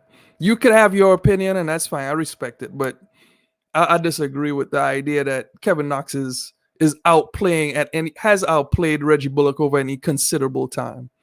And it's my opinion that the game film that we watch, because we can't watch film because you can't watch practice. So the games, all I'm saying is Reggie Bullock and Alec Burks are negatives on the court, night in and night out. That's fine.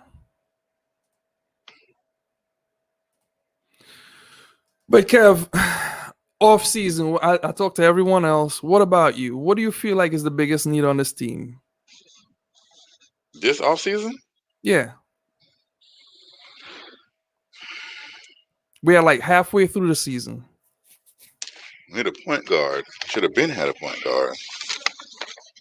Okay, which point guard do you feel like would have been better than what we Last had? offseason, we should have had Chris Paul. There's no reason on guys getting hurt, but we shouldn't have got Chris Paul.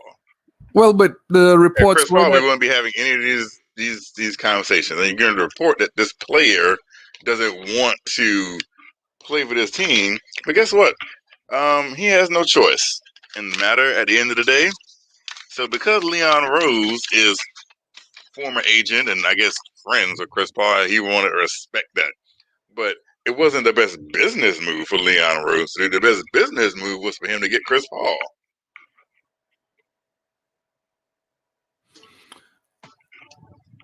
I'm not going to say and disagree with anyone that Chris Paul wouldn't upgrade this team, but Chris Paul does come at a cost. Like, you got to mortgage some cap space. You got to mortgage. We're spending this cap Whatever space. I you hate when gotta people bring trade. it up. We're spending this cap space on what? On who? Well, I mean, what would it limit you from? I don't think you can make the DSJ trade at that point by getting CP3. If we got CP3, we wouldn't have needed Derrick Rose. I think we would, because you got to deepen your bench. It's like, okay, so one thing that has Chris Paul playing or being healthy is the fact that he actually, when he was with OKC, playing 25 minutes per game and then closing the last 4 minutes of every game. That kept him healthy. That was Billy Donovan's plan. So, like, if he's only going to play 25 minutes a game, then quickly has to be at a high level. So far, and this is one thing that I believe Chuck had been completely correct on, is that so far off ball is where Quickly has been most successful, where someone else could attract attention away from him. So, like, Derrick Rose would be needed. Either that or Austin Rivers would have to play out his mind, and Austin Rivers hadn't been good for a while. Like, with everything, there's a cost. It's not like you're actually costing yourself something by going after Chris Paul. And at the time, see, here's the thing. We look at something and we see the now, right? That's what we see. We see the right now. But in hindsight, we see things in hindsight and not for what they are. Because this entire season would have gone completely different had we gotten Chris Paul. And so how everything would have transpired, how quickly it's playing now, probably would have been altered by the way that Chris Paul and the influence that he would have had on him. So he probably wouldn't even be. Worse. I don't think that anyone under the tutelage of Chris Paul was only going to get better. Not necessarily. Jerome Robinson didn't. I mean, but you said tutelage. I'm just putting things out there. He didn't. Landry Shamet. He's actually not a bad player. He's not a bad player, but actually, it's not Landry Shamet. I gotta think about other players. Like, I don't think Landry falls into that category. I don't think they were on the same team together. But there have been players that Chris Paul really didn't mentor. Like, Chris Paul hadn't always done this. He's always led his team, but he hadn't always been a mentor. That is false. Well, I'll put it like this way. Emmanuel Quickly is a student of the game. You see him wanting to learn, right? Touche. I agree to that. Okay, so do you think he would have went to Chris Paul and be like, hey, da da da da da da? I agree with you, yes, but I'm just saying, like, okay. So you think Chris Paul would be like, nah, get away from me, kid? No. What I'm saying is, remember, my original premise is about getting Chris Paul costs you something. Like it's not like it doesn't cost you anything. And then also too, you gotta add in there, Chris Paul, if he had came in and he plays over 25 minutes per game and we don't have things set up, you may risk Chris Paul being hurt. So if Chris Paul is hurt and he's getting $40 million a year, is that another Amari contract? I think yes. I mean, you're just assuming that he's going to get hurt. Okay, but again, I can sit here and say assumptions all day. I'm going by what worked in the past. What kept him healthy all season last year? 25 minutes per game, allowing him to rest in like the third quarters to the fourth, and then you let him close the game out in the last 4 minutes of the game. That kept him healthy. That kept them winning. It was a combination of things. I'm not separating that from it because that's part of the equation. It's a full picture that I'm trying to paint. You can't just sit here and then if Chris Paul is only going to play 25 minutes, that leaves you 20 minutes that someone has to fill that gap for. That's why I say you would still need Derrick Rose because Derrick Rose is bringing out the best of the bench. So, like, what are you going to replace? If you get Chris Paul, that eats up a ton of cap space. What are you going to replace? Because at that point, you would have to say, who are you going to put alongside? And you didn't know what Quickly was going to be. Who are you going to put on the bench to take up the 20 minutes to keep this guy healthy? Well, you still would have had Elfrid Payton. Right. So, okay, now, do you want Elfrid Payton next to Emmanuel Quickly? Like, just you personally? At the time, well, I didn't know what Emmanuel Quickly was. Okay. So then did you... I knew what Elfrid Payton was. I knew what Chris Paul was. So you felt like that... I'm going to say, I know this kid is going to break out and have 25-point games or whatever. No, I didn't know that at the time when I would have made a move. Yeah, I didn't know that either, but... Okay. So at the time, I would have had a backup in Elfrid Payton, who's perfectly capable of playing 20 minutes in a backup role. It's a role he's probably more suited for anyways. Okay. I just feel like OKC had a 3-guard lineup. Devin Booker right now is still like an all-star level type player. And then also you have Mikal Bridges. You have I can't remember who they drafted last year. There's a lot of guys that supplement some of the minutes that Chris Paul doesn't have to play to keep him healthy. And that keeps respective teams winning, OKC and the Suns. Wholeheartedly, this is my belief.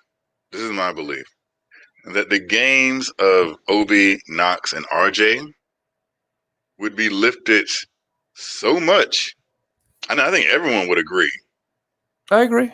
I think Sim said it the most. Like, if you put Kevin Knox with Chris Paul, here's the thing about the difference between Tom Thibodeau benching Kevin Knox and Kevin Knox playing with Chris Paul.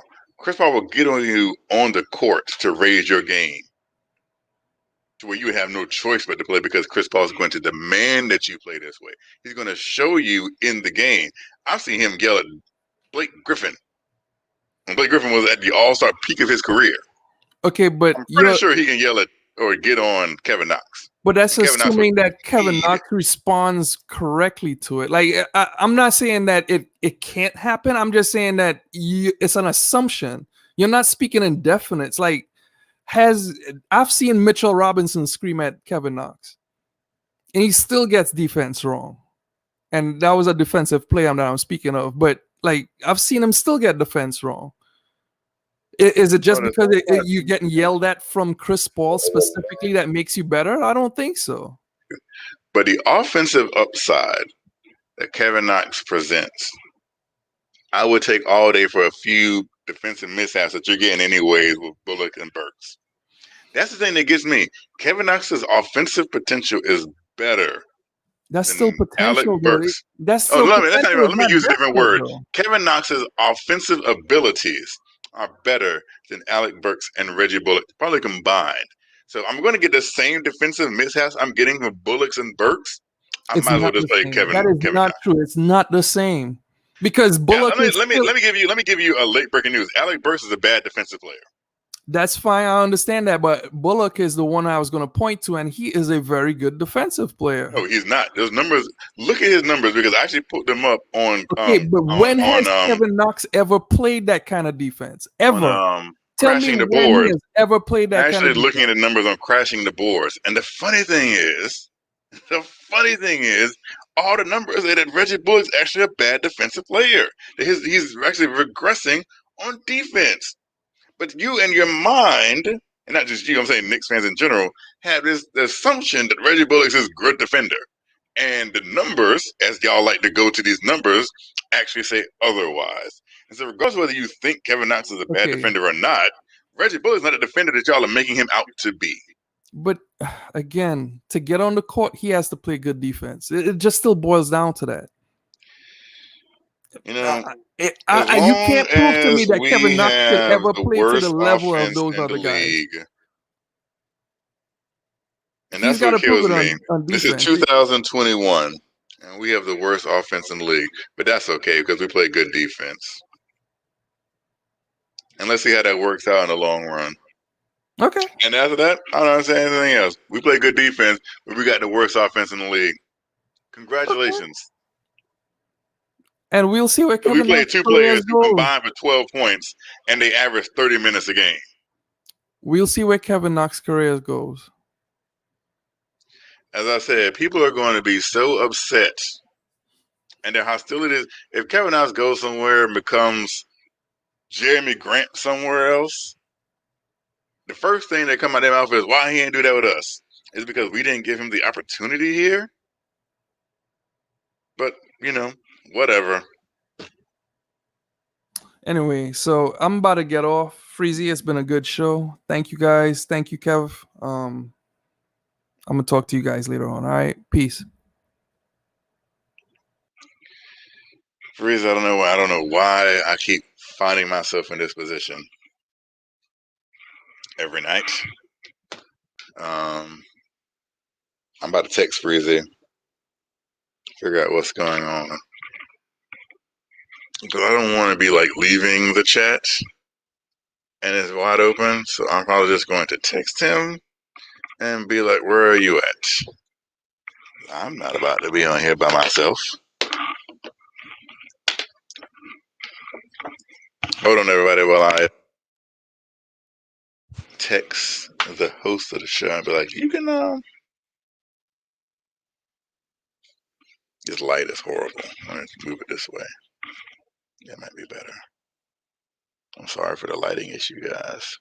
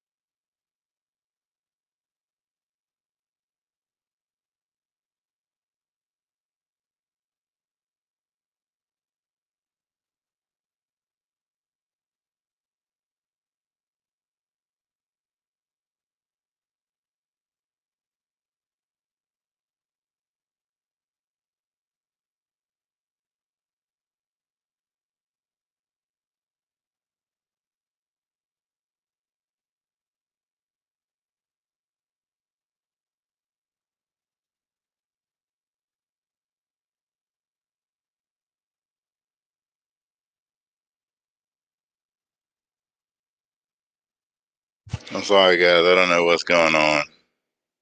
I've called Freezy and I texted him, so hopefully he gets back to me soon. Because I don't want to just be out and leave the chat just going.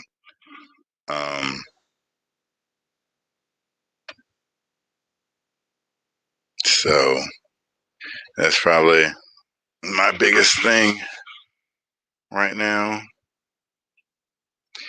I don't sit here and I just have a belief. I saw for a minute tonight that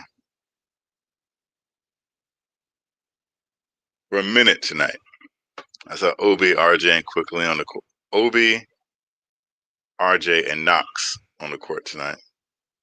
And even though we were down by 15, I was happy.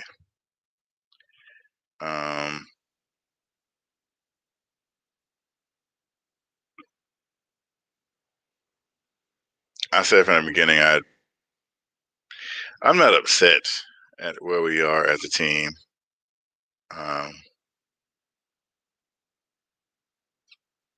just, like I said, I just see the forest through the trees, guys. And I see that,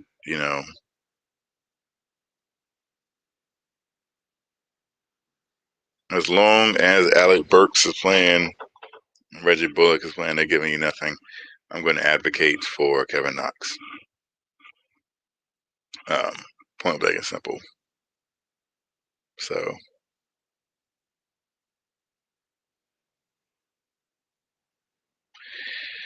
one day my vision will come true. That my big three of RJ, Knox, and Obi will come to fruition. It will happen. They should be the future of this team.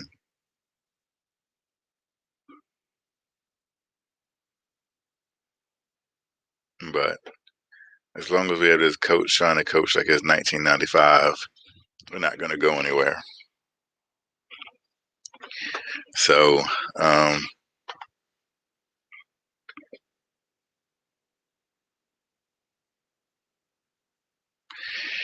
it's just now practice, because if this was any other coach, I think things would be different.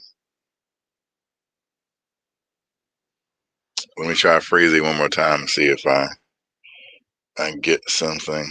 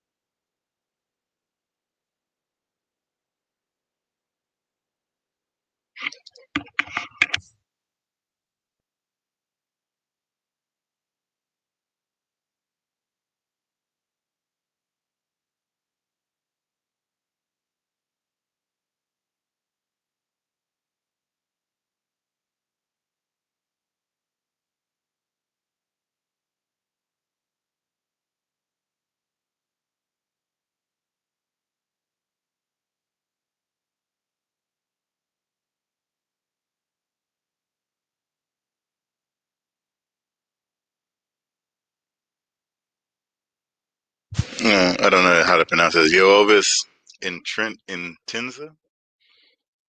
I realize that some people you just can't talk to.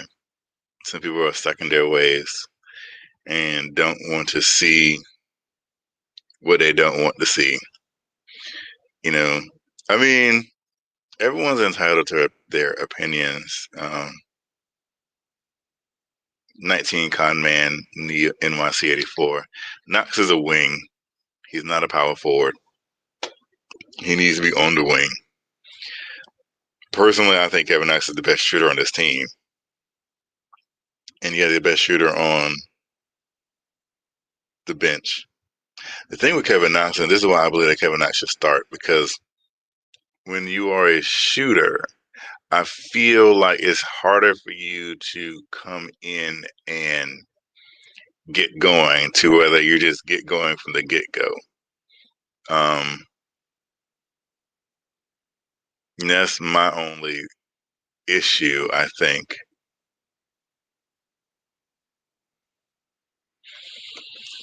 You Elvis? No, they're not. they're not going to win anything big. This is the year to see what you have in players like Knox and Frank, especially Frank, because this is the last year of his deal. So you really got to find out what you have. At least Knox has one more year, but this is the year that he was like, okay, this is what I have. But even if you wanted to trade him, right? Even if you wanted to trade him for something, you devalue his value because he's not playing. It's the difference between like Andre Drummond sitting, right? Because teams know what they have in Andre Drummond. Like you know what Andre Drummond is going to give you night in and night out. So you can sit him until you find a trade partner. But when you have a young player like Knox, who is still growing and learning into a role, you have to play him so you can get that development, so you can get that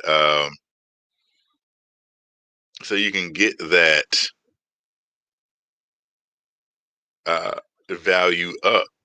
He's not getting value getting DNPs. So that's why you don't bench him.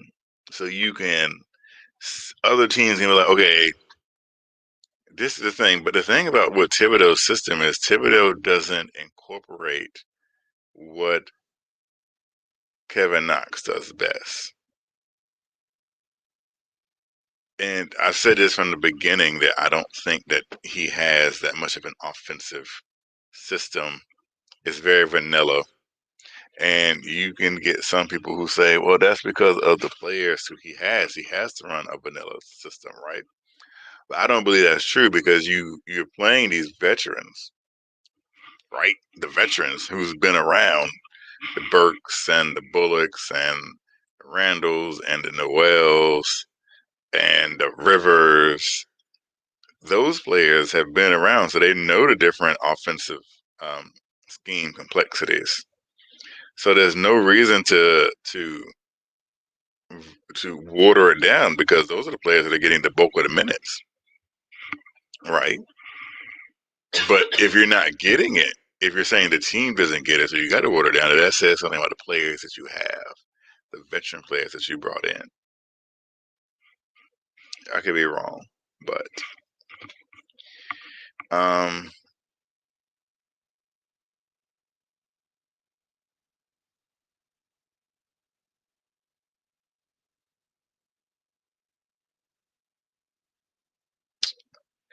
so that's that. So earlier, I mentioned my Mets. You know, spring pitchers and catchers arrived today or yesterday. That is. Noah Syndergaard pitched off the mound. They say he looked really good, which is encouraging. It's very encouraging that he did. Really, really got to get him back as soon as possible, especially if they don't make another move or another big move.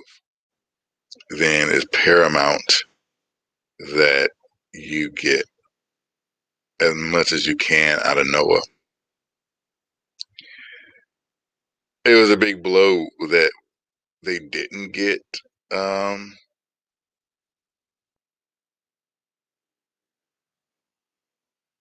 Bauer,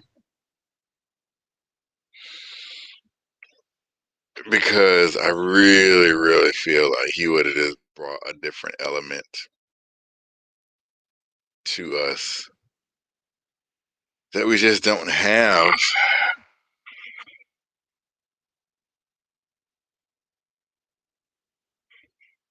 And I don't know if we're going to get to that point.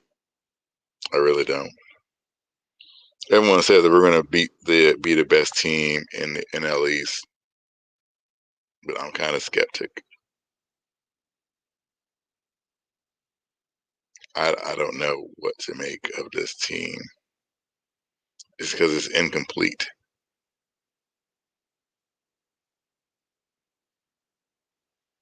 So I'm going to log off, guys. Pretty soon. I'll call Freezy twice. Oh, that's Freezy. Are you there, Freezy? Hey, man. Oh, I don't know if I called you. I was here by myself. I was over here talking about the Mets. Hey, I gotta run. I just had an accident happen. Yeah, I was waiting for you to get back. I don't like leaving and this chat still going, but yeah, that's cool. All right, I'm gonna Oh, get out everything's of here okay. real quick.